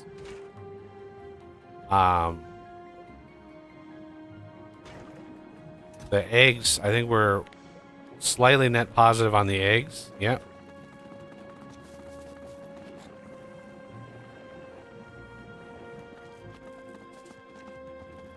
And as we develop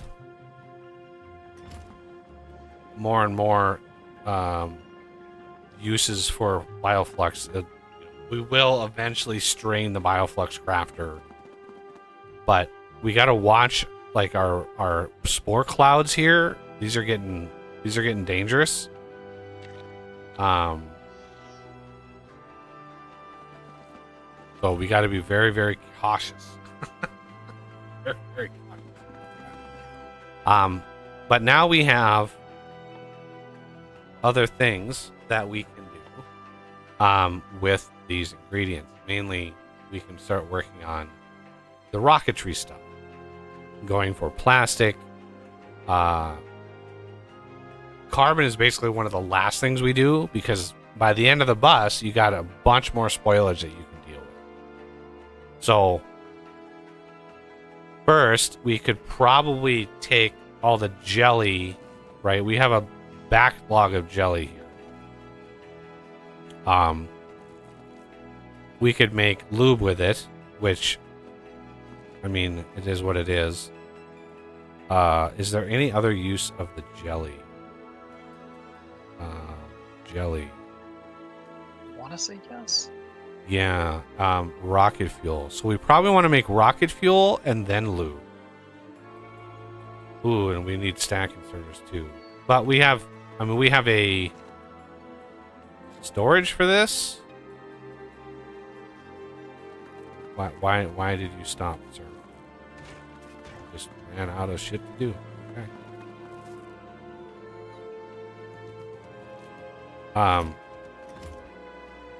We're gonna have requests for these. God, he still hasn't added strings for these refrigerators. So funny, a lot of mod authors are just like, hey, it works, I'm done. There's still no like localization strings for these. Just like logistics dash refrigerator dash request. So the rocket fuel then is bioflux and jelly and water, which is whatever. So we're gonna take the same sort of like basic design like this. Let's go like give yourself a lot of space. And then we're gonna change this. No, this to rocket.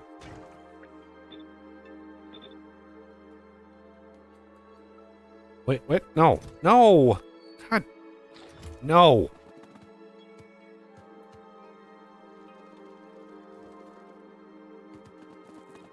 That's the dangers of doing that. Not being set up, so when you're not really. Oh, Jesus. Oops.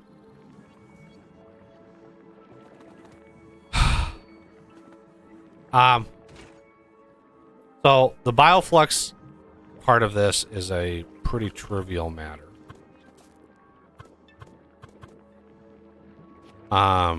Which I think we can probably do a request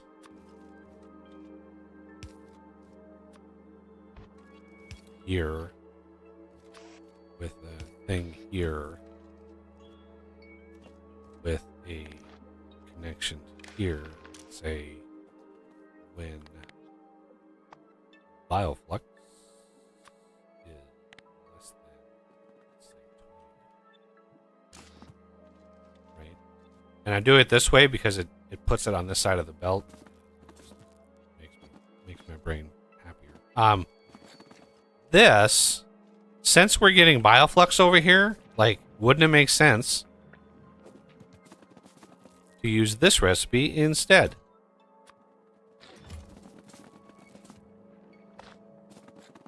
Right? Because this, we don't even need this anymore. Because this is gonna grab the bioflux.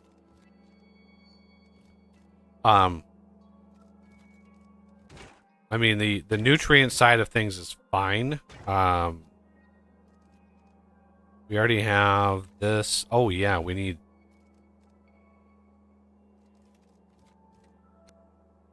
this to be spoilage on the other side.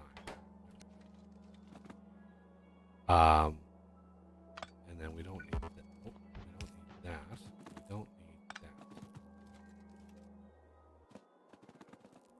Okay. This is ready.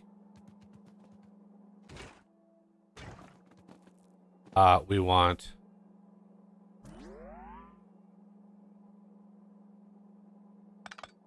to redo all of this. Okay.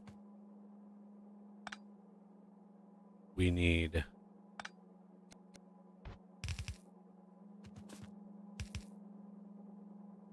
this to be jelly.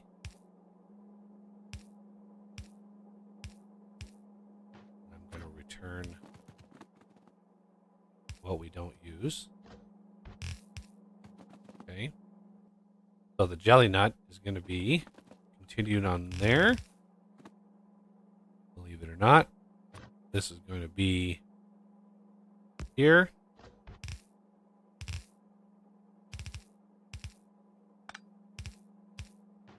We're going to input priority to recycle it. Because this doesn't matter what the, like, quality is, right? So we can just keep recycling the jelly in here as we need it. Right? And, you know, that's fine. The output then, we don't need that. And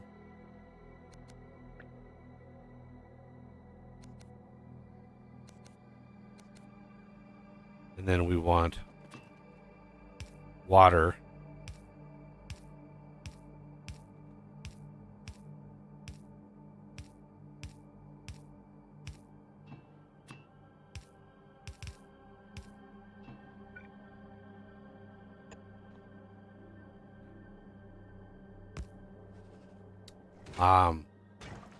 Okay, so they're going to get nutrients and bioflux from this side, which we have a thing for.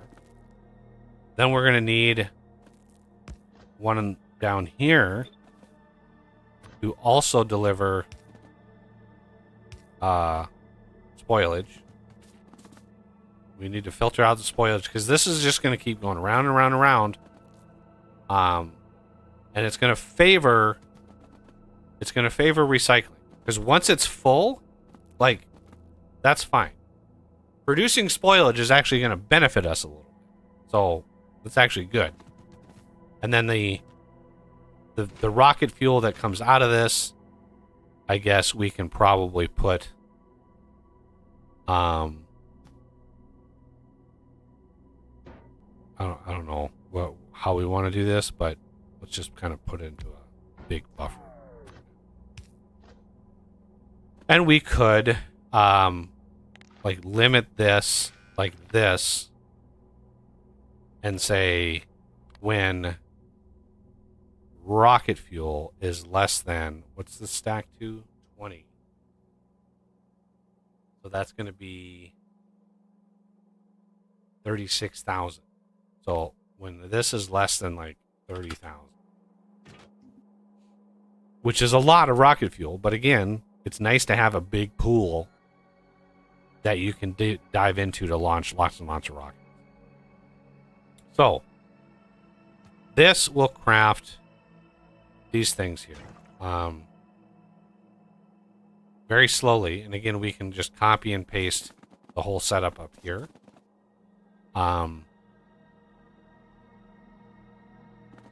Okay. Now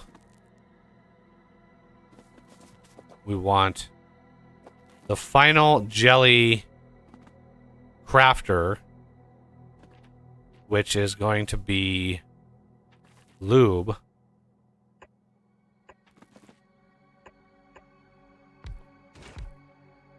Here.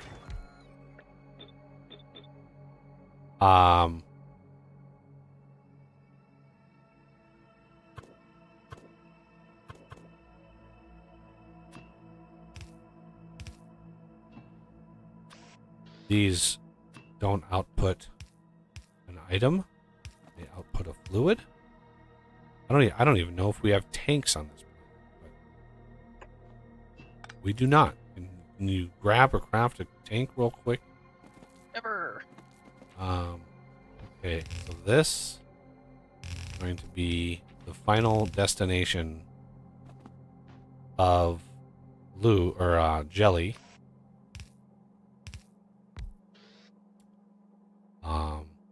With a, well, we can put a beacon here if we need it.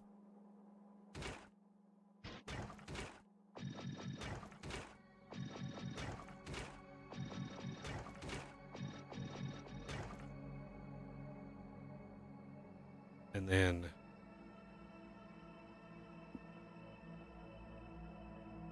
basically, I think what we want to do is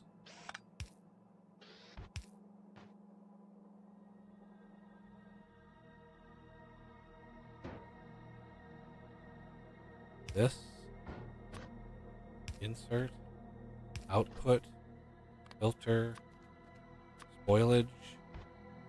Oh, I just about forgot. We need nutrients as well. Shit.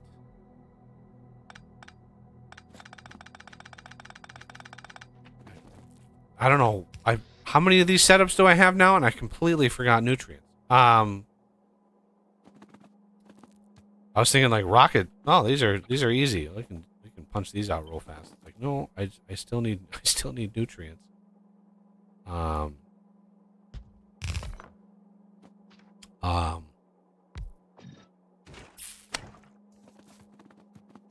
gonna need a requester Duvlak here. Do that. I want.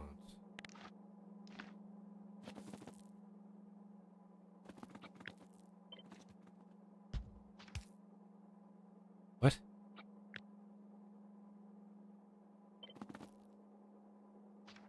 No. Can't see anything. Here. This, when it's less than 20.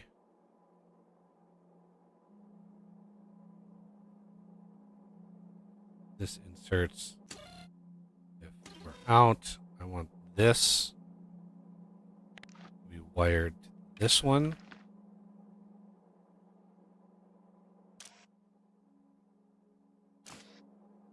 Okay.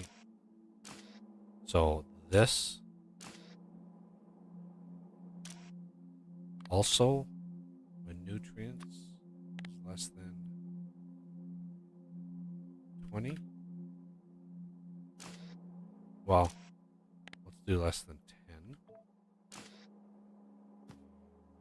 And then we want the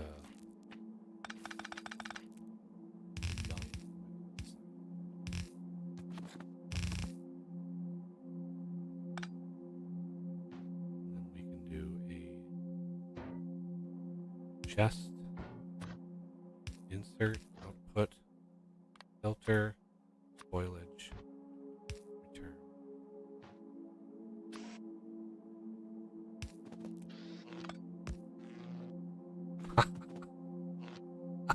One square. Okay. Here, and here. This will be the jelly coming in. This will be the spoilage coming out. And wow, that is perfectly in line with that one. How did I accomplish that? Wait, just shove it in there. Why not? Right? Just all the thing. Okay.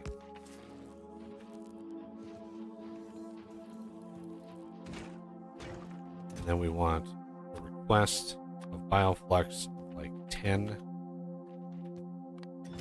in here.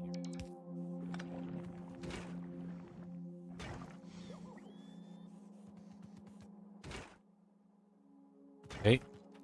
And then we want to continue.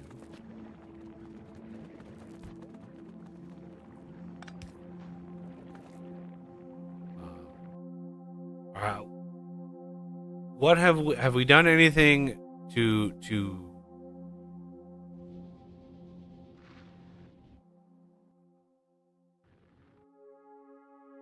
work towards defense? We have walls, I assume. Yeah, we're stockpiling wall. We got 20,000 already. Okay, that might be enough. I don't know.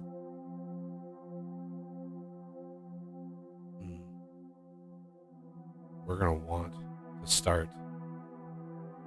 I think a defensive wall. It's there should be a blueprint book.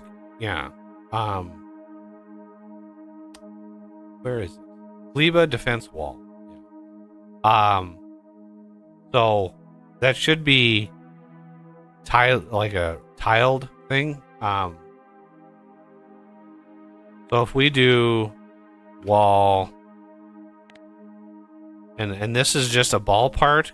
Again, don't it's not going to be perfect on. So let's do a wall there. Somewhere over there. Let's add wall.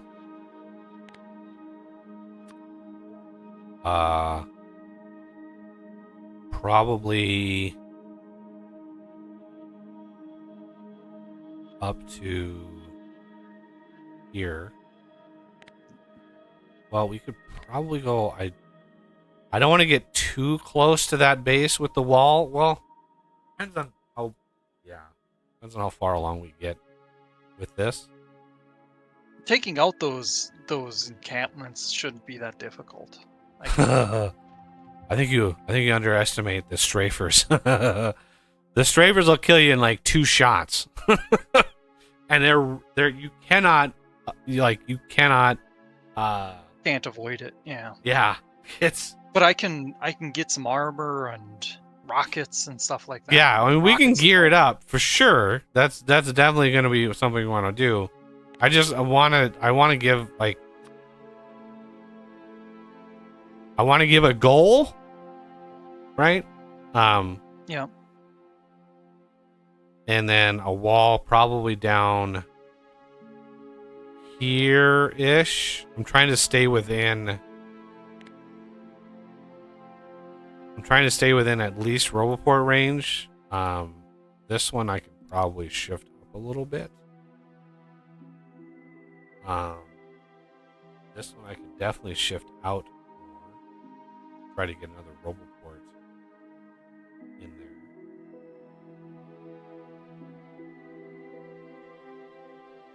Let's see if we can slap.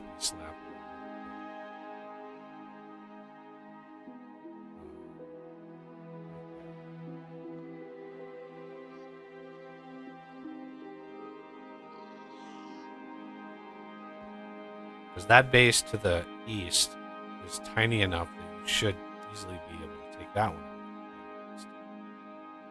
So if we do a wall, that would be nice to include that stone.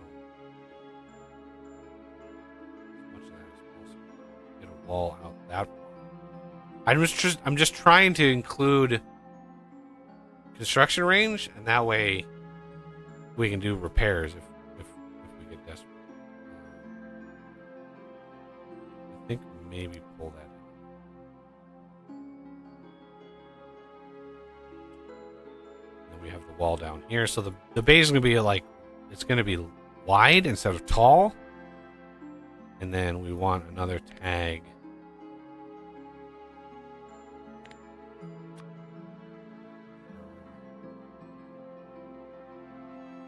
Probably.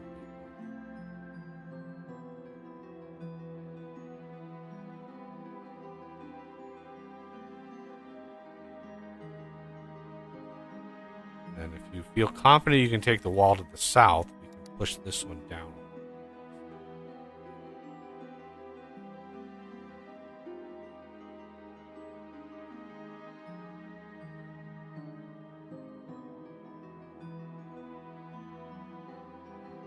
And if the north one, if you actually manage to take that enormous amount of shit out, we can move the north wall up to somewhere in the middle of the green zone for logistics. All right. As the goal,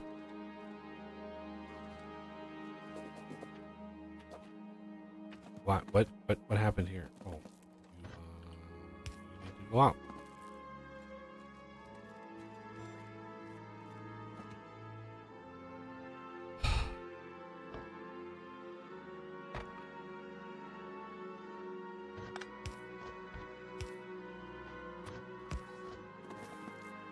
Why did you... Oh, you need... Bioflux 30 miles.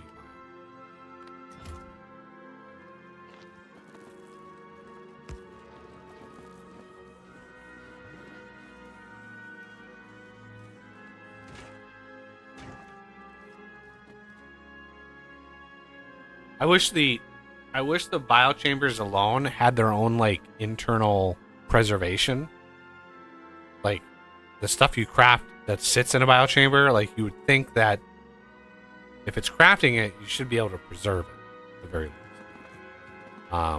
We want to encourage output to the right first and foremost.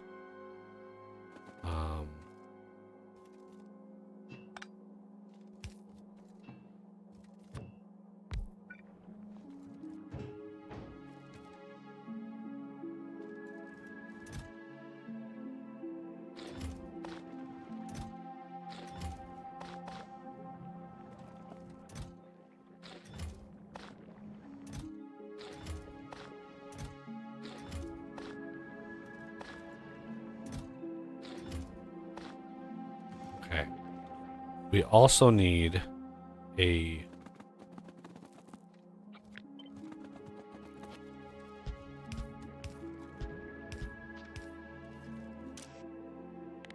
spoilage.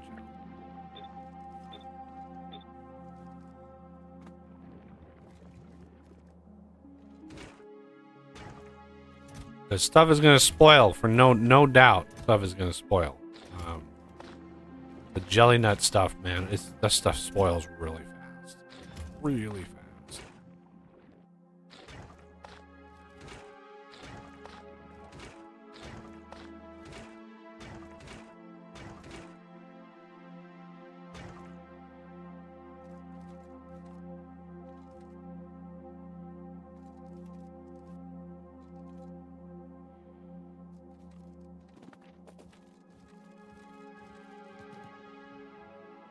Right. What? Oh, these need to be this way. That would help. Like, why aren't these crafting? Yeah, it's going the wrong way. All right. We actually have some rocket fuel being made now. Glorious.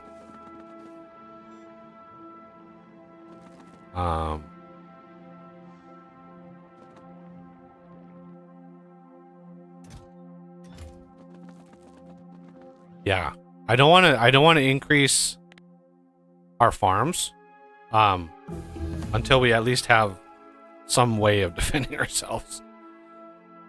Because yeah, if I maximize those things, it's gonna get ugly real quick. All right, so let's do 5 of those. Let's check novice. We are slowly making our way up. How is our space science?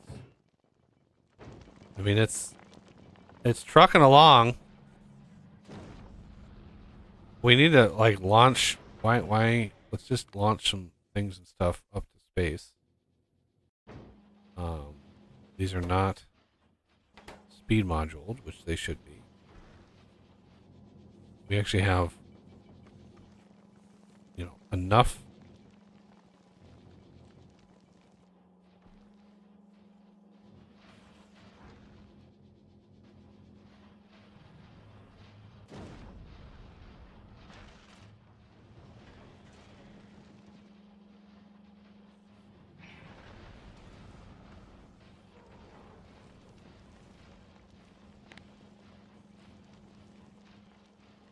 We're at 3.75 now, which is good.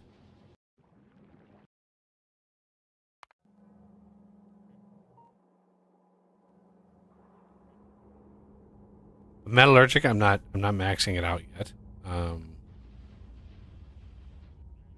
All the other ones I think are slowly climbing up. Yellow is hurting.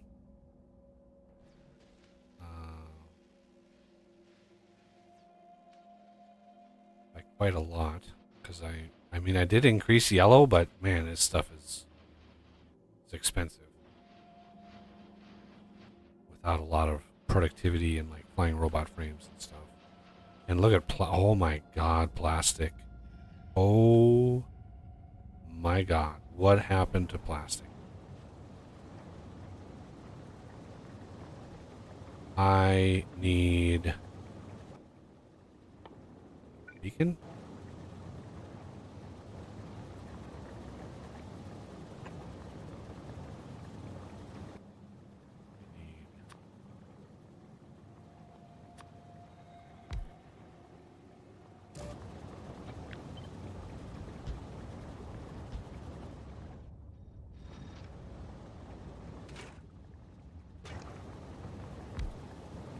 Probably need to do the same for the heavy oil to cracking too. Yeah, it's one step at a time. Yeah.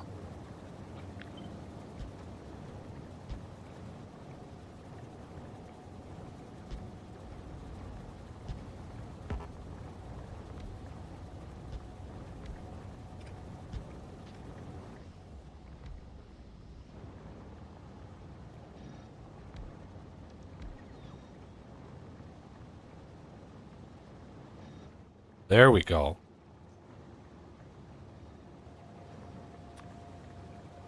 Let's make plastic upgrade.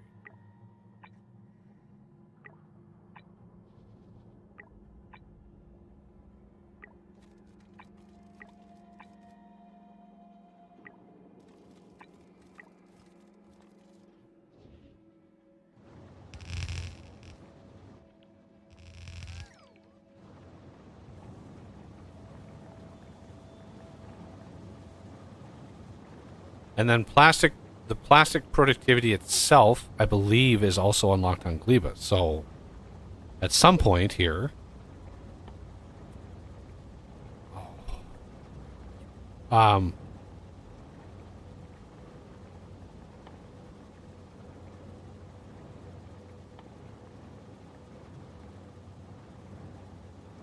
where is it? There it is. Ooh, that yeah.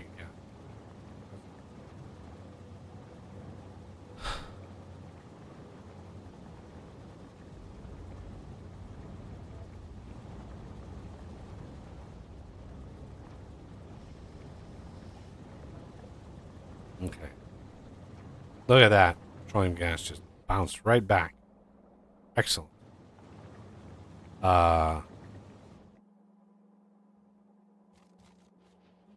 Where do you think I should do ammo crafting?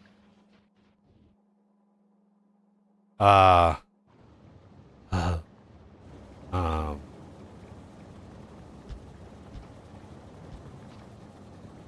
good question. I would do I mean, it. for now, I could do it here.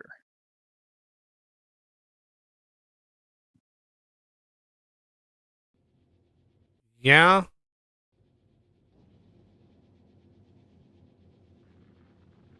Just give yourself, just don't be cramped about it. Just give yourself lots of space. Like you see my factory up here. I tried to tried to be very, very padded with my space. Yeah. So when the inevitable happens and we redesign all of these, you know, it is what it is. Okay, I need to do this.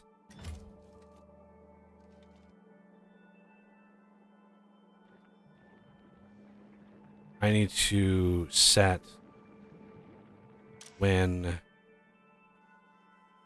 logistics connect bioflux is less than 3,000.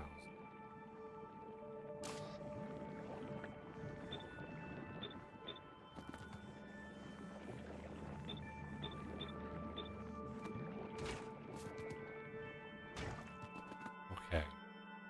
So that's going to completely stop Yamako match. Which what is the craft that uses that? Plastic? Yeah. So now we need bioflux and Yamako mash. Oh shit. What happened here?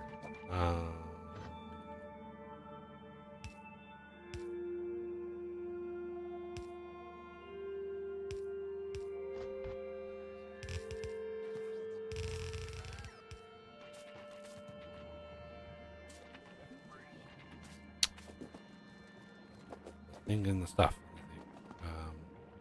Wait, what? No, no. Only rocket fuel.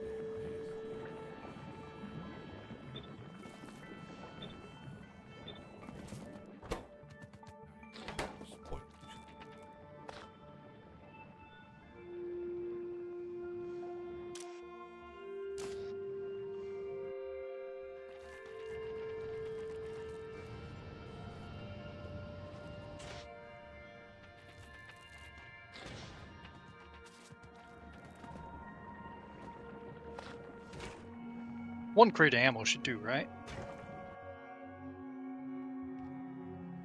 Yeah, that should be. Ammo is basically for the lower tier guys. The stompers, like, you don't want to use that ammo on stompers. Like, that ammo does almost no damage Yeah. to a stomper.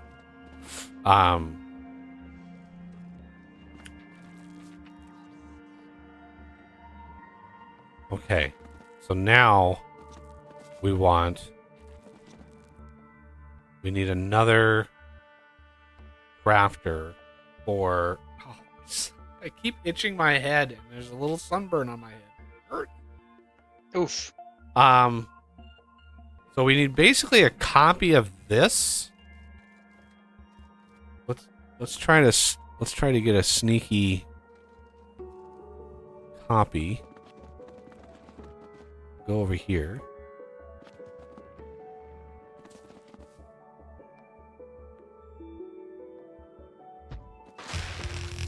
Okay. And then not this. Plastic. This is fun.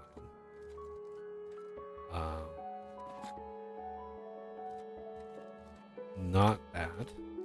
What? Right. No. Wait, no. Wait. Oh, wrong. I was like, what? This is mash, I believe. And then this is plastic.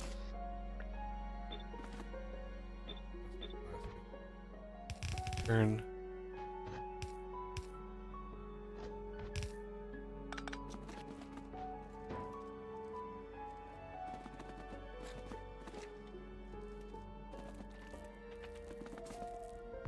That. There. And then the mash.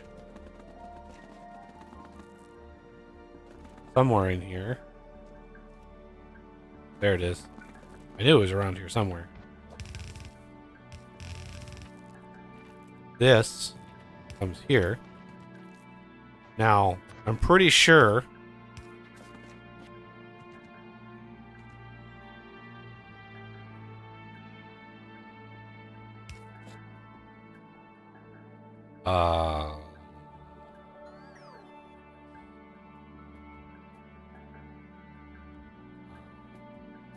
let's go.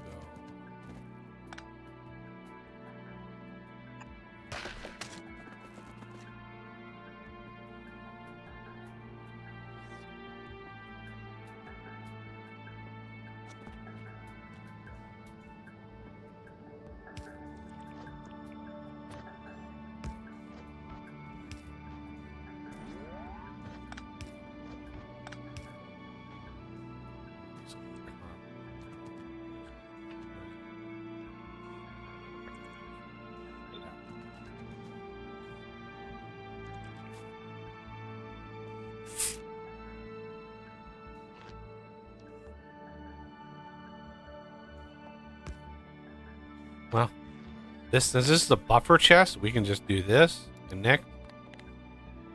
Plastic is less than, 90,000. Why not?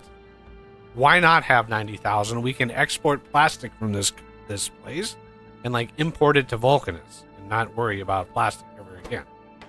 This is literally infinite on this planet. Let's get that guy up and running. And then this to go there. And there is, I think, one other craft that uses Umako mash. Yeah, it's carbon fiber uses by quite a lot. So, like up here for the jelly nut, we basically stop and then just convert it all into spoilage. That's basically what this is. It just says, oh, I want all spoilage. And that'll come down, and we want then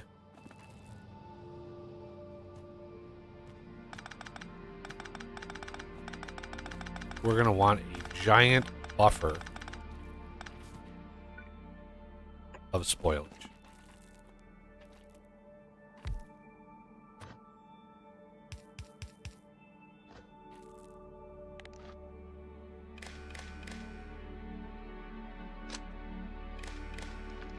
When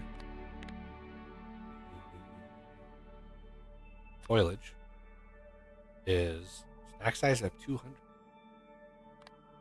is greater than like 300,000.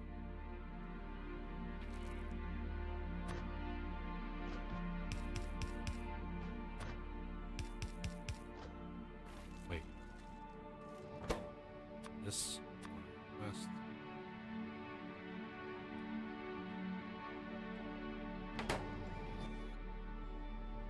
enable when spoilage is greater than.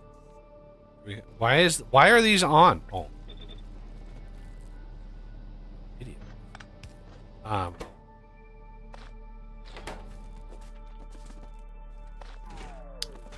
Okay, now for these we want the mash. Continue.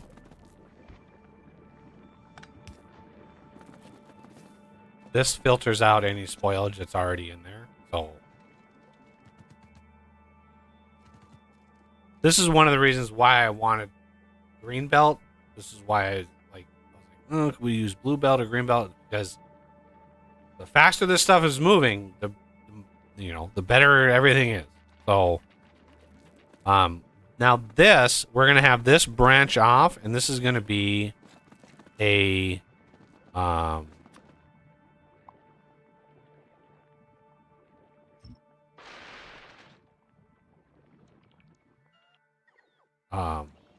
words and things. This is going to be carbon fiber or carbon. So the spoilage, it's 6 spoilage per carbon. So like we need maybe like this.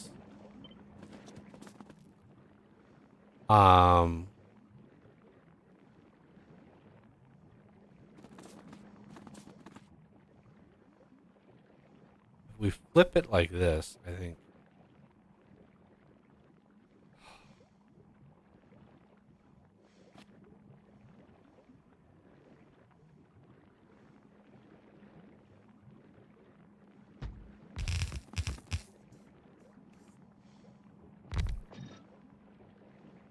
We're gonna take this away, and this is gonna be. Now, since this uses spoilage, spoilage doesn't spoil. So we don't really need too much by way of like loops here. I mean, the nutrition is fine. I wish. I kind of wish this could be made in something that doesn't require nutrients. It's just literally burning spoilage. Like, I don't know why we need to do this here, but this one is going to be input.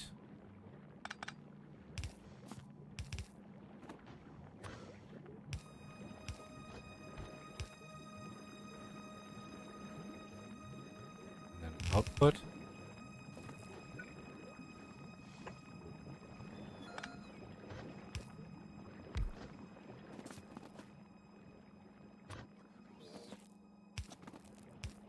What's the timing? 6 every 12 seconds. That's not a lot.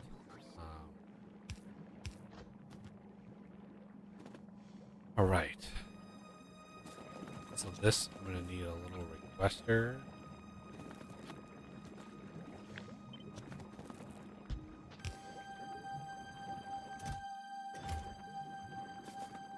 And then we're going to want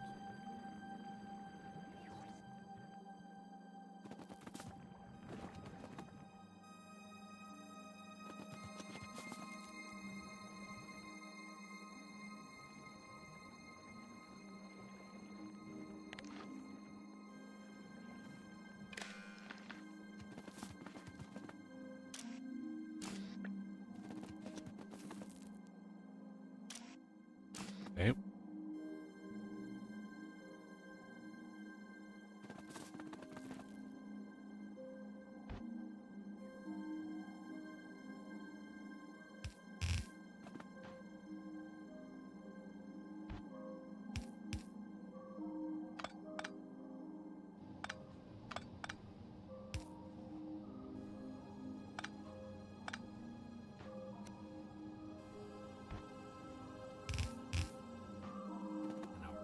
Backwards with it.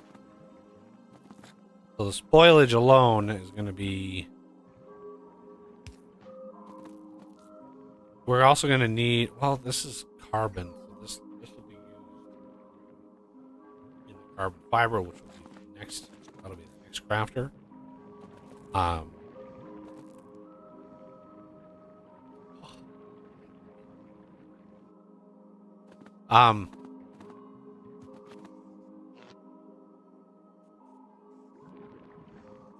Quick question for your Gleba defensive walls.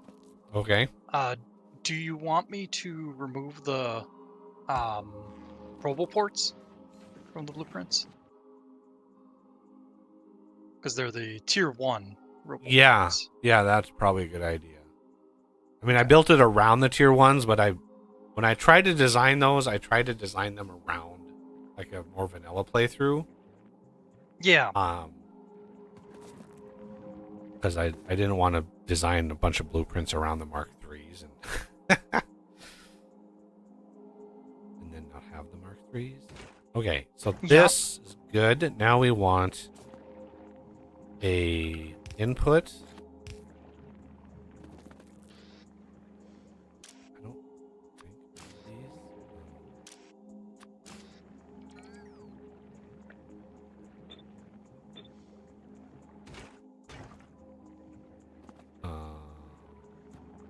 Then the output will be filter on.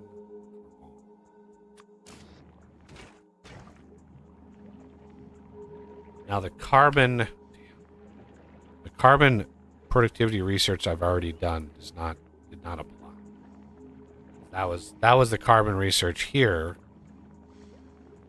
That applied to like Vulcans. We've got 9 levels. That took a long time to research. I don't know if there's a way script-wise to detect like which recipes output, because the vanilla versions of productivity, if we look at the plastic as an example, you can see it actually affects 2 different recipes, this one and this one, right? So programmatically, script wise, I don't know exactly how to do that. I mean, I'm sure you could iterate through all the recipes, then you would have to iterate through the recipes multiple times, like, I don't know, maybe, yeah, not all the recipes. You'd have to iterate through the number of productivity recipes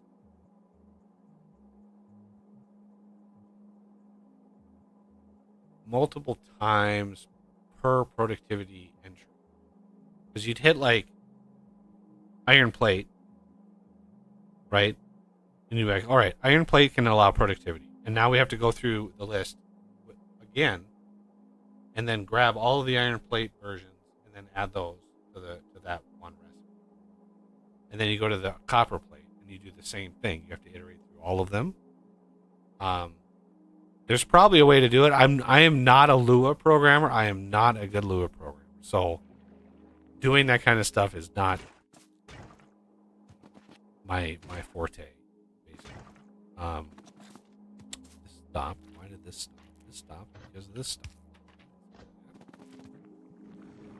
Go. Oh, I think we had some pentapods spread over here.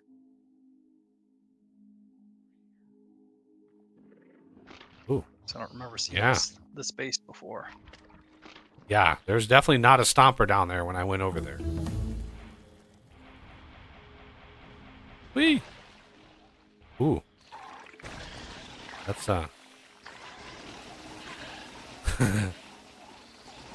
Whee! Grab those eggs. Yeah, I'm just gonna do a deconstruction planner. Whee!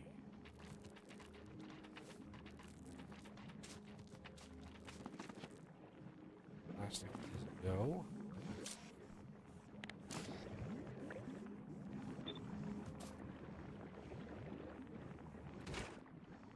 Yeah, we're getting. Ooh, yeah, I forgot. This is 3 plastic per shot, so this is actually quite a lot. And then any excess mash, if this fills up, if everything fills up, and this turns off, because we have. Wow, we've already got 6,000 plastic. That is. Plastic is 100. So this is going to be. This is going to be carbon.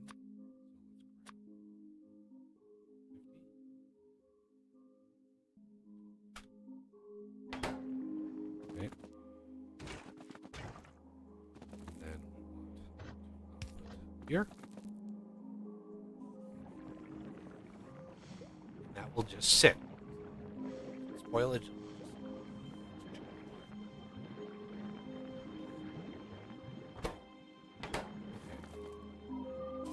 And it doesn't really matter if that is doing that, but we could.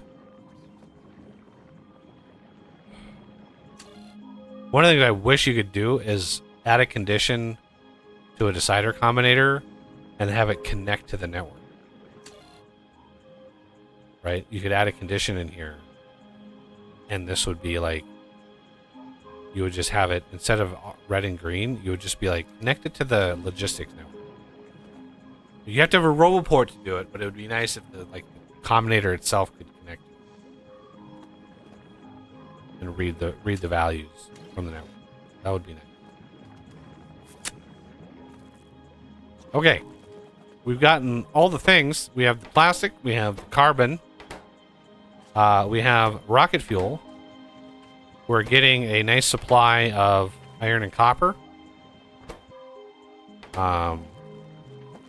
Currently, it's not producing over much, but, you know, it's early days yet. Power-wise, this is not a reliable source of power. Technically, neither is this, but this is more reliable than this one over here. Eventually, again, we're going to be... The process is going to be so crazy. The limitation right now is the number of farms we have. I'm not pushing... yeah,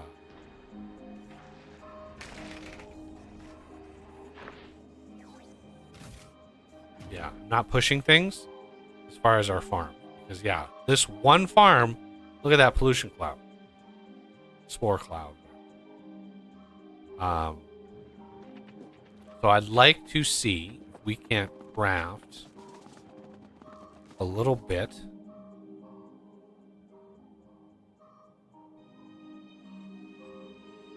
Yeah, see, we've gotten Yamako processing up to 4, and you can see how big of a difference that made for our seeds, right? The seeds, we have 360 on here, we only have 80 over here. That's a huge difference. So I think as a temporary thing, we want to... Oh, these are... Of course they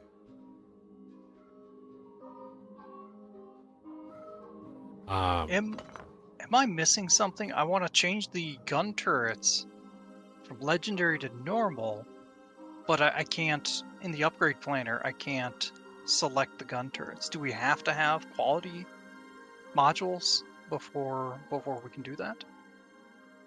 No, you should be able to.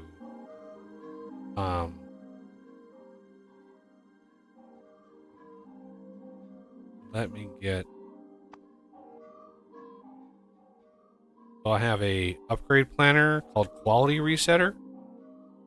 Let me make a copy of this. put it into game blueprints.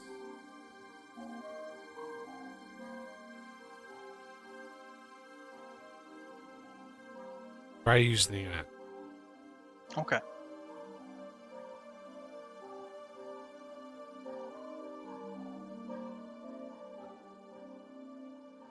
I didn't know those blueprints had. I would have reset the Yeah. quality if I would have known that. Because yeah, and the intention was for those to be basic.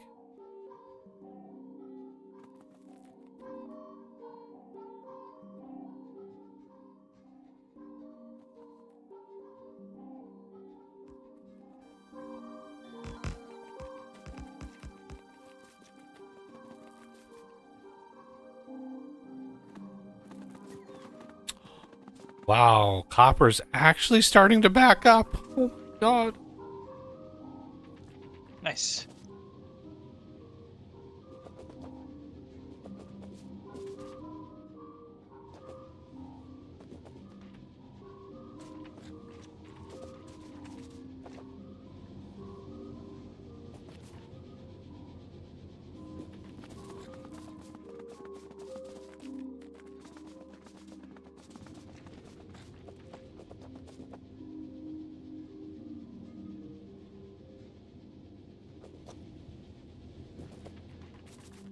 I think I'm going to start on the south side because that's where I'll bring in the ammo.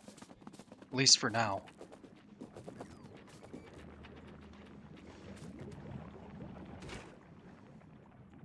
I'll work my way clockwise because that's the way the belt goes.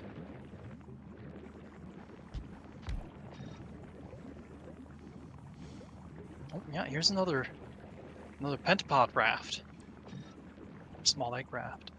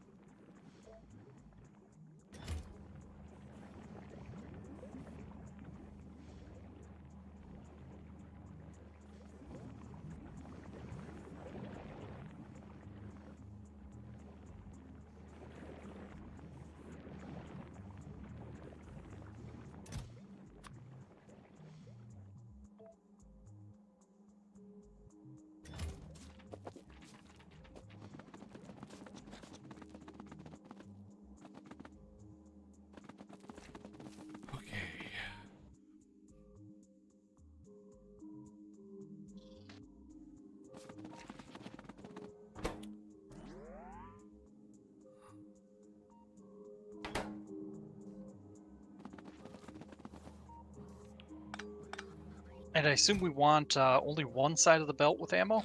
The other will be missiles.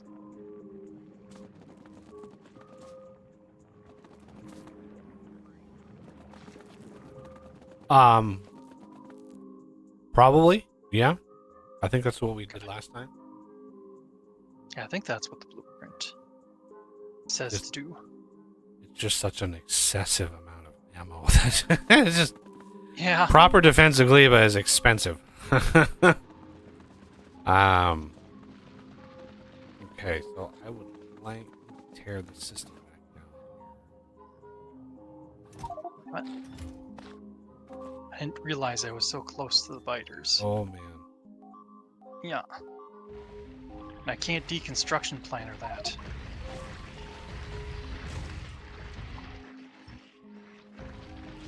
Oh, thank you.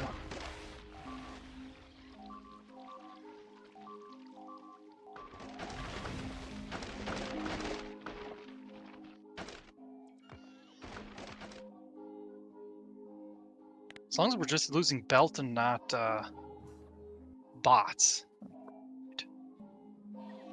Yeah, I'm using the flag. There's a flag. Oh shit.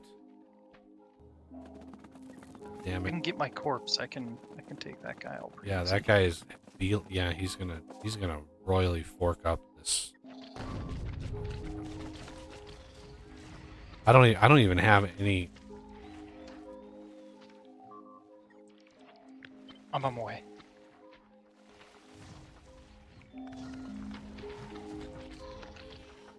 Dude, you need...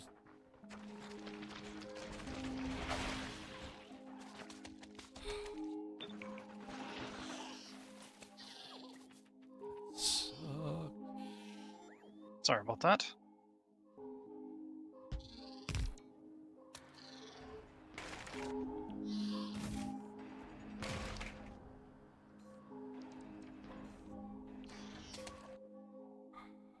That was a lot of damage. Yeah, that base down there is much, much stronger than you might think it is. Well, like I say, Let's see. I didn't realize I was that close. I would have had no problem if it wasn't for that. Where are okay,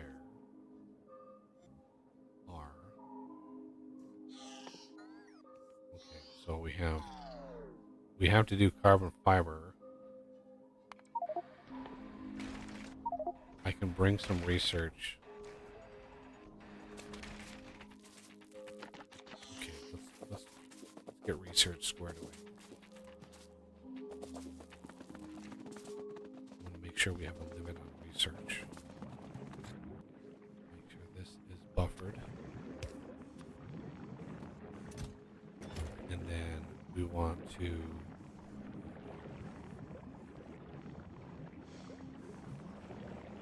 limit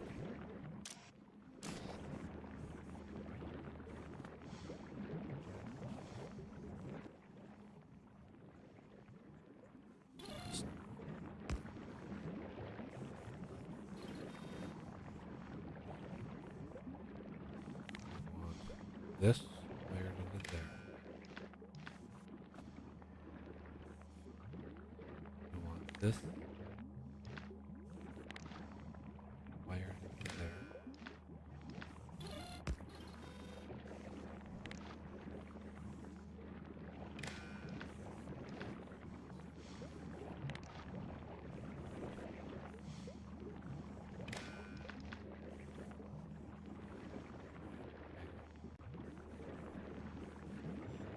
So, red wire is science. So on the red, science is less than 4,000. On the green wire, pentapod egg is greater than 2. I think that's what this is. Yeah.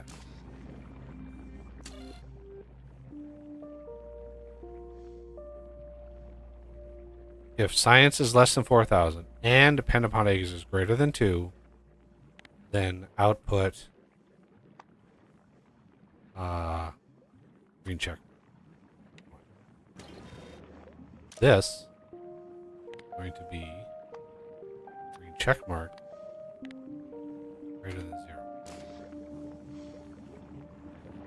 Which is going to have this connection, which takes that away. So now, this is gated behind not only just pentapod eggs,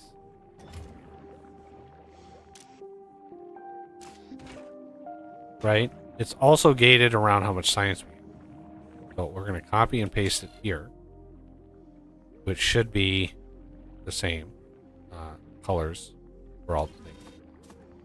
And then we want to connect the output to here, then disconnect that one. Then paste that. So now this will fill up with eggs again. And just to ensure,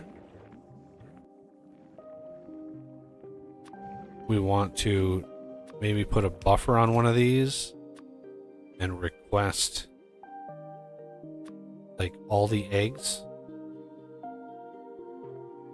just in case there's some in the system. Like if OS like deconstructs whatever and throws them into the system, now we have a place to pull them in and store them in a refrigerator, and then use them up as we need science, right? So as science gets used, they'll pull that and draw that back down, and then they'll start crafting more when the thresholds are in. Because it'll only craft for less than 3, and it will only pull in if there's greater than 2. Right? So it's like,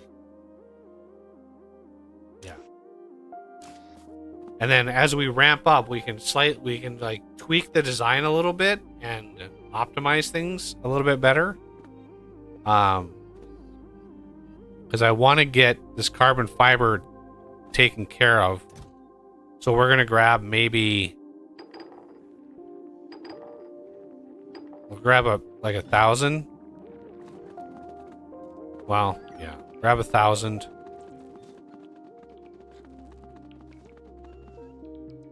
Go to Novice Science.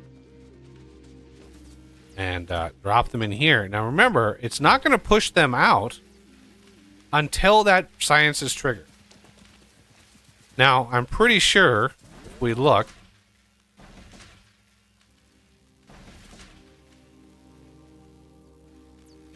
we're still... Wow, these are still like... We have 12 minutes left. These have like 17 minutes. That's kind of amazing that these are still in here. I thought these would have been rotted long before now. What is the fresh timer? 1 hour 52. Wow. That's not bad. What is it going to be when they're really, really good? Got 8 hours when they're mythic. That's pretty good.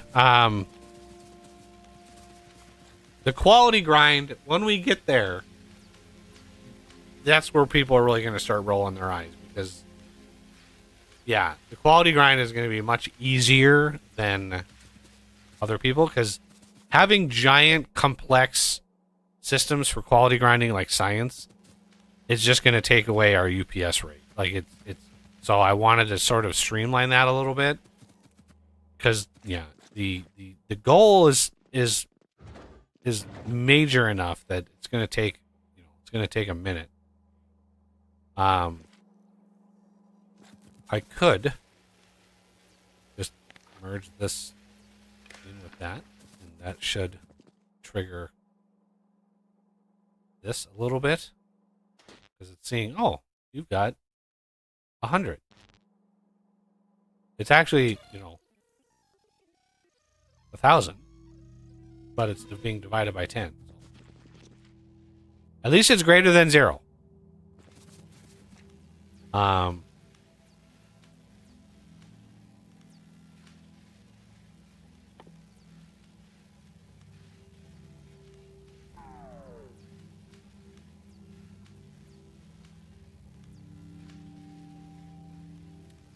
Interesting. This ammo and this ammo casting mod adds a bioexplosives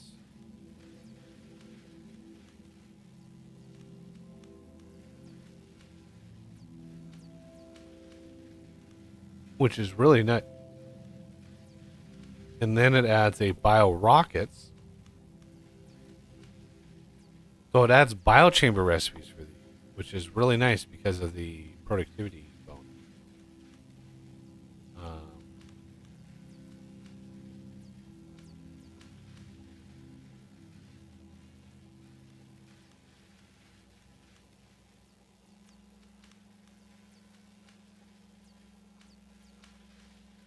Well, I'm not sure why you'd want to do this one.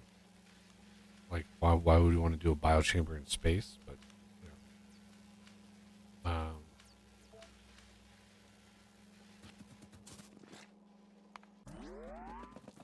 okay. How many other things do we have in here? This.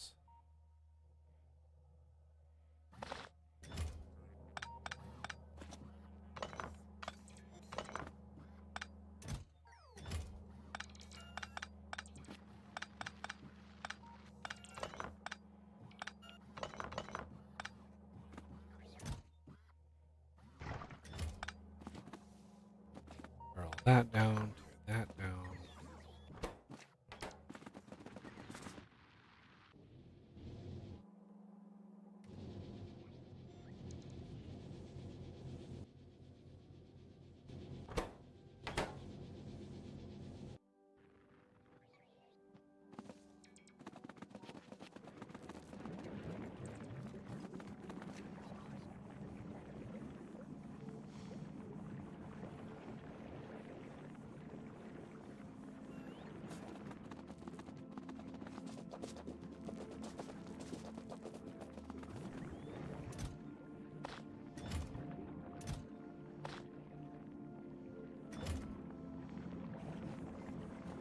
Why was that 0?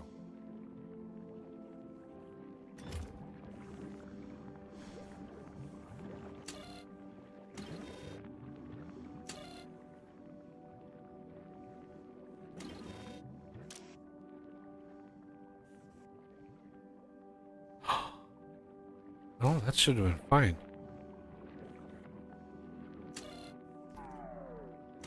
What's the override stack? Okay.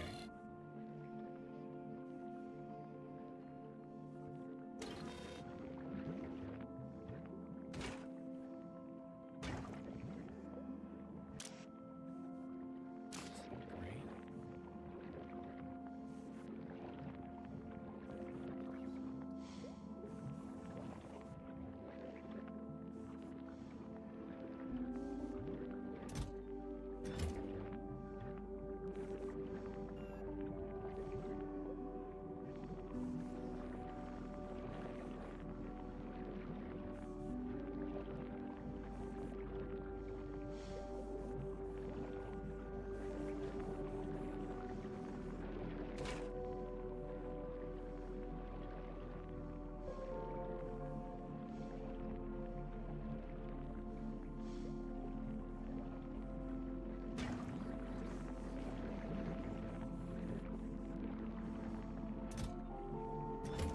I don't know how that ended up. We should never have emptied this out. That's concerning.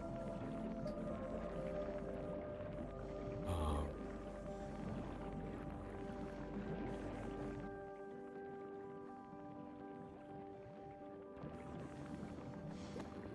but I want to.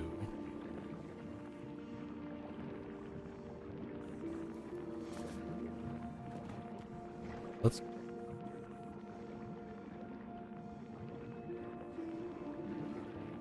copy.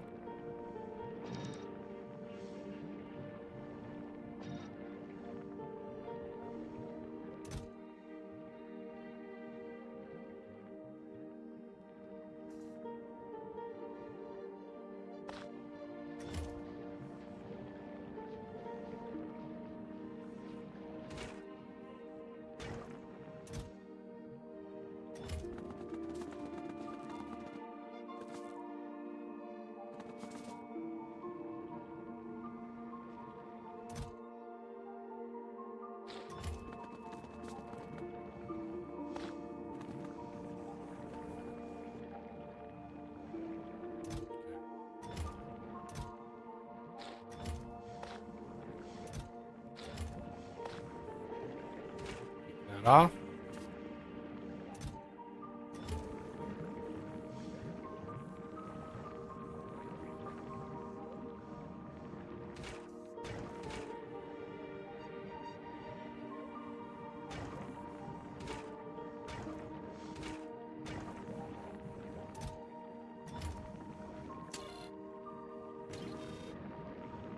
I'm going to automate laser turrets.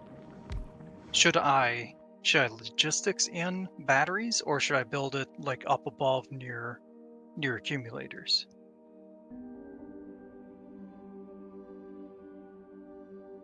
Oh, you're on Navis. I was like, Yeah, novice. I was looking at Gleba like, where is that? Where are you?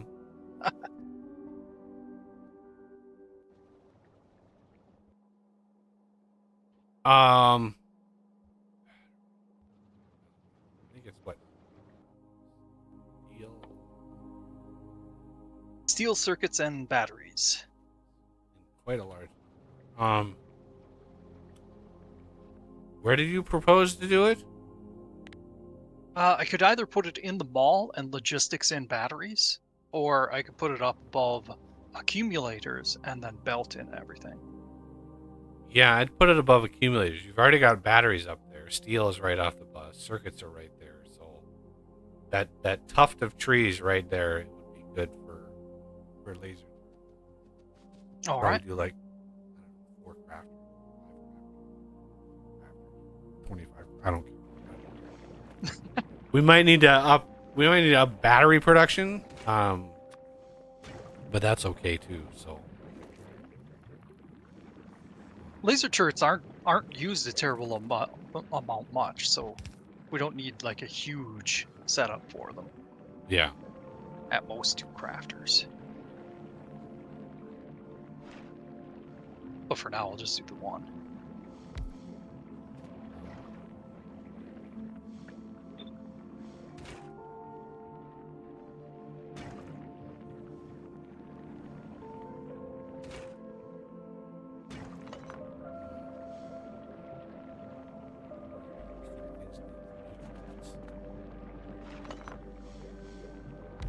Put it here.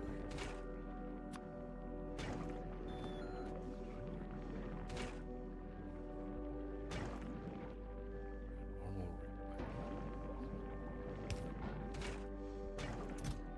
or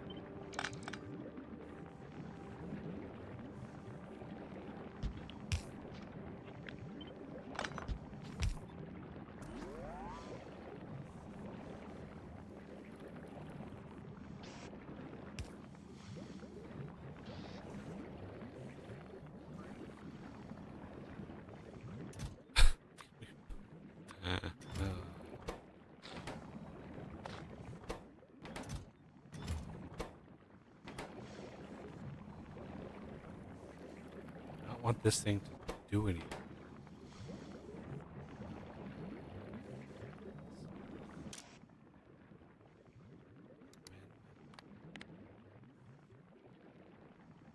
Biotree.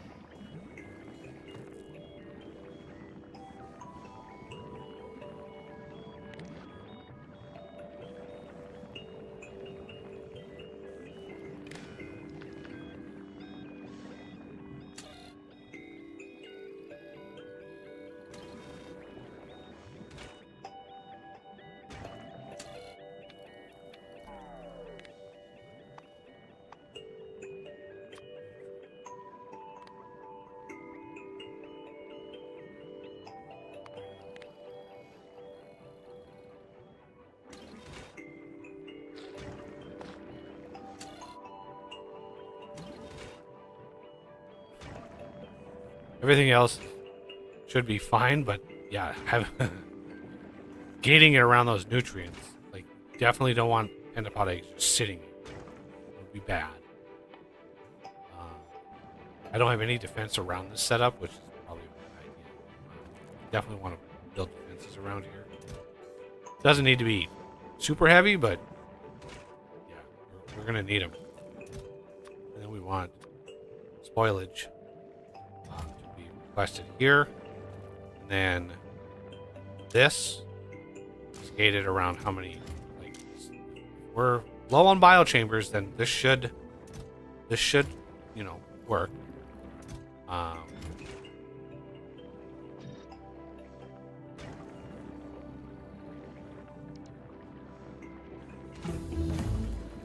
And we want a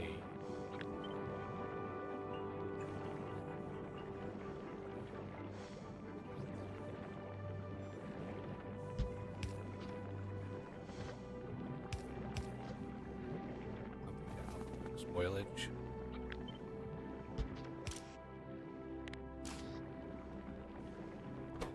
Something spoils it. Push it out.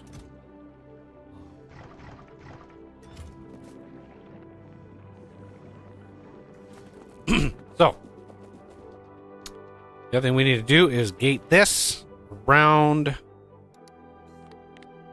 spoilage greater than 400.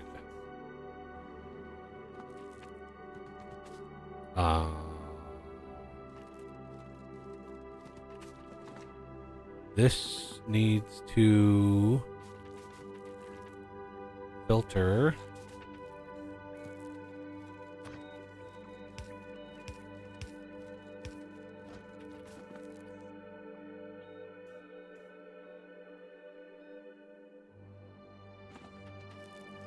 This is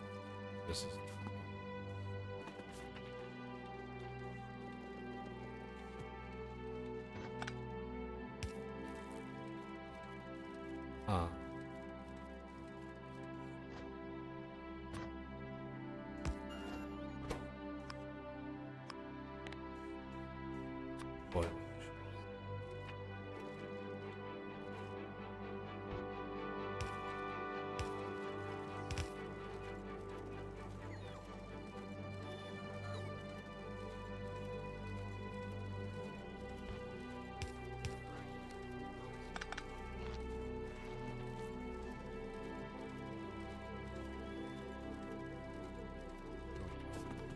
A little bit better.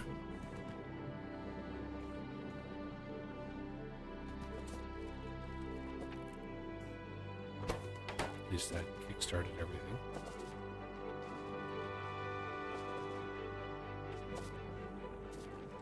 Because the mash needs to come down here a little further and get used in the carbon fiber along with this carbon. So that's why this doesn't go into a thing to get used up. I think you can use mash as a fuel itself. Yeah. It's actually a decent fuel.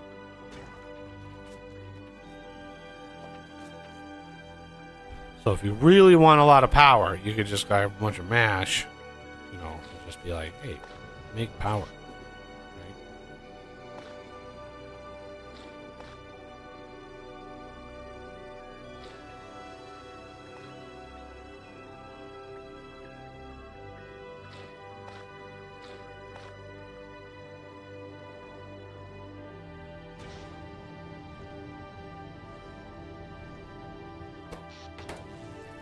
Okay.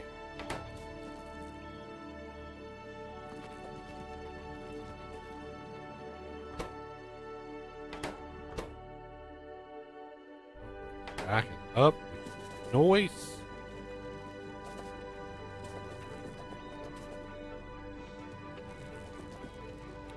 I even boosted. Wherefore art thou? It's bioflux.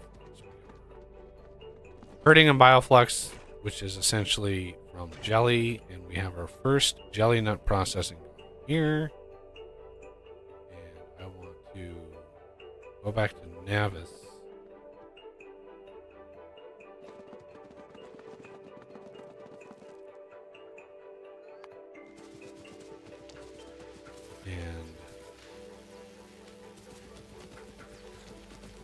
going to grab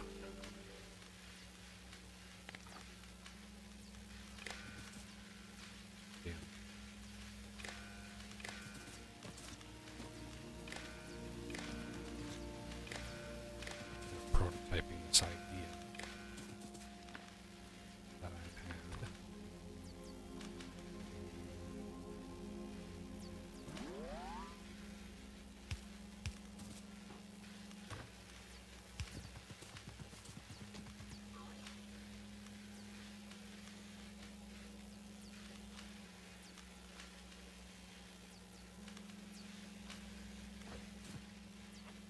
Just square.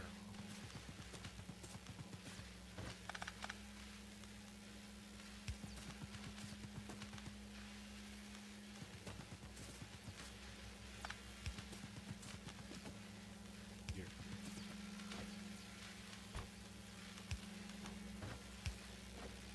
Okay. So, basically what I want to do is once if we don't have a research going, right? I want a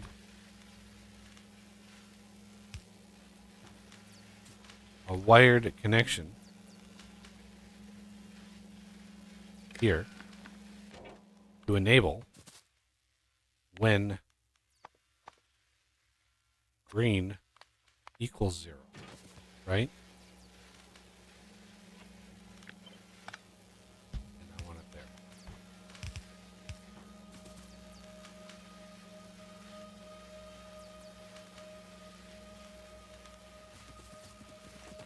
Which should drain it out, return it in here, and it should just sit. So we have 300.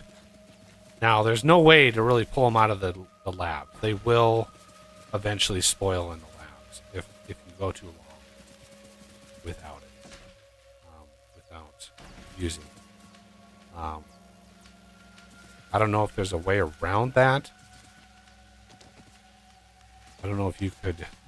Yeah, I mean, you could pull it out of the lab.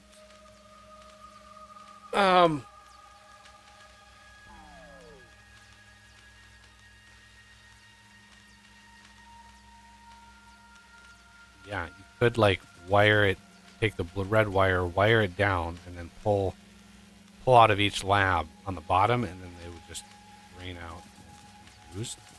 But these labs are going to be temporary anyway. And we could just, to use it up, just trigger a tech that uses it until it drains it completely. Like this one, for example.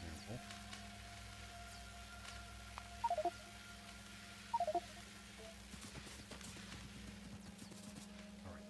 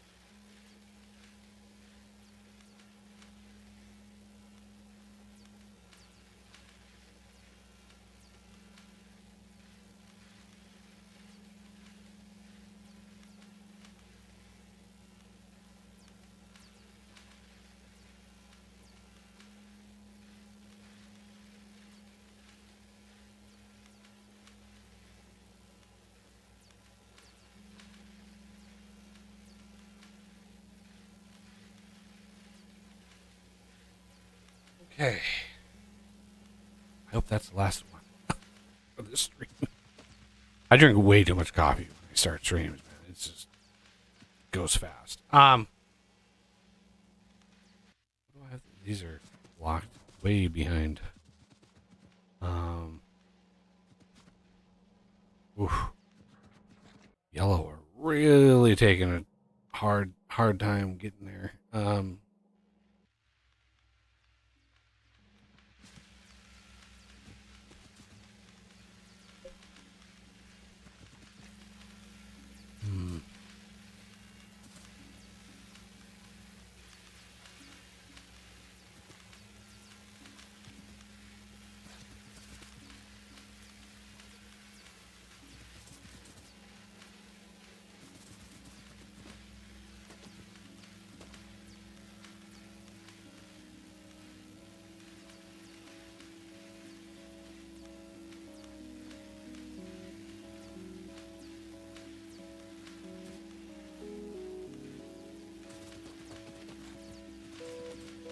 Did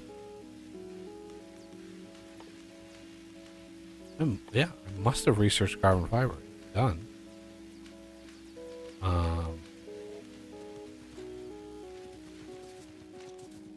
Let's get that automated.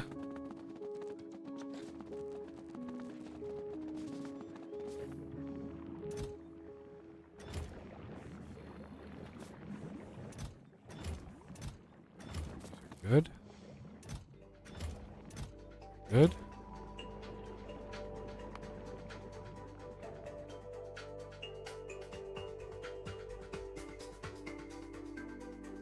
Oh wow, you actually took that base out, huh?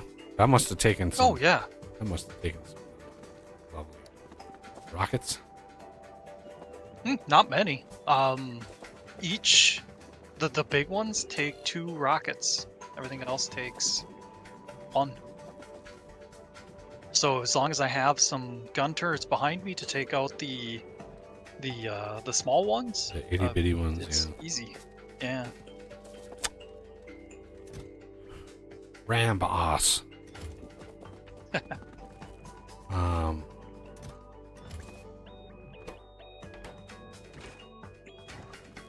When did this stop?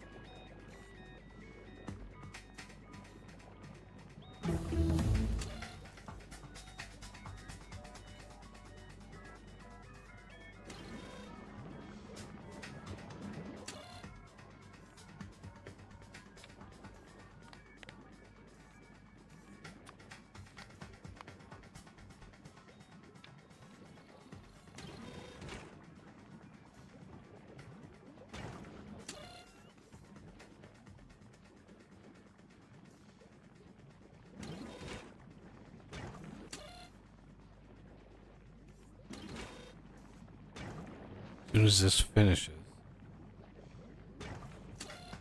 this will trigger. Yep, there it goes. I only want to put one at a time in. One at a time. One at a time. One at a time. Like, don't get overzealous.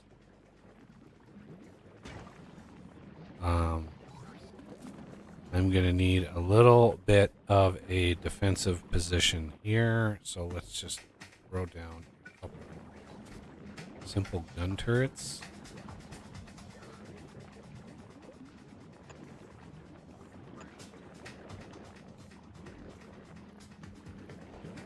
Wester chest. Ha! The bots put down a gun turret that was damaged. There. There. With tiny little request for 50 piercing rounds. We do want some of those in the system for emergencies.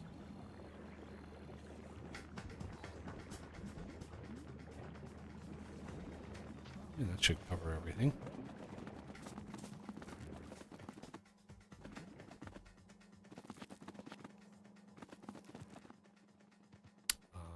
is it?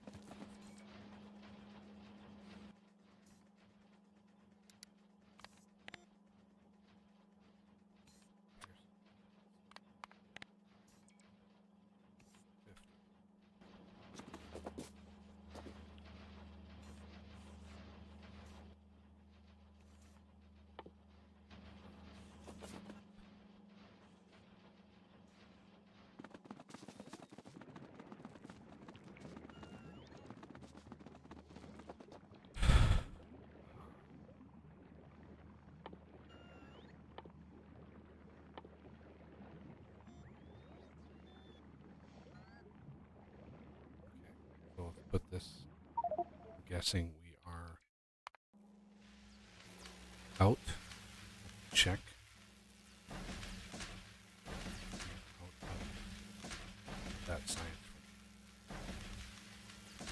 that's what I was trying to do, is get rid of that. We can finish that research at any time, but I want to now focus a little bit on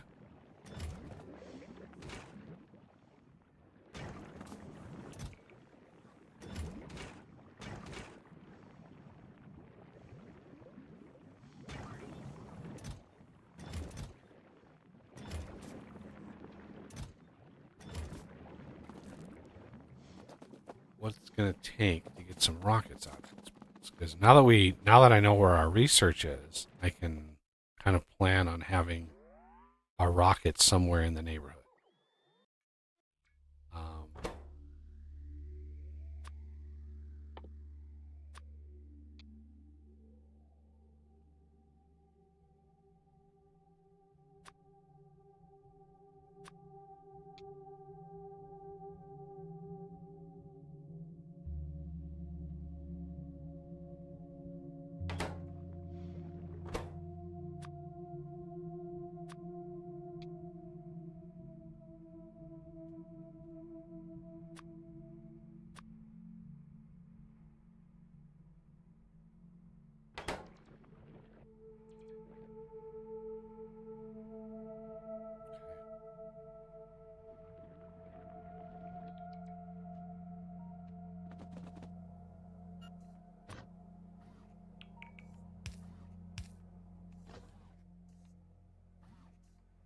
When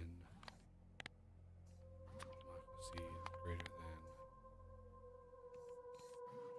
500.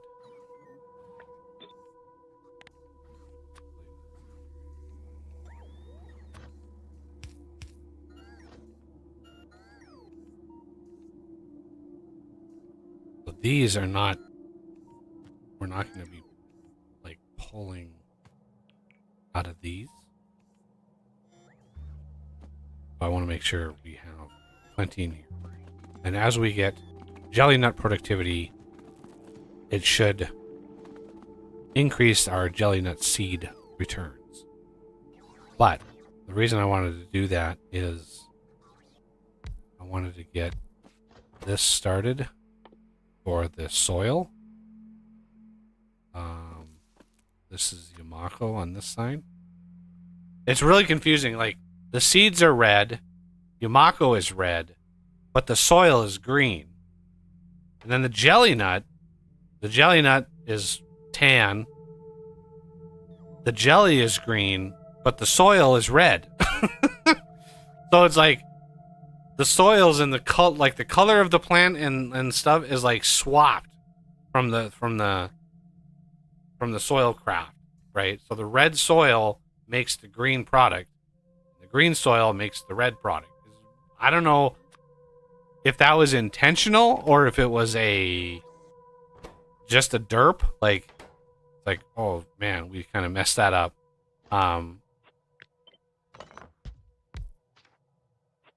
Pick a color, darn it. It just seems to me like it just seems to me like that was an oversight.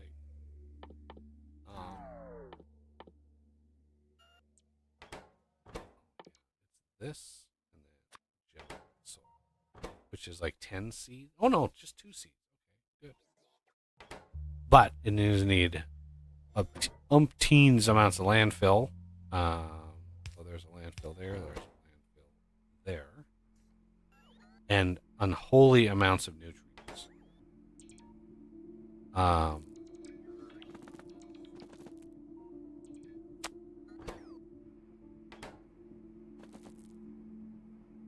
Which I think are just going to have to come from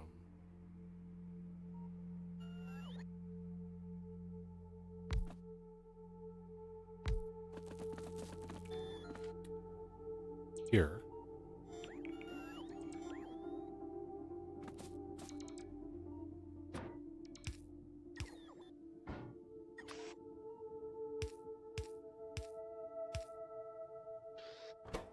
So I need landfill, essentially.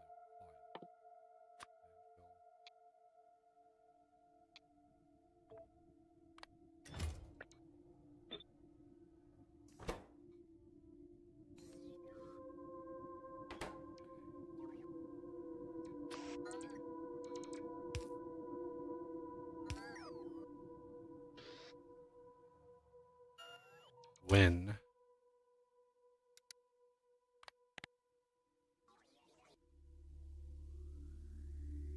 jelly nut soil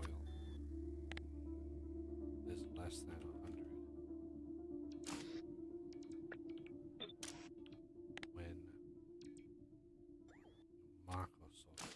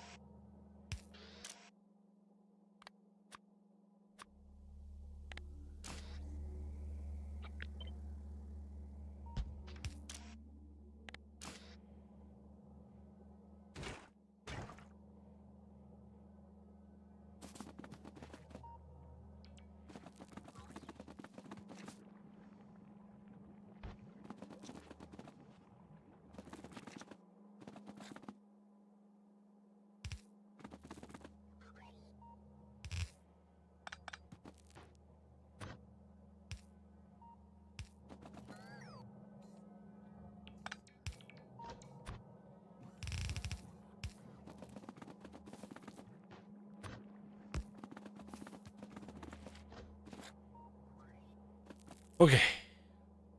Now I need to request bioflux, and I want like 10, please.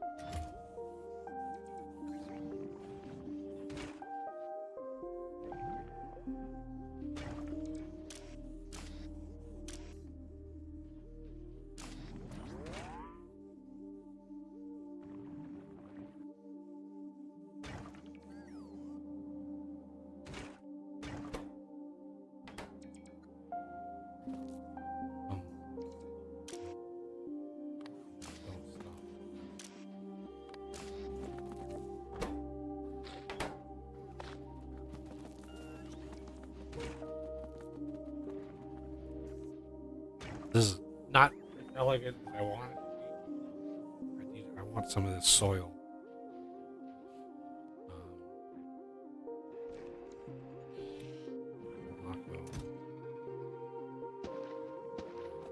Go down here.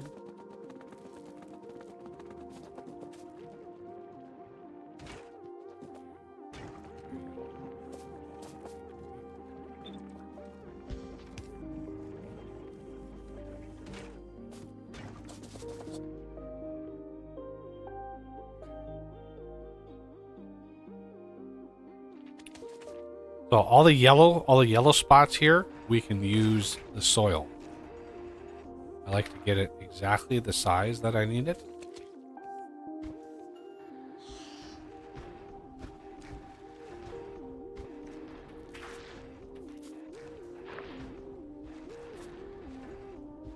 And that maxes that one out.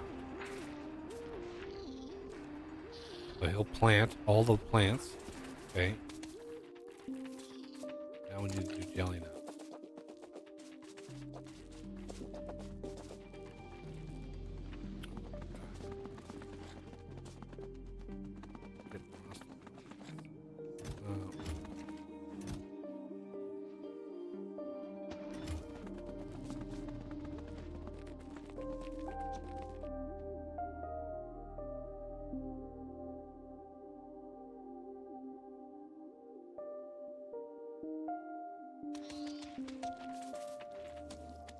This one should really help.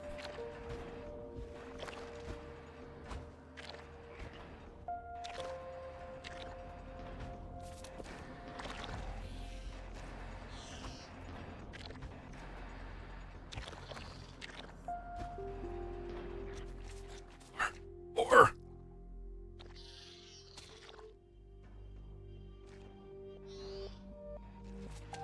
And I have one of my mods. I made a mod that's, I think it's called like Soil Everywhere or something, and it has a flag, but by default the overgrowth, the top tier soil, you can place anywhere. I removed the restrictions. So you can place it like in the deep ocean here, right? You can just Yamako or Jelly Nut right smack in the middle.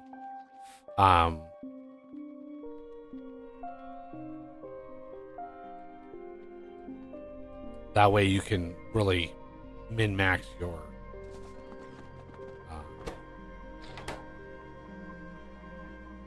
good timing on that, right when I click. Oof. That was amazing. Like perfect timing.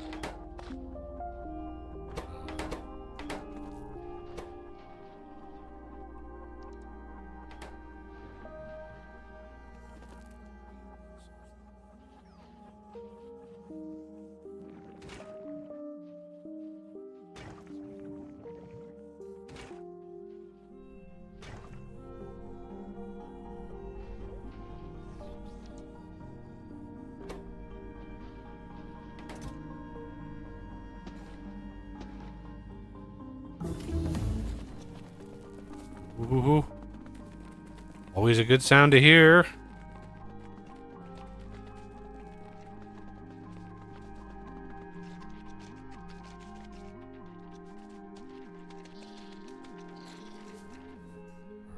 Boost this up.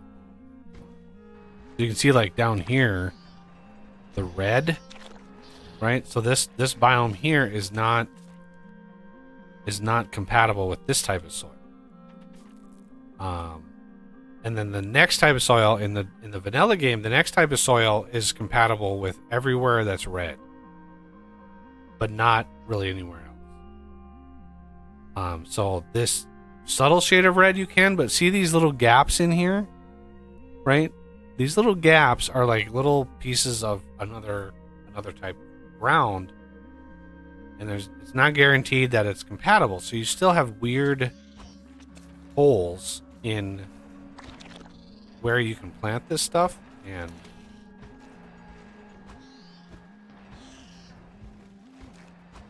I wanted to eliminate as much of that as possible.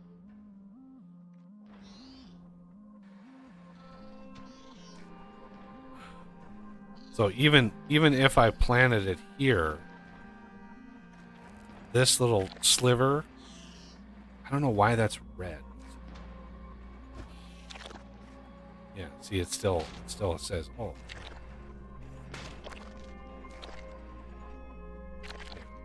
It's not compatible.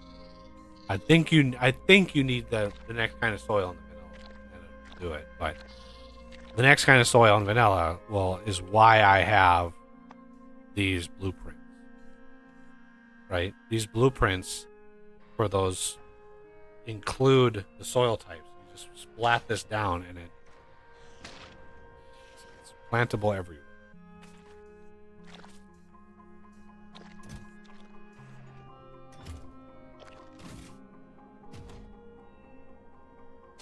Excellent. So that is near max capacity there. And this would be the next spot we want to place it. Right there. I think I have a blueprint for that.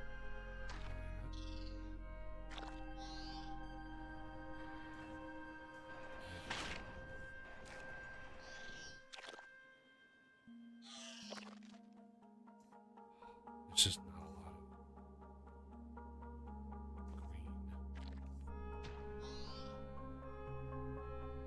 A lot of soil. A lot of soil.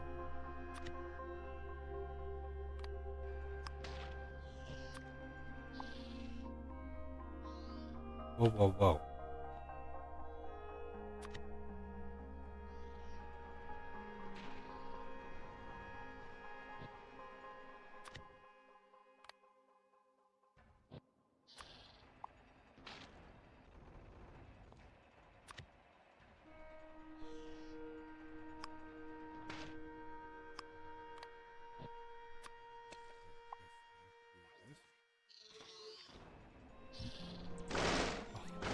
I don't want my bots to do it. Goddamn bots.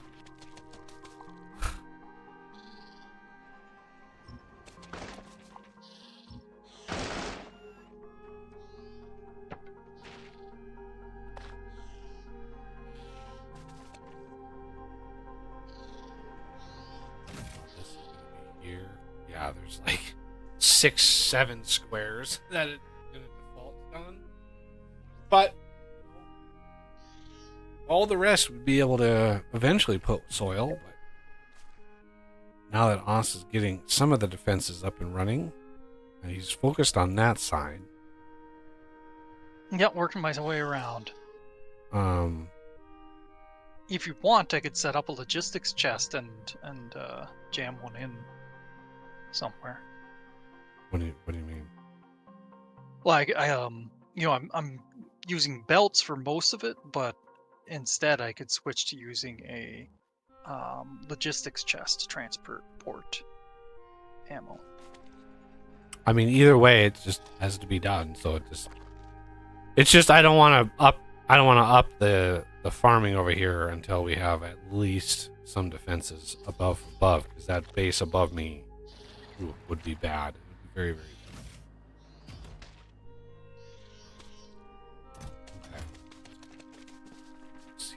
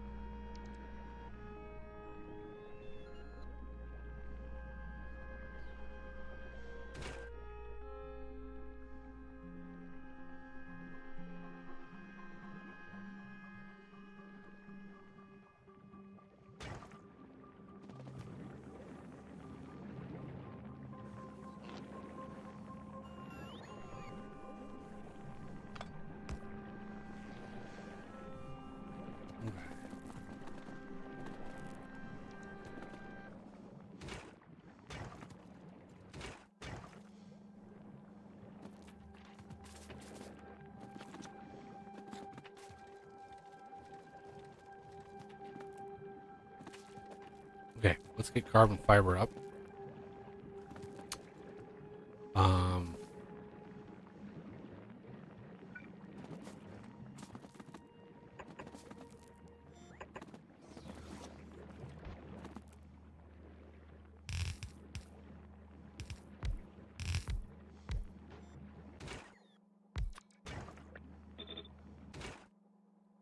Carbon and mash. And nutrients, of course. Mash is the higher, right? 10. And then carbon is the next. So we want to do something like this. And since this side is not going to be compatible with beacons, we want to do one on this side. So that means this is going to be insert nutrients.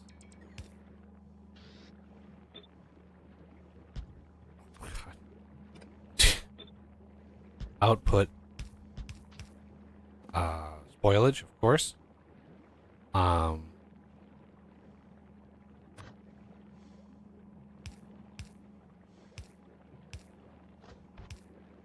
Okay, so we want insert.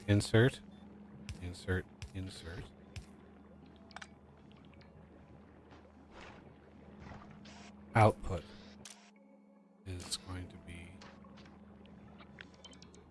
like so.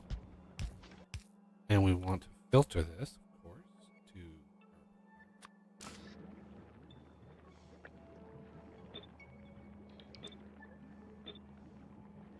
and we want to set these to inside just for funsies.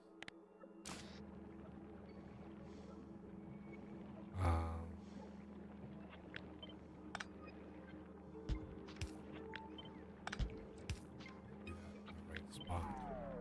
Come on, Control C, paste.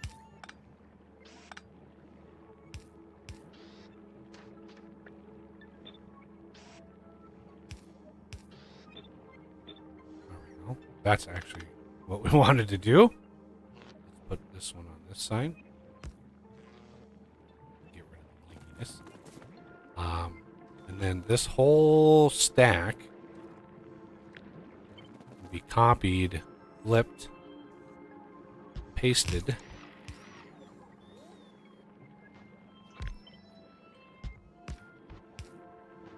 And then connected here with 3 belts.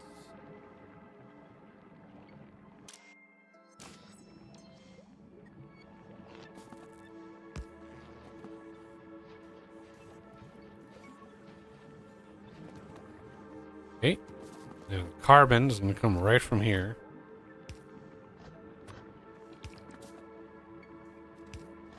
Oh.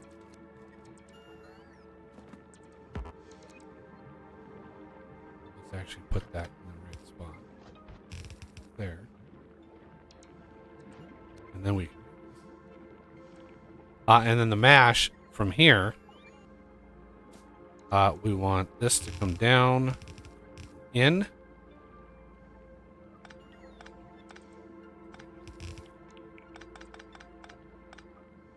I think maybe possibly this is the last stop for the mash.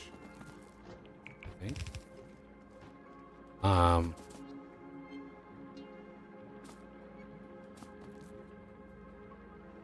And if that's the case,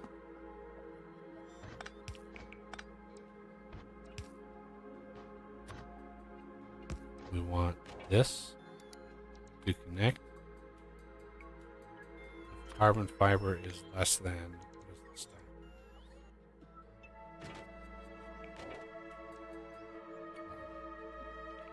Is less than.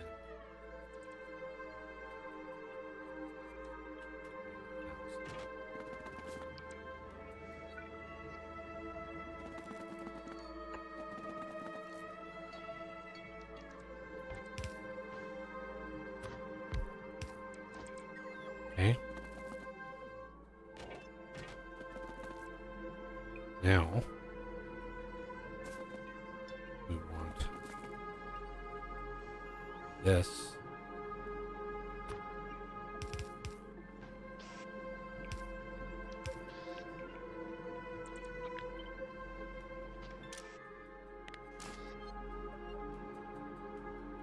Offload. Spoilage. Always.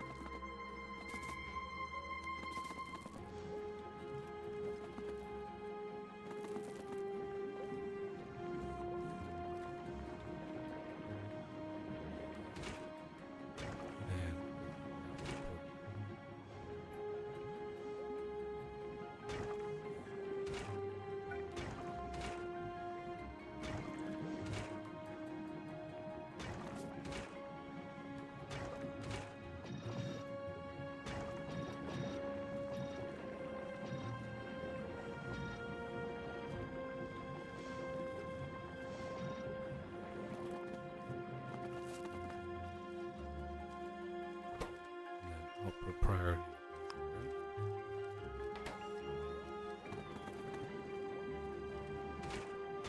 And we have carbon fiber being made.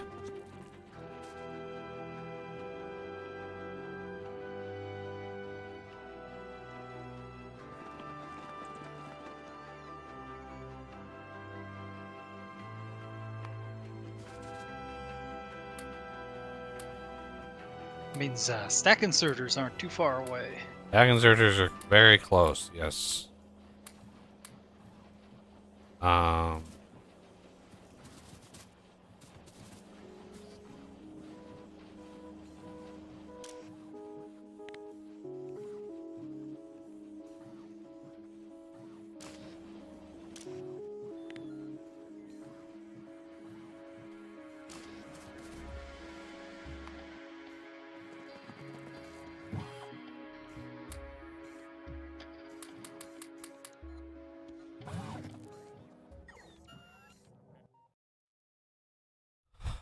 Moses, that's a lot of building. Yeah. A lot of it is deconstruction as well.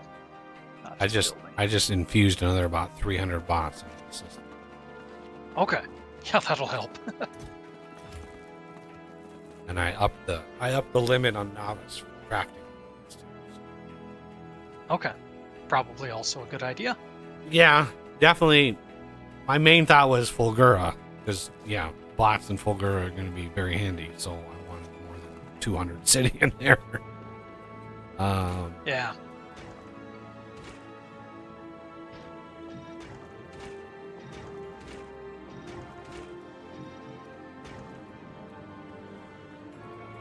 Yeah, I think I'm going to push the wall out a bit further on the east side. That way I can get logistics coverage. What's that? Let's look at our rate on carbon. We're making 1.25 per second. Consumption. We're using 1.6, so that's not good. But yeah, we don't have enough mash to really keep it coming along.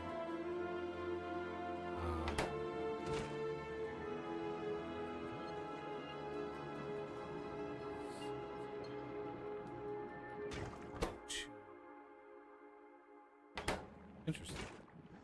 So, spoilage. Fuel value, 250 kilojoules.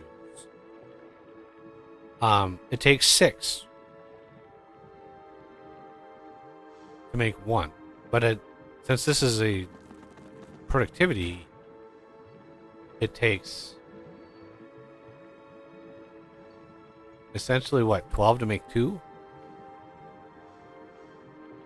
Or 6 to make 1.5, which would be 12 to make 3.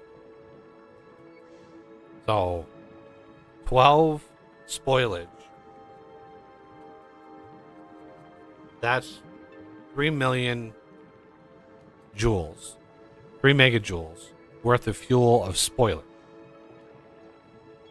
Carbon is 2 megajoules. That's 6 megajoules output. So 3 megajoules input equals 4 megajoules output. The law of conservation of energy is I'm not sure how that works. But hey, Factorio Physics 101.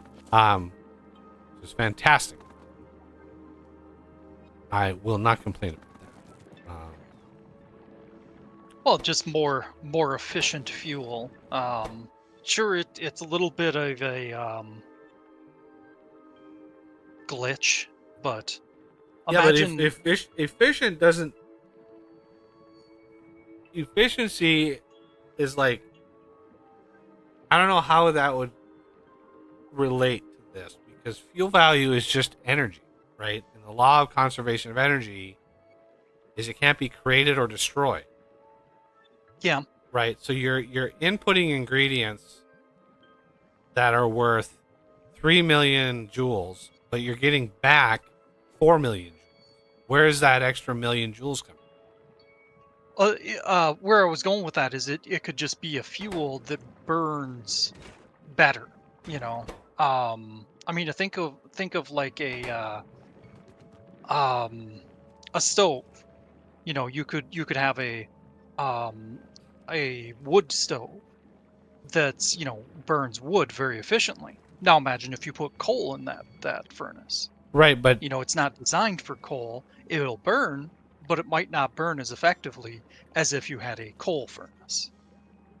right, but the amount of fuel in the coal, regardless of how efficient your oven is, the amount of energy per piece of coal, per gram or whatever you want to call it, never changes.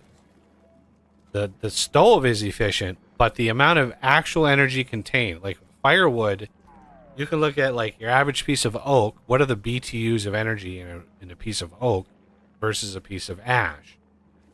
And the amount of energy you get out doesn't change. The amount of usable energy can change depending on what you said, efficiency. You can get a really efficient, like a coal-fired home heating system that uses, 90% of that heat, but you're not getting any more out of the fuel. The fuel value, the fuel BTUs or the energy is constant. And so Yeah. that's where my mind goes when I look at the energy value of a piece of fuel is like, this is the energy, whether you put it into a burner that gets 16 million, like the heating burner, or whether you put it in something else that is less, that just burns it faster, right? The amount of energy you get out of it is constant. You still get that amount of energy out. It's just how fast it burns, which is, again, Factorio physics. But adding another million, that's a 33% bump in fuel value just by turning it into carbon. Yeah. Like, that's a huge amount of energy. I mean, that's not even a rounding error amount of energy. It's a massive amount of energy.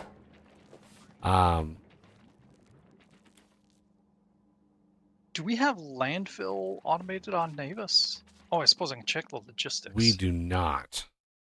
We did not Weird. have. Yeah, we didn't. The initial vein of stone wasn't big enough to push a bunch of land. So Yeah. um, And we haven't really had the need either. yeah, we haven't had a Near need. an We ocean. haven't. We've been landlocked pretty much for the whole That's so thing. weird. I don't even see any lakes other than our starter. I mean, I used the Rail World default settings, so that True, but I've radically seen- lowers water. And then I Yeah. probably lowered it even more. Fuck water. I care about water. I don't want it. You can't make me. All right, so productivity is going strong. We have those. What are we doing with stack? Let's see. It's in here somewhere. There's somewhere in here. There. Nope, that's tool belt. There it is. That's stack. We're gonna stack a lacket all the way.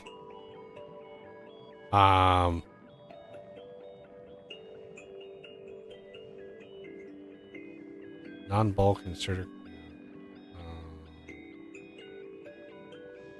Do that. Now, is that like stack inserter and stack stack? I don't know if it's 1 or 2 or 3 because remember I have a mod, infinite belt stacking that I've customized, which is on the hub, but can't remember how where this kicks off. I think this stacks to 2. This will stack to 3. This will stack to 4, and then the mod kicks in for whatever you want. And my version of the mod limits the amount of sprites you see in the inserter's hand to 10. I think the default is 10.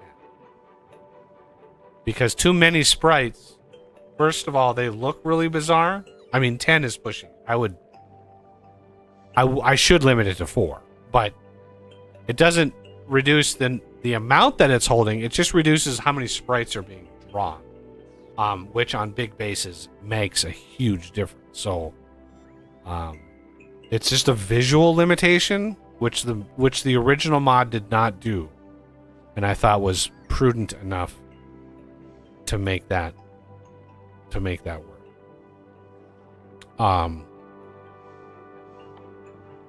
And then we want captivity for sure before the end of the stream. I'm just trying to pick what we might want. Let's deliver some research.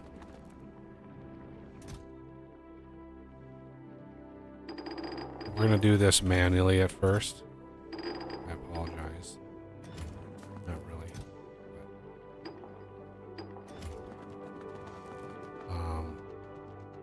What I want to do is try to design a ship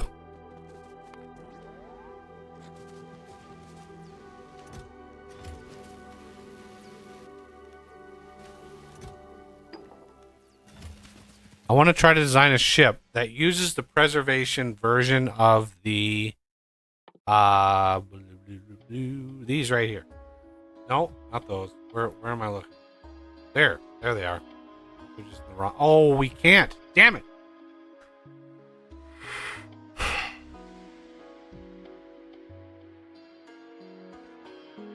Okay. Well, we're gonna want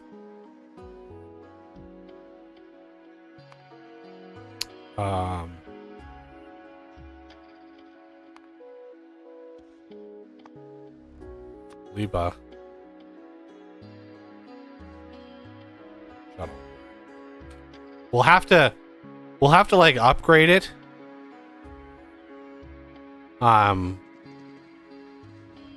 With spicy preservation Duvalakis down the road. You gotta just wait for that to kick in.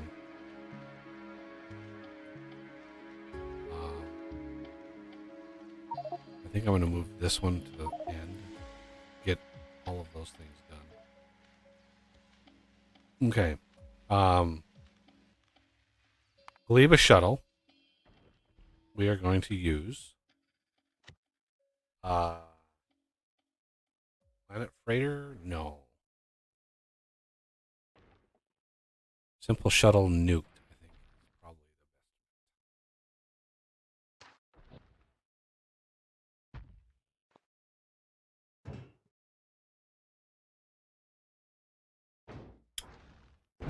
Yeah. So again, I want to send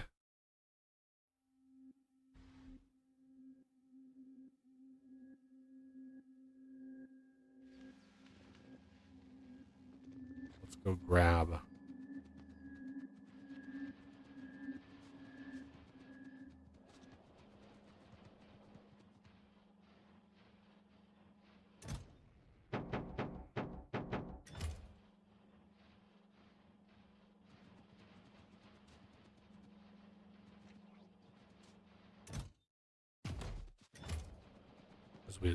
we're able to launch rockets pretty fast now, so I want to make sure we've got enough gubbins.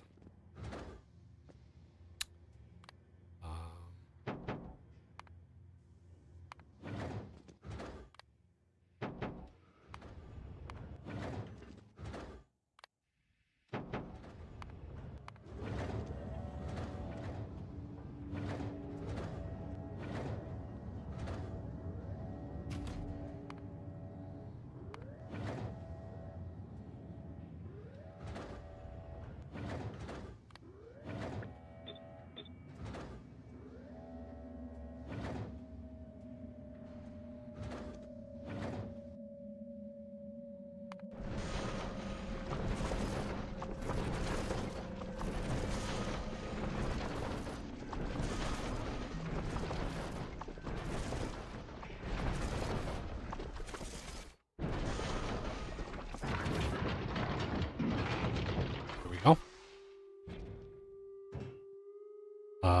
Is there any change we want to make? Well, we definitely want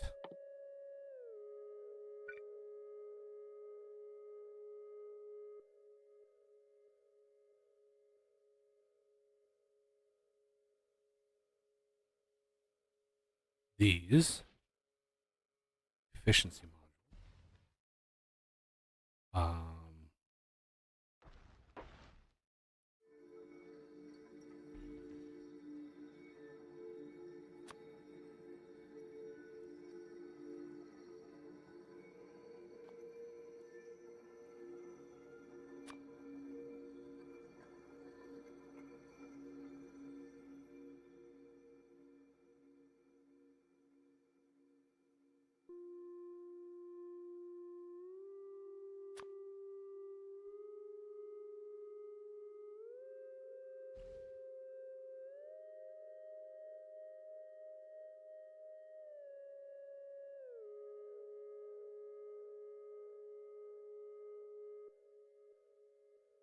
Okay. Request things and stuff. Yeah, and the new algorithm for requesting stuff, kind of funny because it just, I don't know how it decides what to request, right? Because it's like, yeah, I couldn't guess. Is it like stuff that's uncovered? Is it, how does it decide what to request?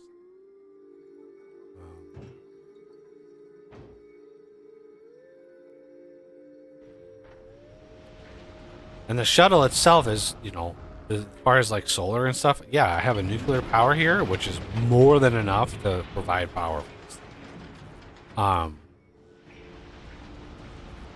Oh, look at all that platform. That was a lot of platform.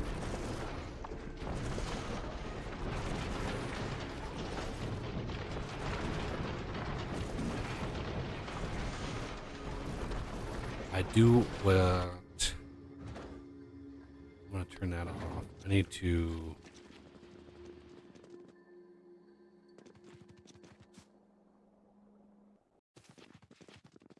Send up some deciders. And maybe a couple tanks.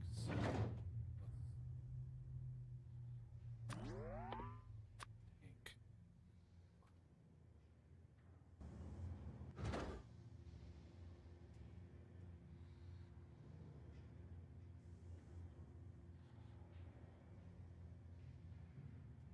I think I need 4. Yeah, 4 deciders.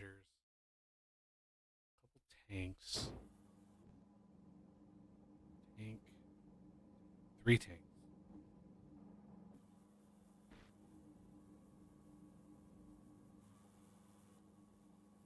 Um,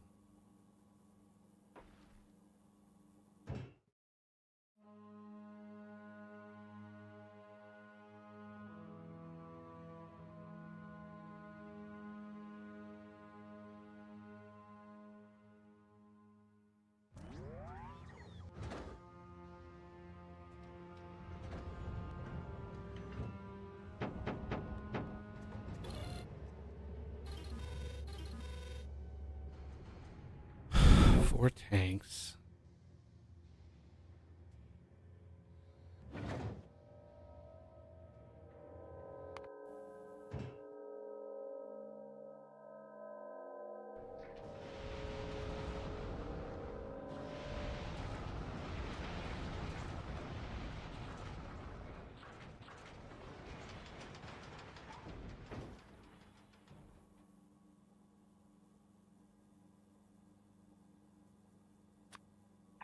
It's going to be painful, but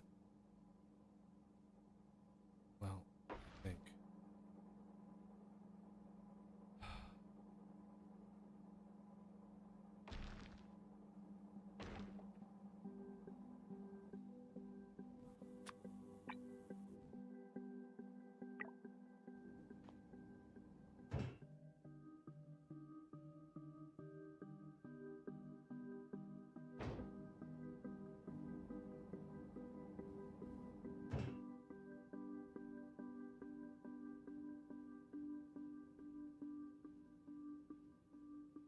do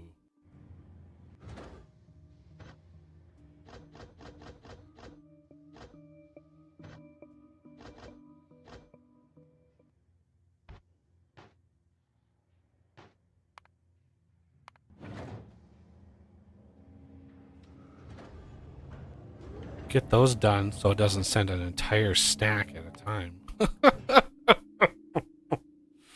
That would be painful.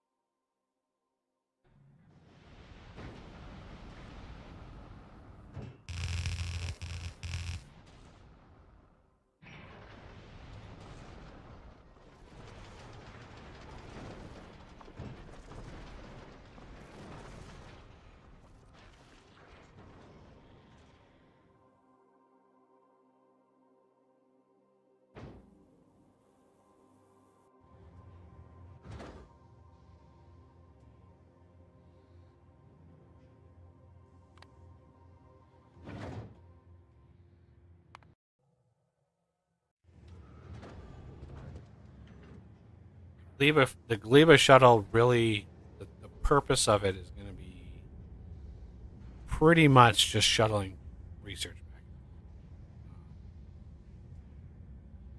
I make basically a shuttle for every type of, for every planet for research. All the other gubbins, all the other miscellaneous crafting components, like, yeah, I maybe can bring carbon fiber back to the Navis, and I can shuttle that kind of stuff around, but the primary purpose is going to be research.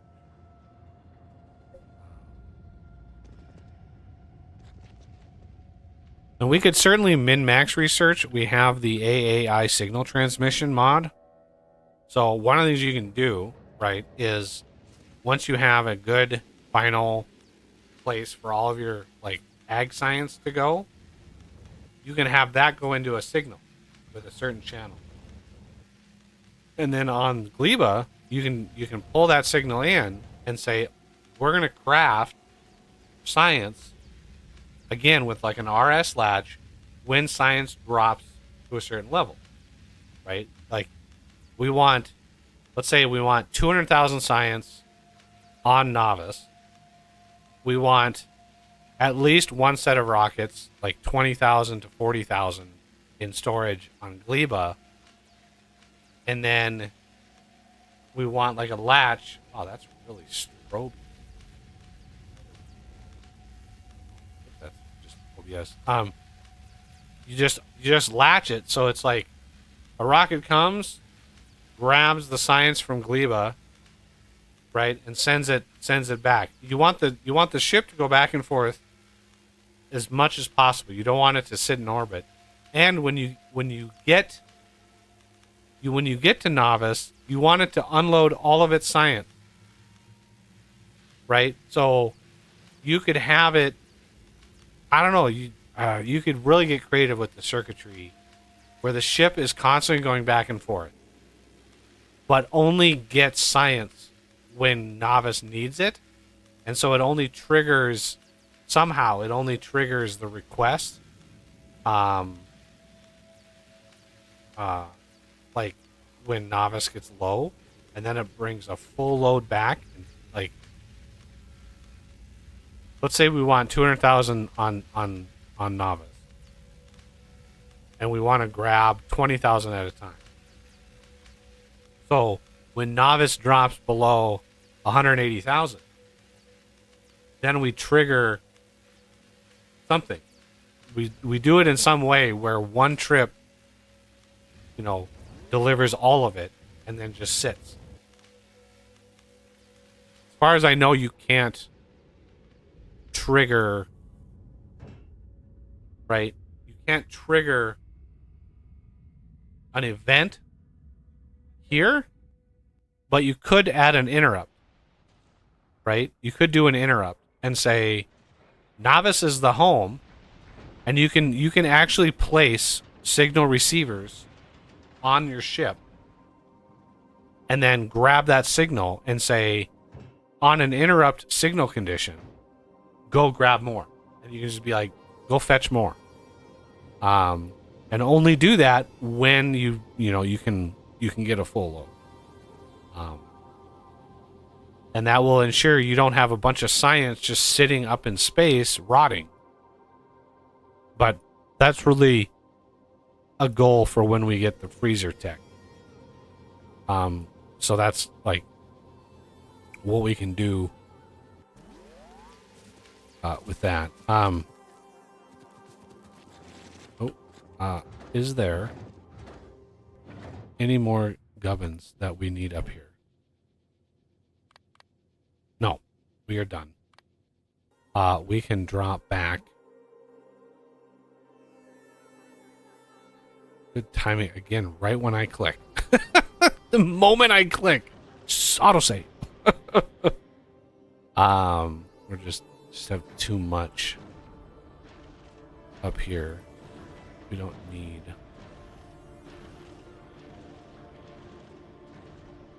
I like to have a little bit of stuff in extra, especially grabby hands, some walls, some turrets, and some platform. I like having those in surplus because just on the off chance something gets damaged, there's enough to sort of repair it and bring it back. Unless, of course, something catastrophic happens, and then kind of SOL.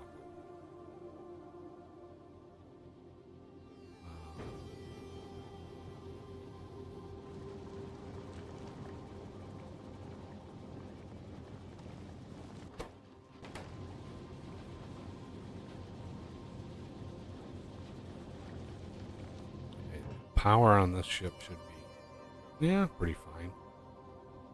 But again, I think Gleba is technically further away. Yeah, see, Gleba is further away, so it's space power. Solar power in space is 200% versus Novice, which is 300%. So that's why I have a nuclear version, and then Fulgora is even worse, 120%. So a Fulgora shuttle, you definitely need nuclear on it. You need a secondary power source, or you need a massive amount of other things.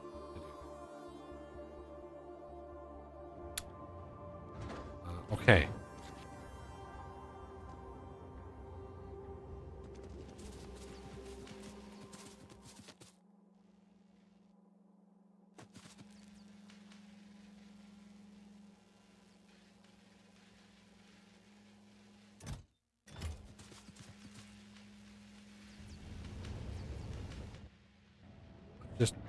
The hell just launched? Something launched from Navis? Yeah.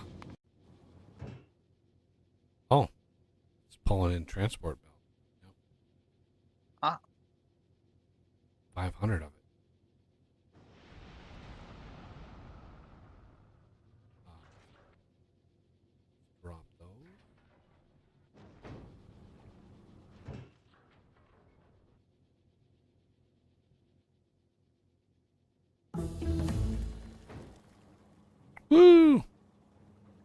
This should have triggered these again. Yeah, there it is. Ag science is a go.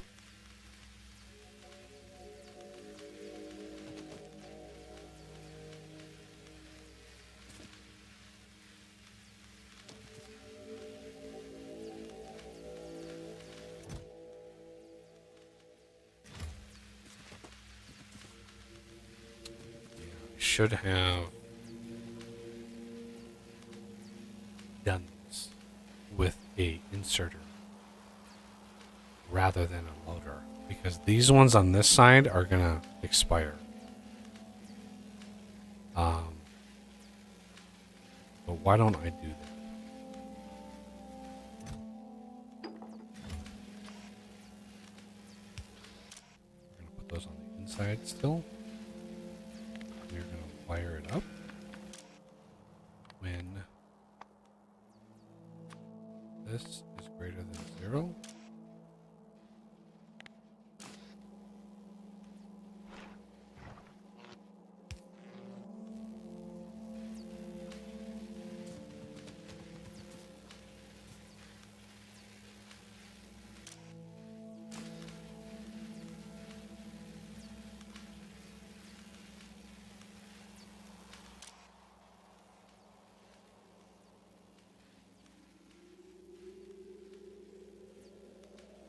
Could set filter on.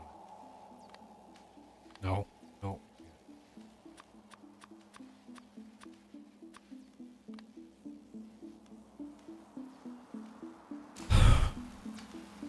There could be a situation.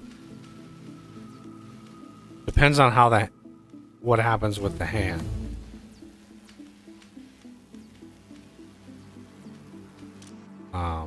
We want to do spoiled first.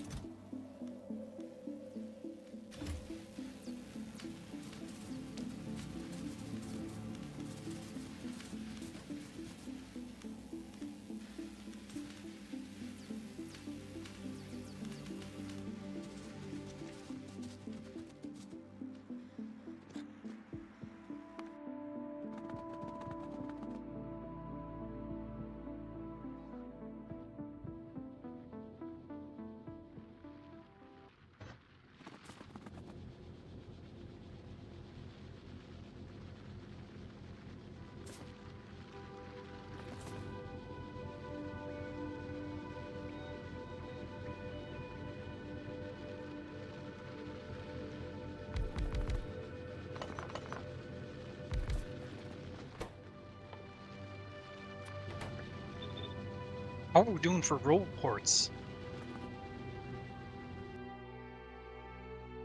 On Gleba? Yeah. Do we need more? I can go grab more. Oh, I'm on Navis right now. Okay. I can. Yeah, I didn't. Those we don't use some. We don't use very many of those. So I don't really. Yeah.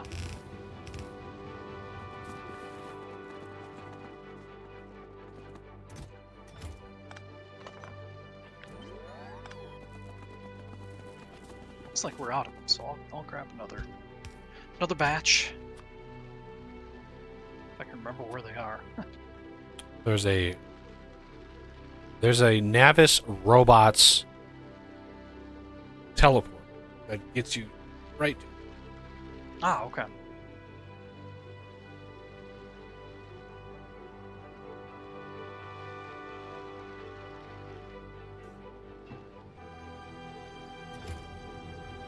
Oh, excuse me. I suppose I'll let it slide this time. A yawn, I take it? That was a sneeze. Oh, okay.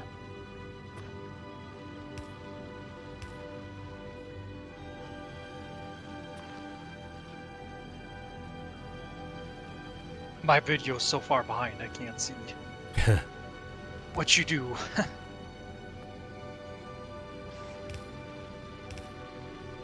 So you must have muted in time. I just turned away from Oh, that works too. Yeah.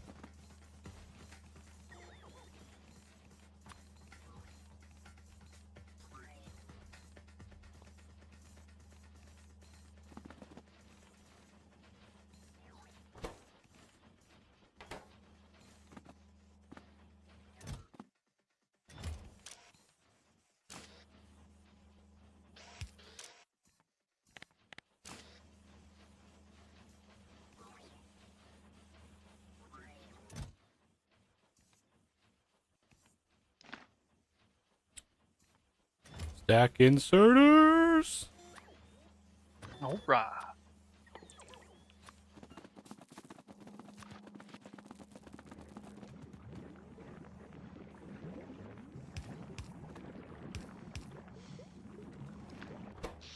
Low power.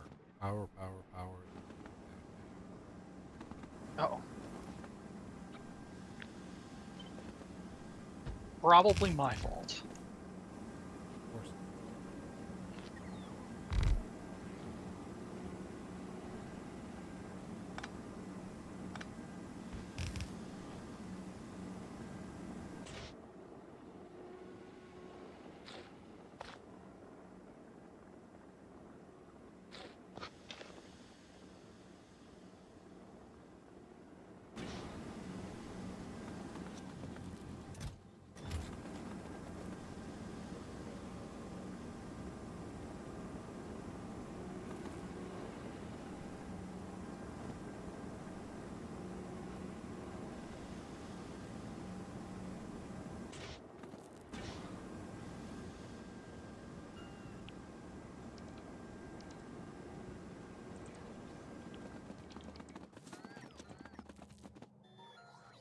Just south of the smelting stacks, is that a new base? There's a couple down there that are brand new. Okay.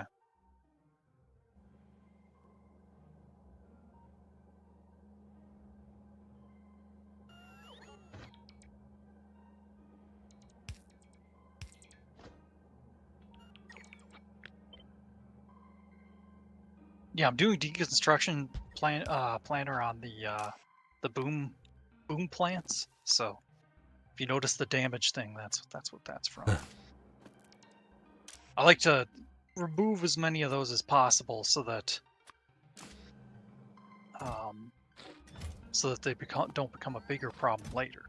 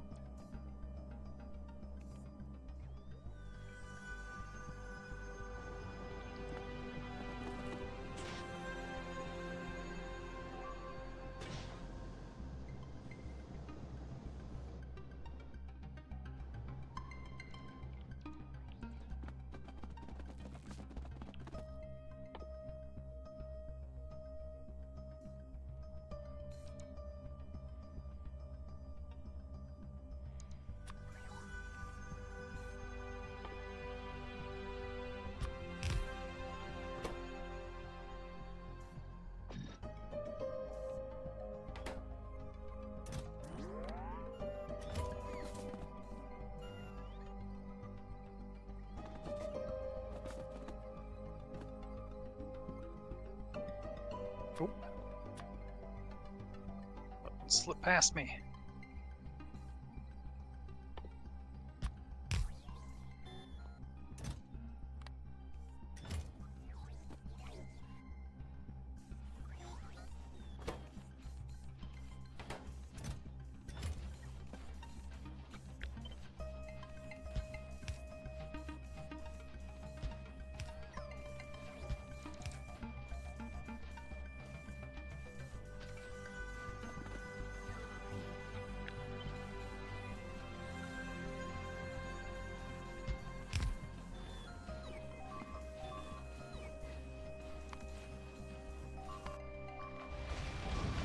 Ooh, that hurts. Yeah, that's me. That one hurts. Come on.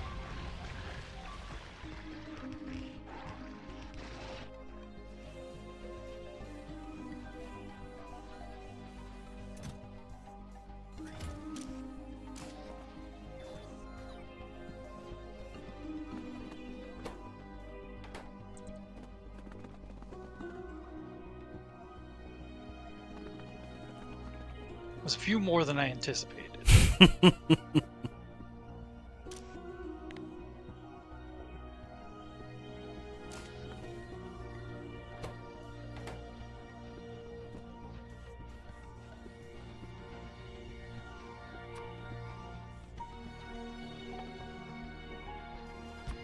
Still getting damaged? Yep.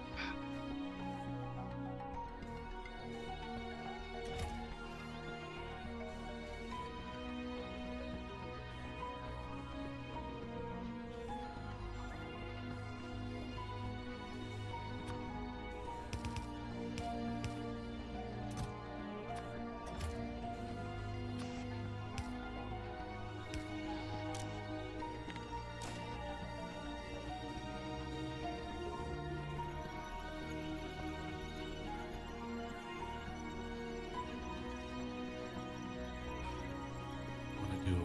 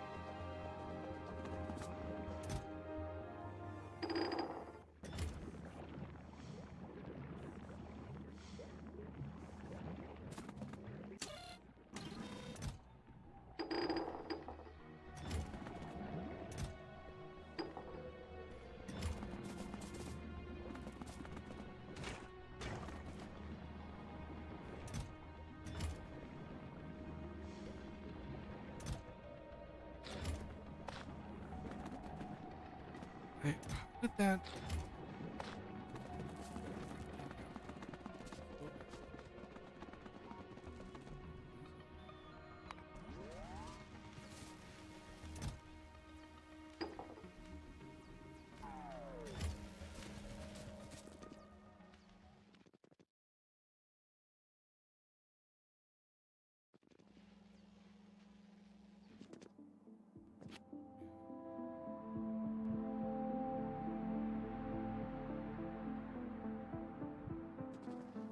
How's Vulcan's doing? I haven't looked. Poor planet in a while.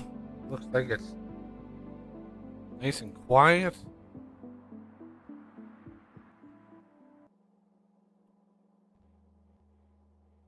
Yeah, still chugging away.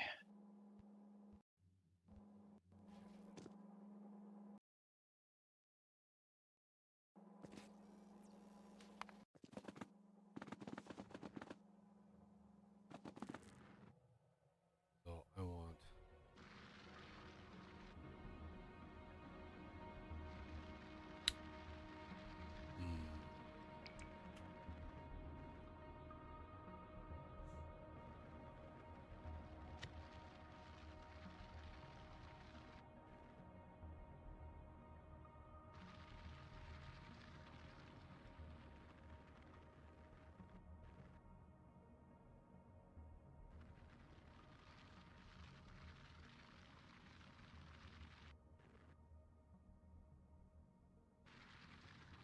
Hmm.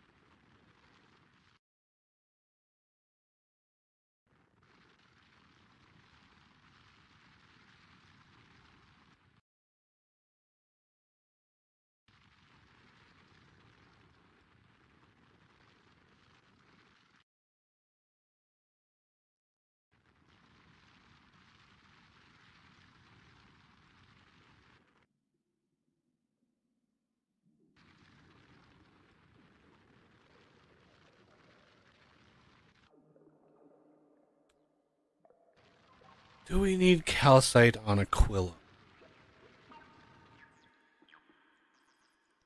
If memory serves me, no.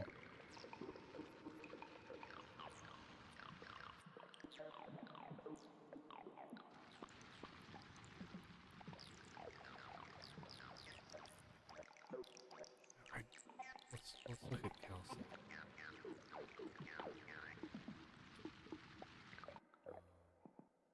I don't like how the raw materials are not in this menu. They are in this menu.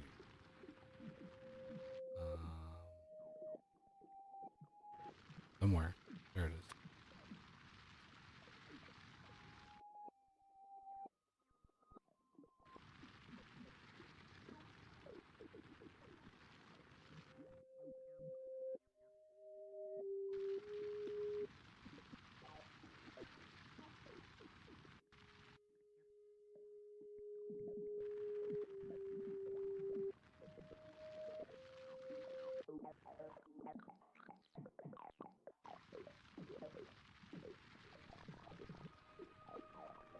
So,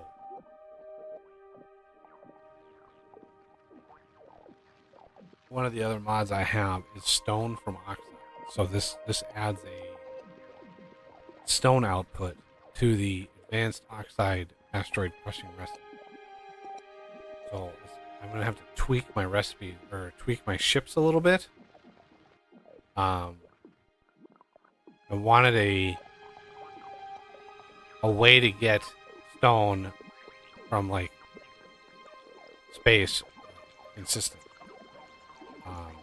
We can get it from the Prometheum process, the Prometheum processing mod that I have. But that's going to be a while, and I don't really want to like, I don't know, stockpiling stone. It doesn't stack very high.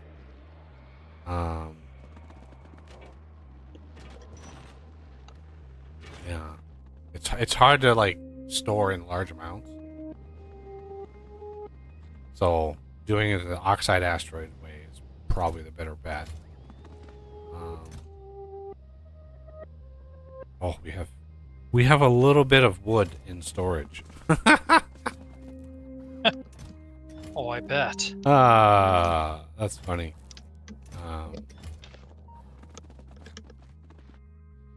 Yeah, this place is going to be powered for a little while. Some sarcasm included.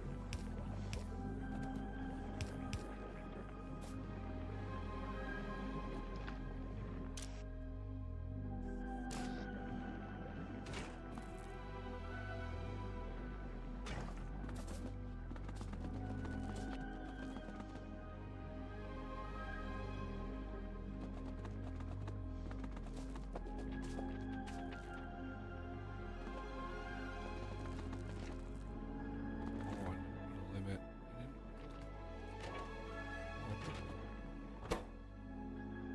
Big limit. Okay, whatever.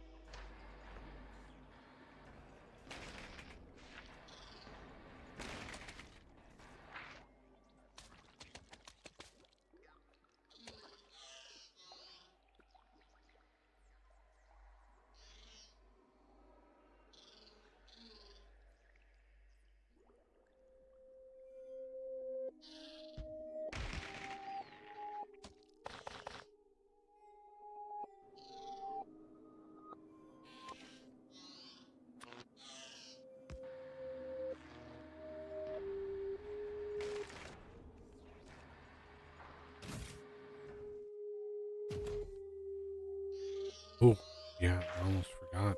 Damn. We need these upgraded. Almost forgot.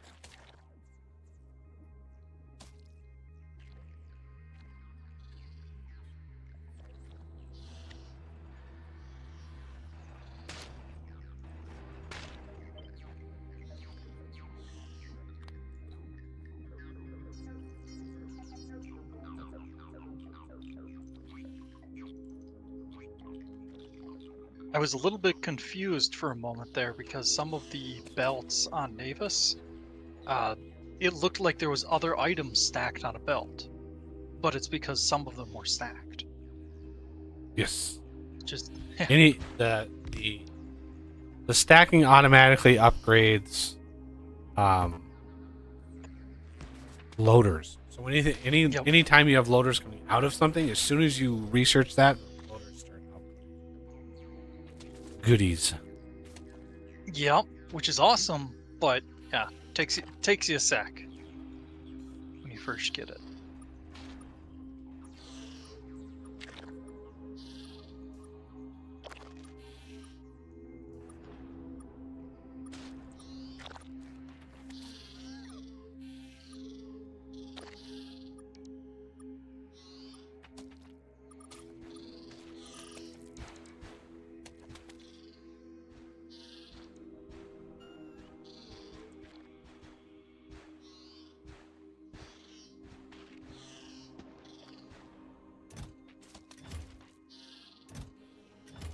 Our northern defenses are almost complete if you wanted to Oh, I just did. start. I Okay, just expanded the jelly nut farm, excellent. and now I'm gonna go make sure the Yamako sign is doing well.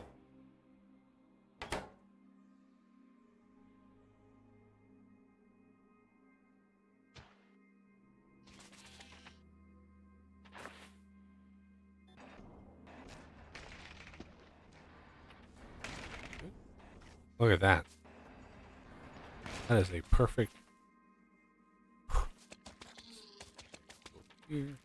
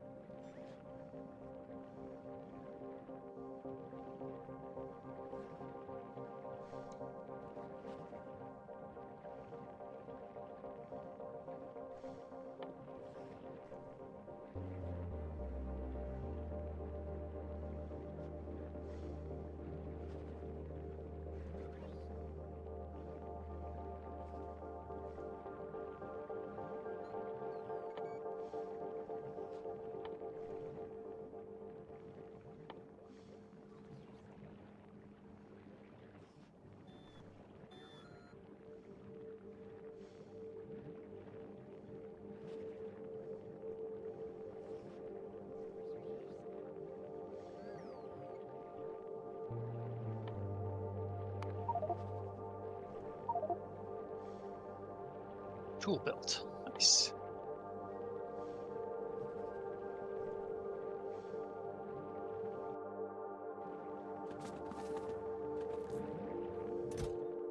Damn it. Didn't mean to aggro that guy yet.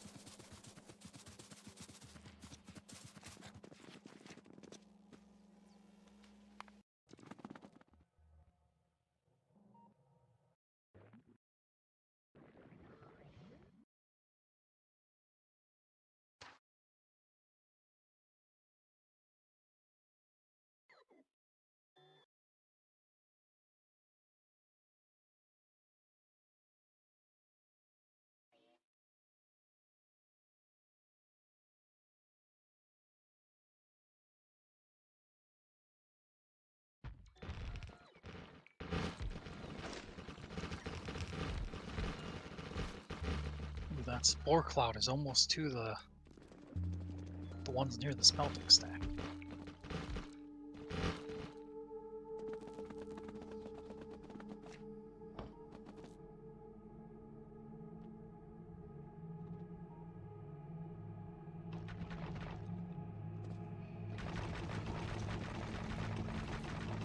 Rotted turrets again.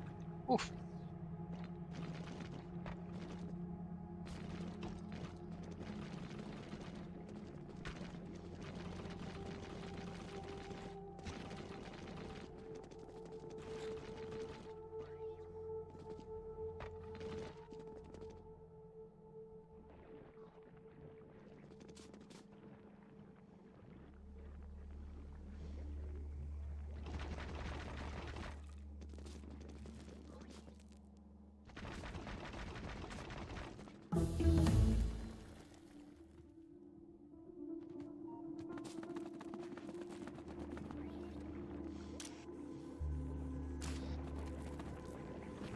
All right, at the max vanilla stacking levels.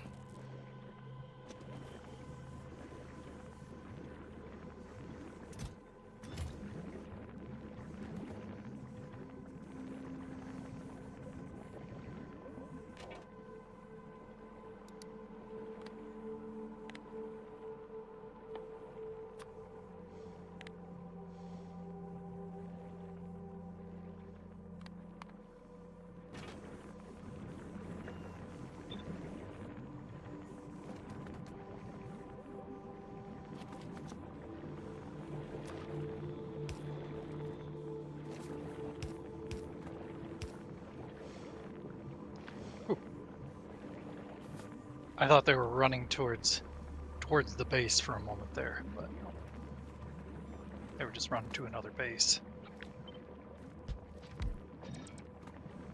Or another pentapod egg.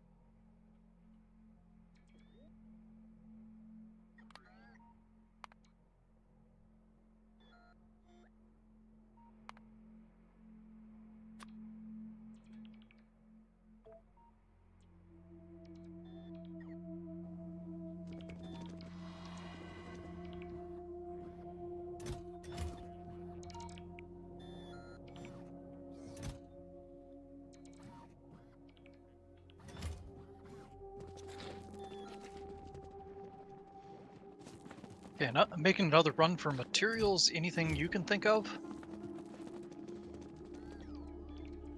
I'm about to have a calcite shuttle coming in, so we're Okay. going to want to overhaul the smelting setups to transition to casting. So we're going to probably need more casting thingies. Okay. More foundries? Or... Okay.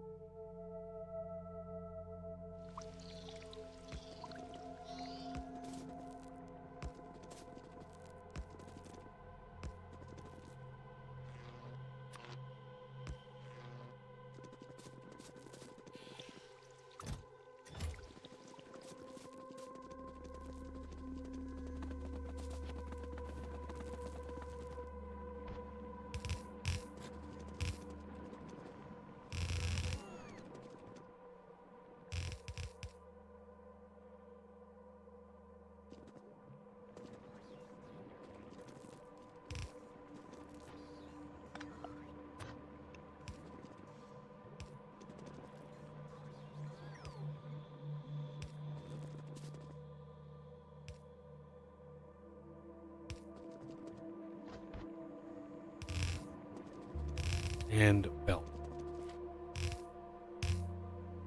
Yeah, I grabbed belt.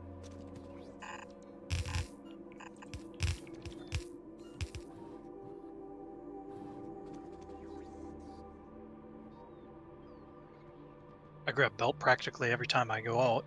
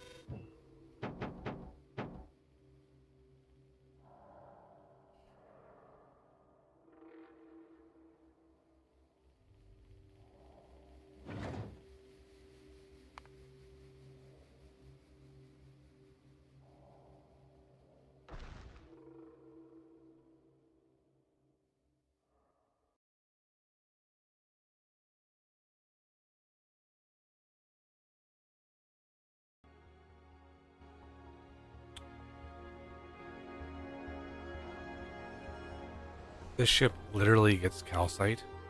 I think this will be a good dry run.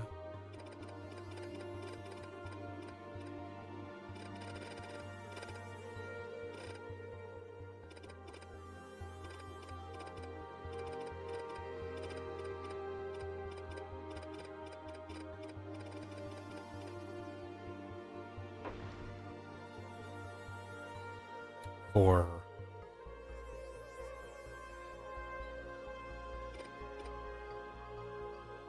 ammo casting. Ah, nice. Um,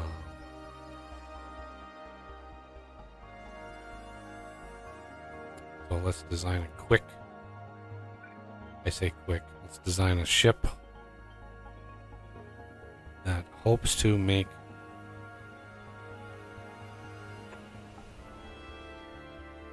so this is going to be molten iron, which is going to give, I think, moduled up. It's like 140 per second.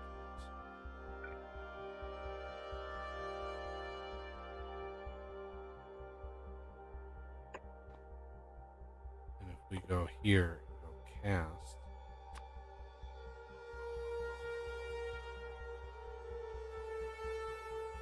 That uses 160 per second. That's not even.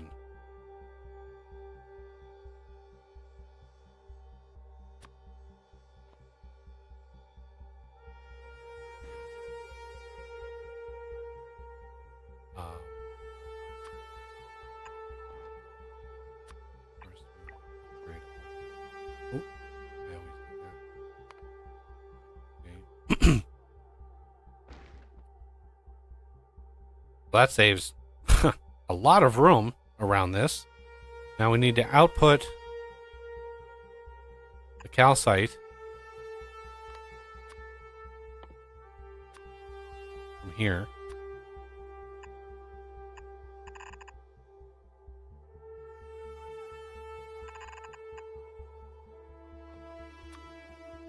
This is not going to use a lot, so I think we can launch a rocket with some calcite to sort of prime the system, because we need ammo in it to actually have it go deliver it. And then I want this belt nice and long, right? In case it drops, it goes to a planet and drops the entirety of all of its calcite off. I want it to have enough to get ammo back.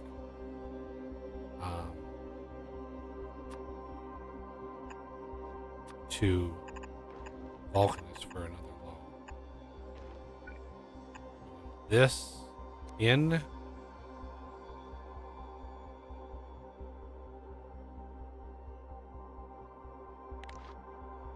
Here.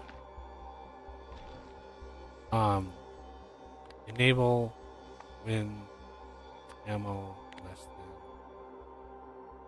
600. And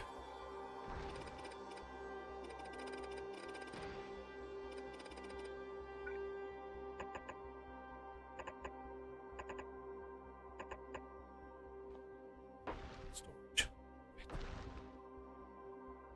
I could swap these around.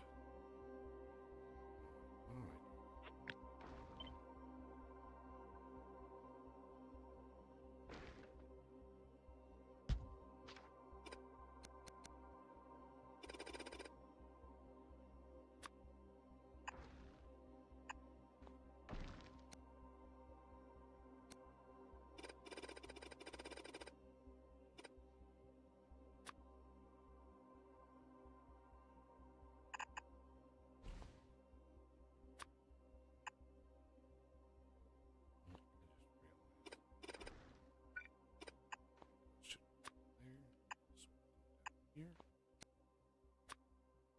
like that.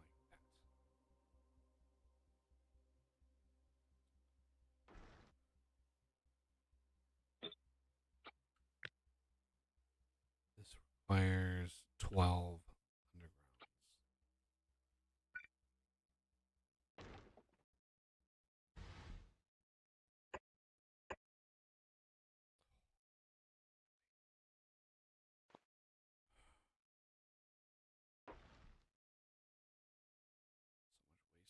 these here.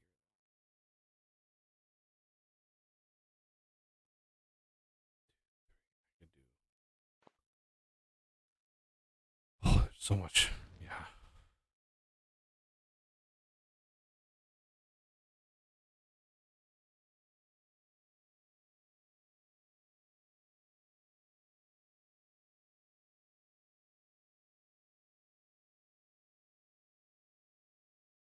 And then two of those. Okay,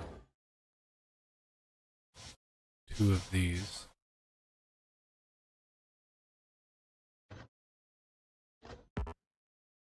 Oh, are you kidding me? I can't even do 12. I could put 11 in. Oh, that's hilarious. You can do 11, but you can't do 12. Too much. Liver. What else? I want.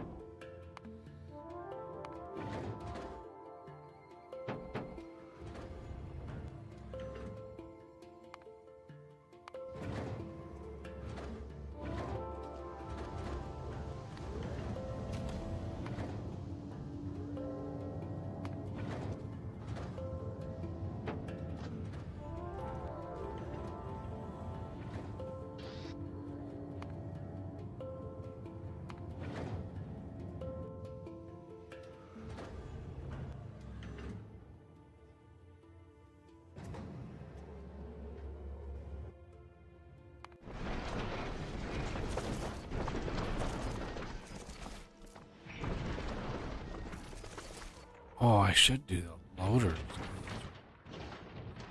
This and 5? No. 5 loaders? We can do that.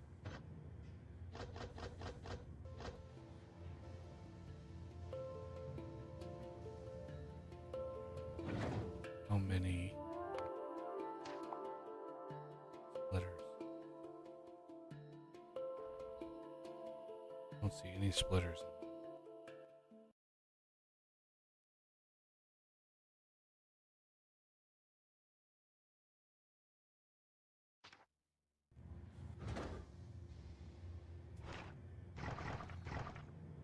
2 pumps.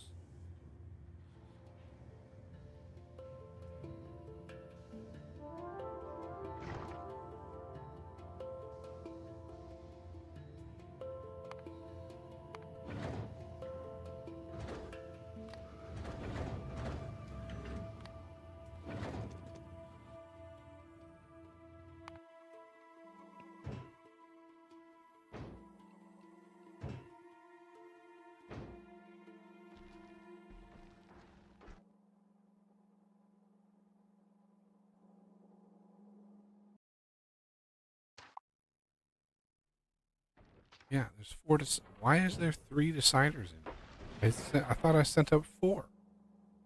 Did one get built? Oh, one got built. Yep.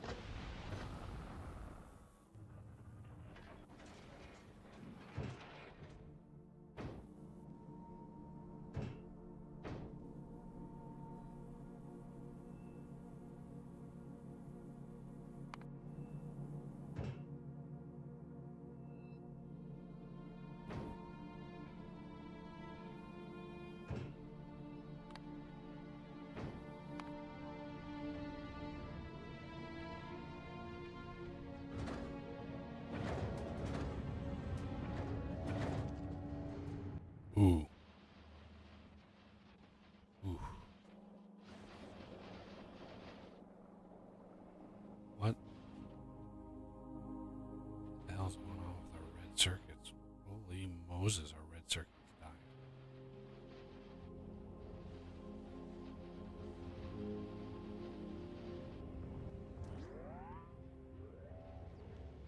I haven't taken anything that needs circuits reds in a while. I think it's just science. I think it is. Yeah, plastic is good. Um,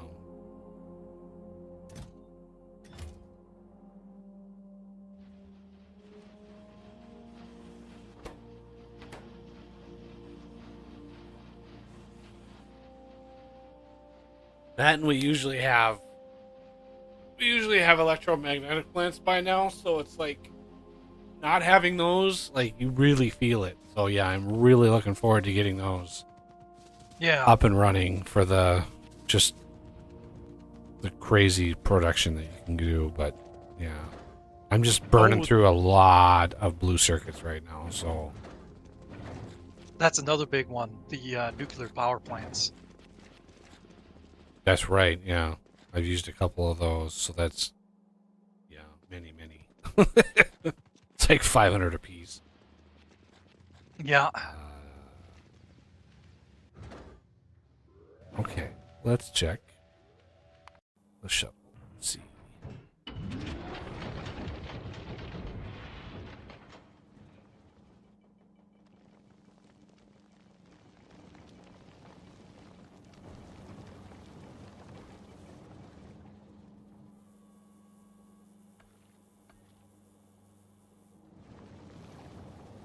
Pollution cloud is getting a little thick again.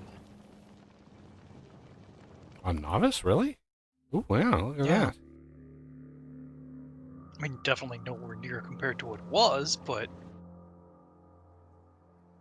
And that's pretty much got to be from assemblers. There's not really any miners or burners in it or anything in this area. Yeah, it just sustained constant production. There's no Yeah. time for it to calm itself. Calm down.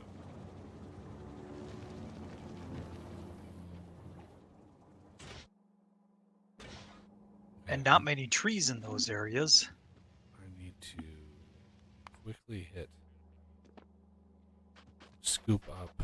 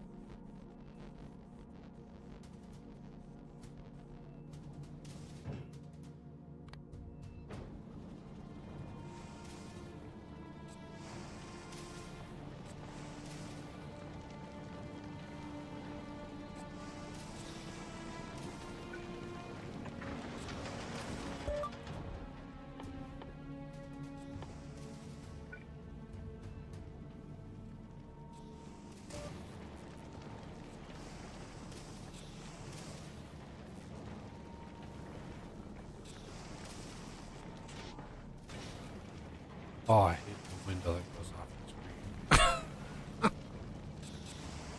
screen. Yeah. Why? I can't see how much these are consuming because Thing goes off the screen.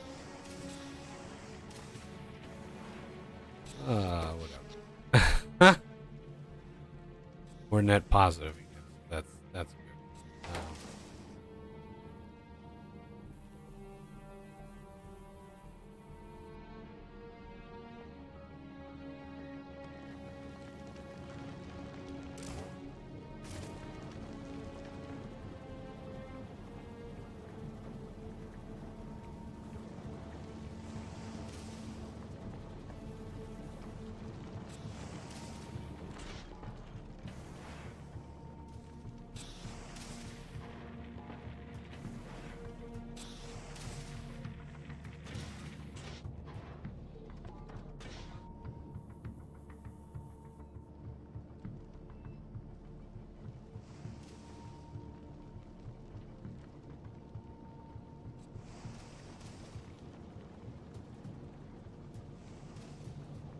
The only thing about the difference between the two setups, I don't have any productivity research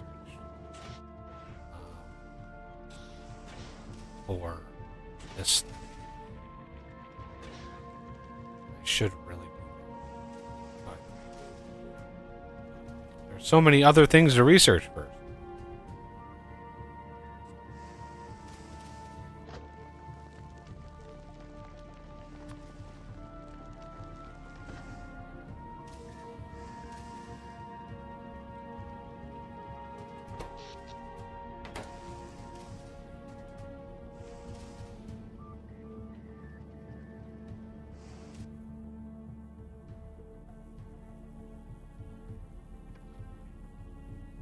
Wow. Ammo's already full. That was fast. Nice. Um,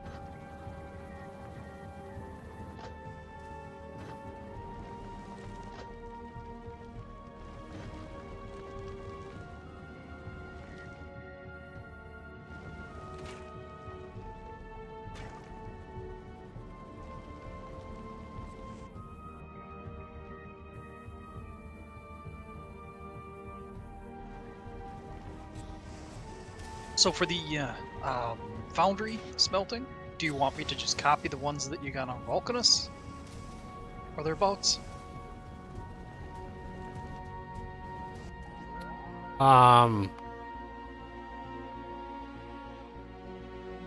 No, yeah. See if, I mean, a good time to experiment to try to come up with a really good design.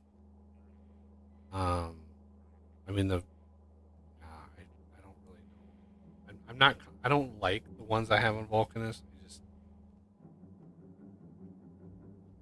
Just didn't want to spend They're a just lot of not time on 'em? ratioed. They're not really optimized. I needed to get them up and running, and I needed to do it. So Yeah. once we get later game tech, it's going to be much different.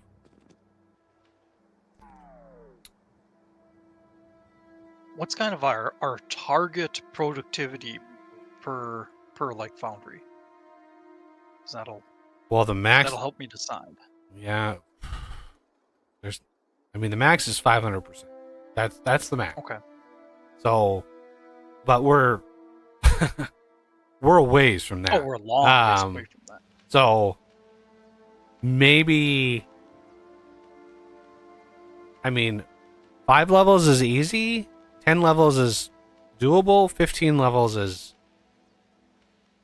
Rough. it's rough, but it's possible. especially if I switch the server over to 24/7, we would be able to like just queue up a bunch of research, and get it done, and that would be an exact 300% productivity because you have 50% plus the 200% productivity plus 15 levels will give you another 150, so that's 200% productivity with the machines. That's I think is it's within range. I mean, it's still going to be thousands of science packs, but I think that's an early game. 15 levels of that is good. Um, I hadn't realized that casting the plate is a separate productivity. yes, every step that has productivity is possible to research productivity. So we could Right. research the making of iron and copper, and then the casting of all of the components. Like those are separate. Yeah. So there's a lot of productivity that you can get out of it, but it costs a lot of research. And yeah. Oh yeah, crazy. All right. So we've kind of burned through, and the circuitry here worked. I want to trigger one more of these just to use up what we have.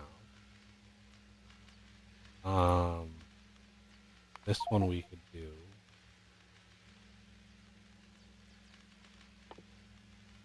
This one we could do right now.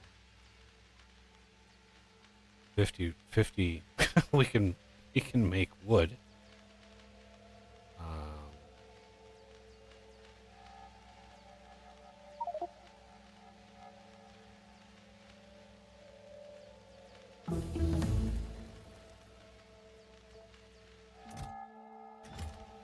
I think efficiency 3s will finish.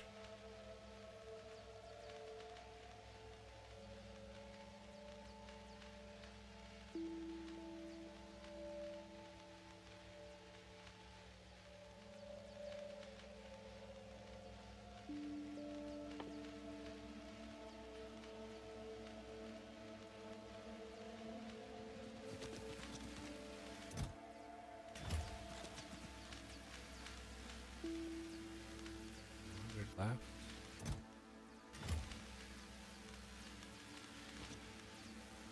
Yeah, that should be enough. And then research the health one to just that'll use the rest of those, and once they're all done, then we can just cancel the research. That'll be good.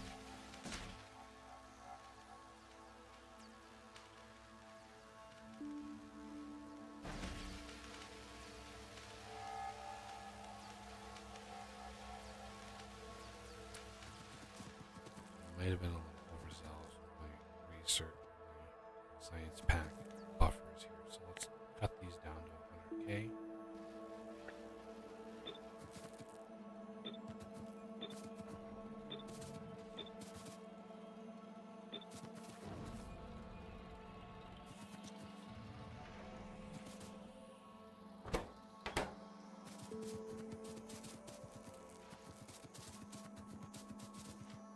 Yeah, yellows are really, really hurt.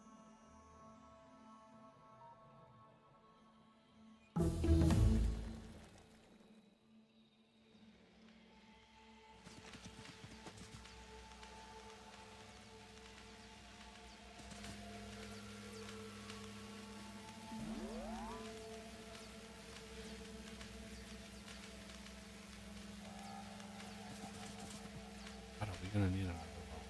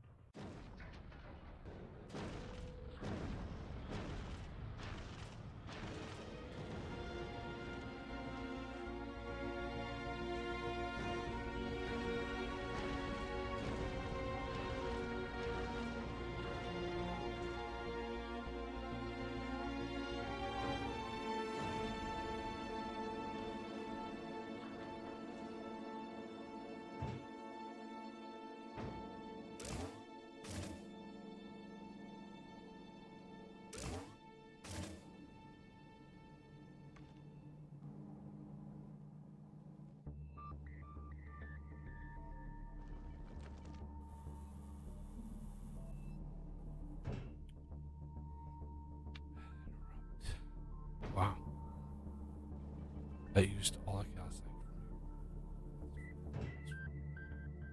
That interrupt.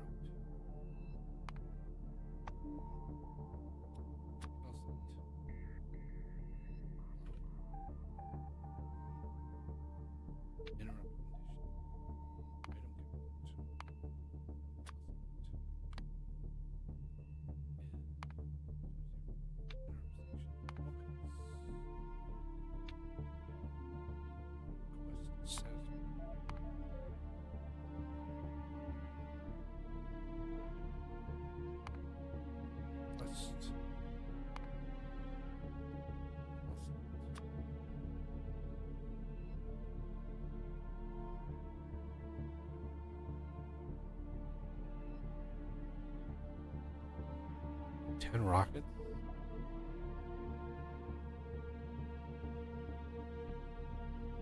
Yeah.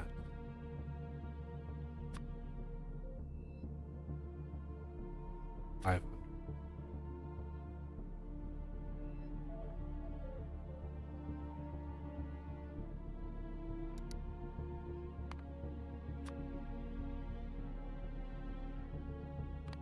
Oh.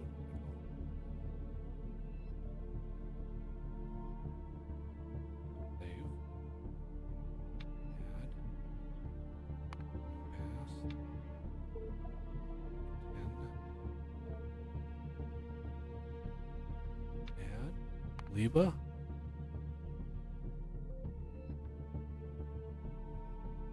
Yeah, definitely gonna unload. I have to unload it now. Let's do time pass. 10.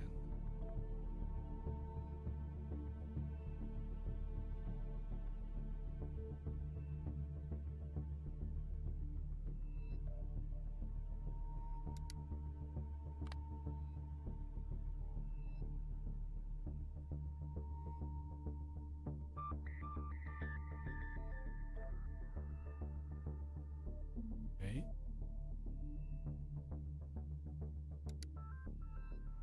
And outside is low. It should go fill some up. We'll go to novice. Gleba. We're gonna need Fulgora in there at some point, but that's fine. No, we don't really need Fulgora. We don't really need calcite. Not that I remember.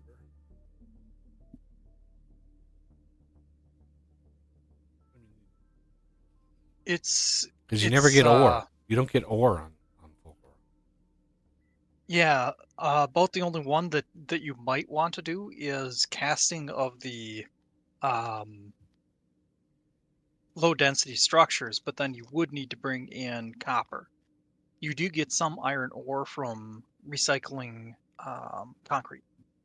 Right, but LDS is one of the things you get from recycling. Yeah, So usually we have so much of it that we have to like recycle it. So I won't make any determinations until we get, because this one of my mods rebalances recycling a little bit. And I've over about 4 or 5 different test worlds, I've honed the numbers on that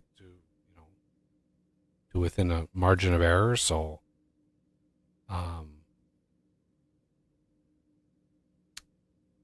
let's go.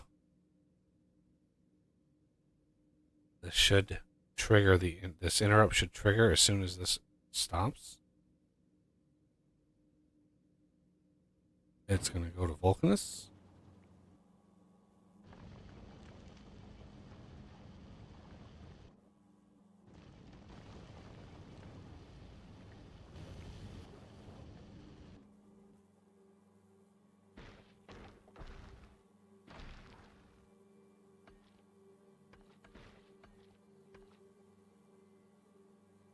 Grabby hands doing the work. Okay, and then on Gleba, we need to set up. Okay.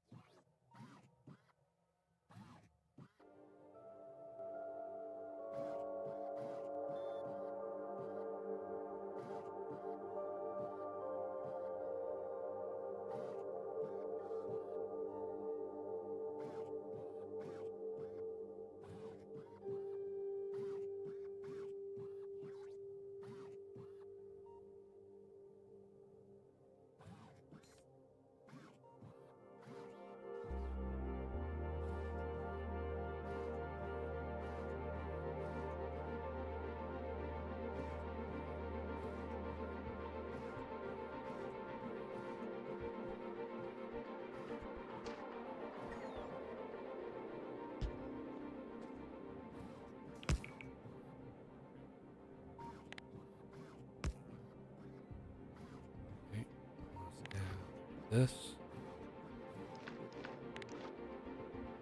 here.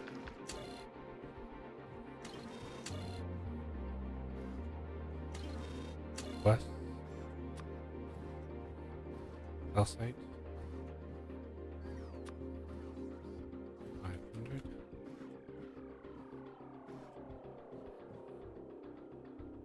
No.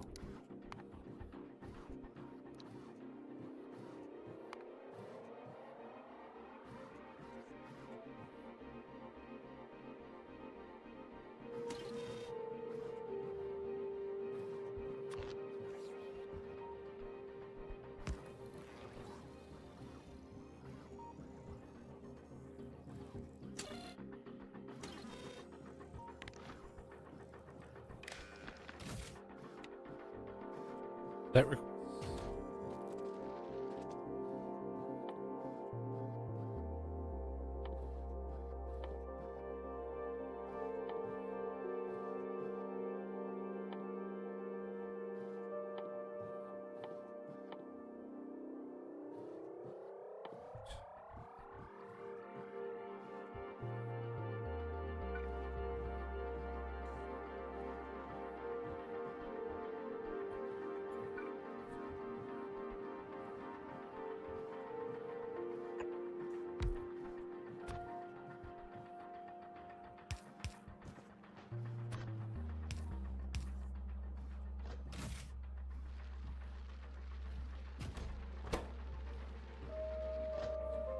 those are dropped back.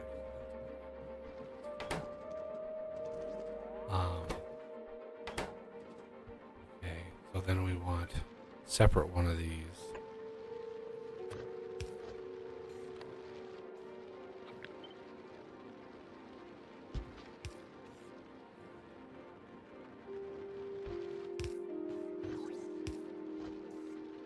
For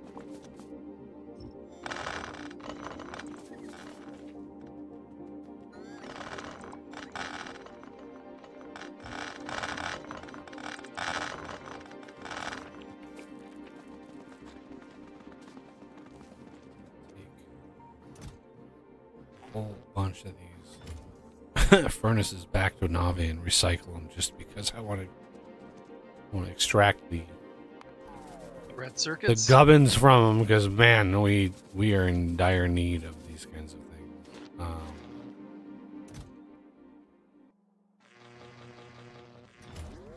mean, the research alone would probably take most of them up.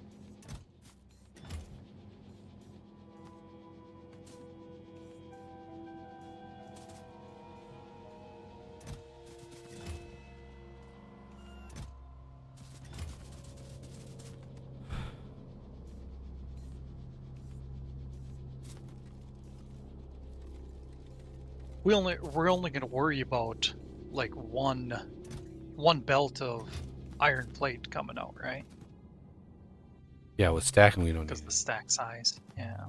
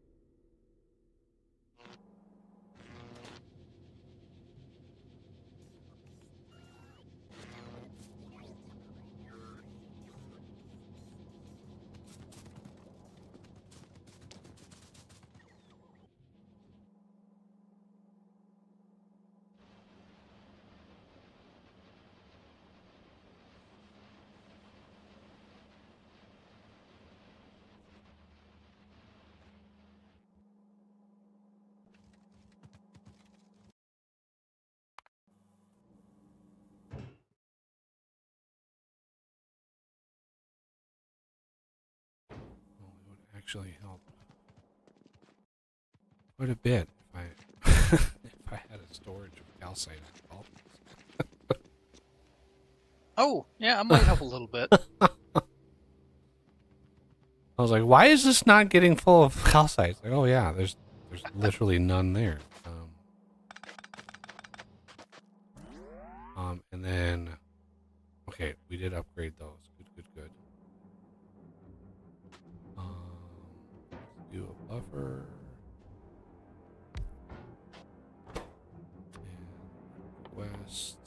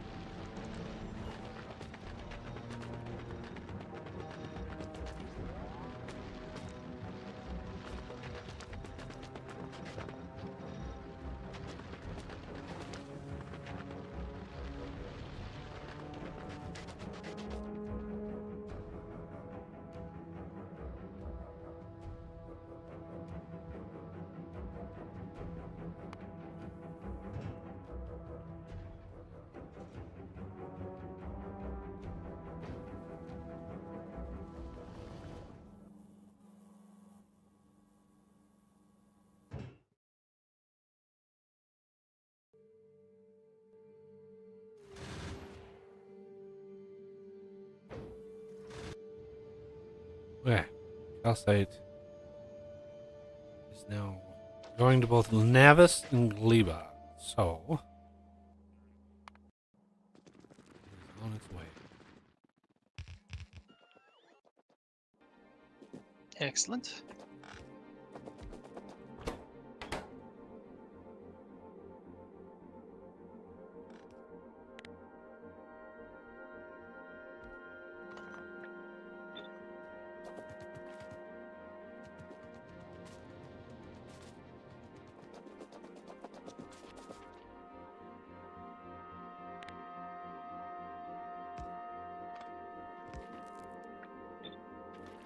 Thumbs up, thumbs down. Thumb somewhere else. Not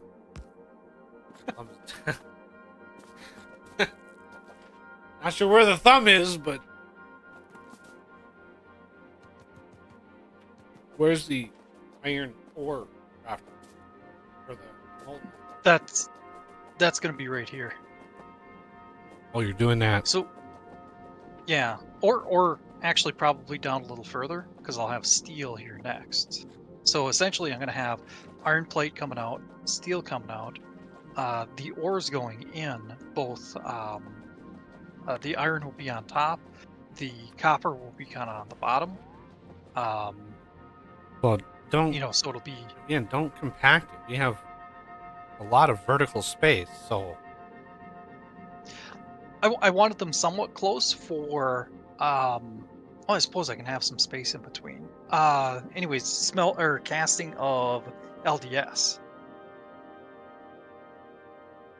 But yeah, may as well. well each Yeah, I'll have setup the will iron each here. setup will have its own thing. So like we're gonna have a iron ore coming in. We're gonna have copper ore coming in.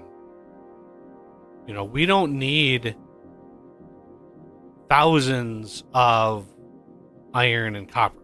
We just don't. What we need is a setup that we're going to need steel, but we're going to need the LDS is like a high priority because that's rockets.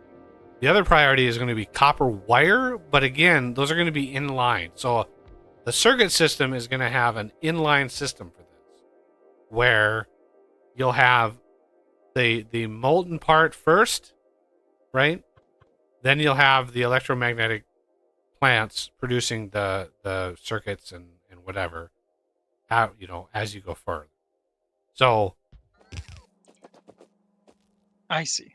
like so the first thing you have is the molten, because the ores are right here. So this is the ores and the calcite are both gonna come in. Basically right here. Calcite output right here. Just because. So that'll be calcite. Which isn't, you don't consume a lot of it. Yeah, I'm not 100% sure on the ratios, which is frustrating. Well, obviously, a lot of them, it kind of varies a bit. Yeah, if it's overproducing, if we eventually overproduce molten iron, that doesn't hurt anything. So this is what I was kind of gonna do. That way, if you need, you can expand the molten out horizontally, and obviously this would be down here past the steel. So you're going for more of a molten bus, where you just have a big bank of molten iron and a big bank of molten copper, and then you just plumb off of that. Pretty much, yeah. Okay. Well, I mean, if we're gonna do circuits along with it too, I guess I'm not sure. well, I don't know It'll what work. use we would have for It just circuits. I mean, yeah, I guess. Either way, if we have an expandable molten setup, that's fine. We need to get rockets and stuff up and running so we can automate the things. Circuits are going to be Yeah. a pain at first. I'll make the LDS a priority. But if we have to rearrange the giant ass warehouses, we can do that.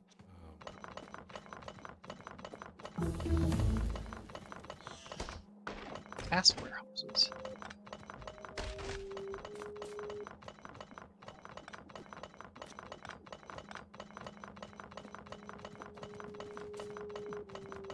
Okay.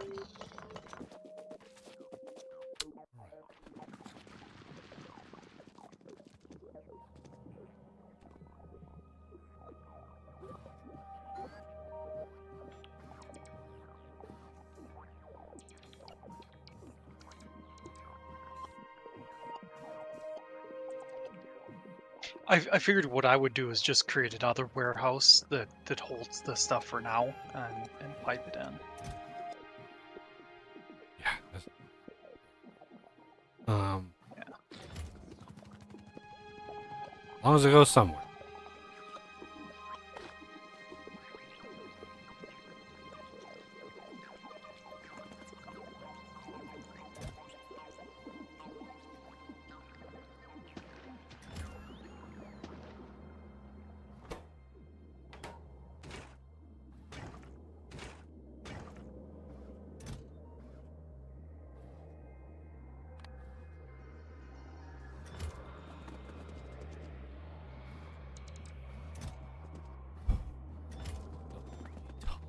Of pretty wood. Ton of wood.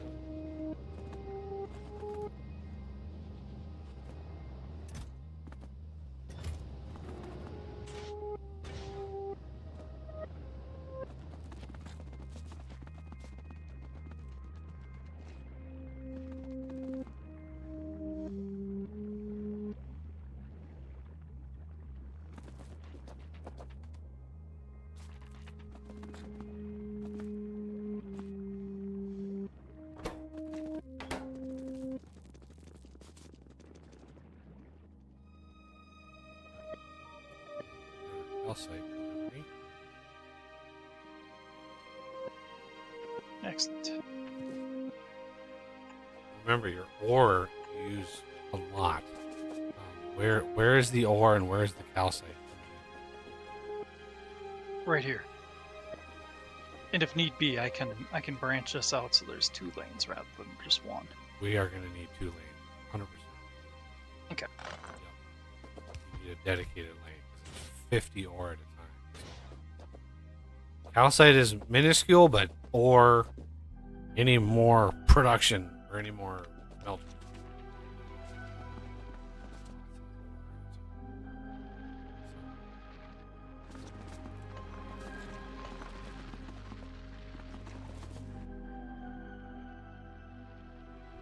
Should I use bulk inserters for the inputs?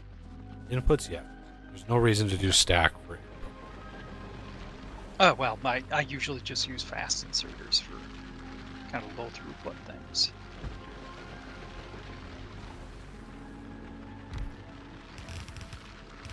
Just a habit I got into.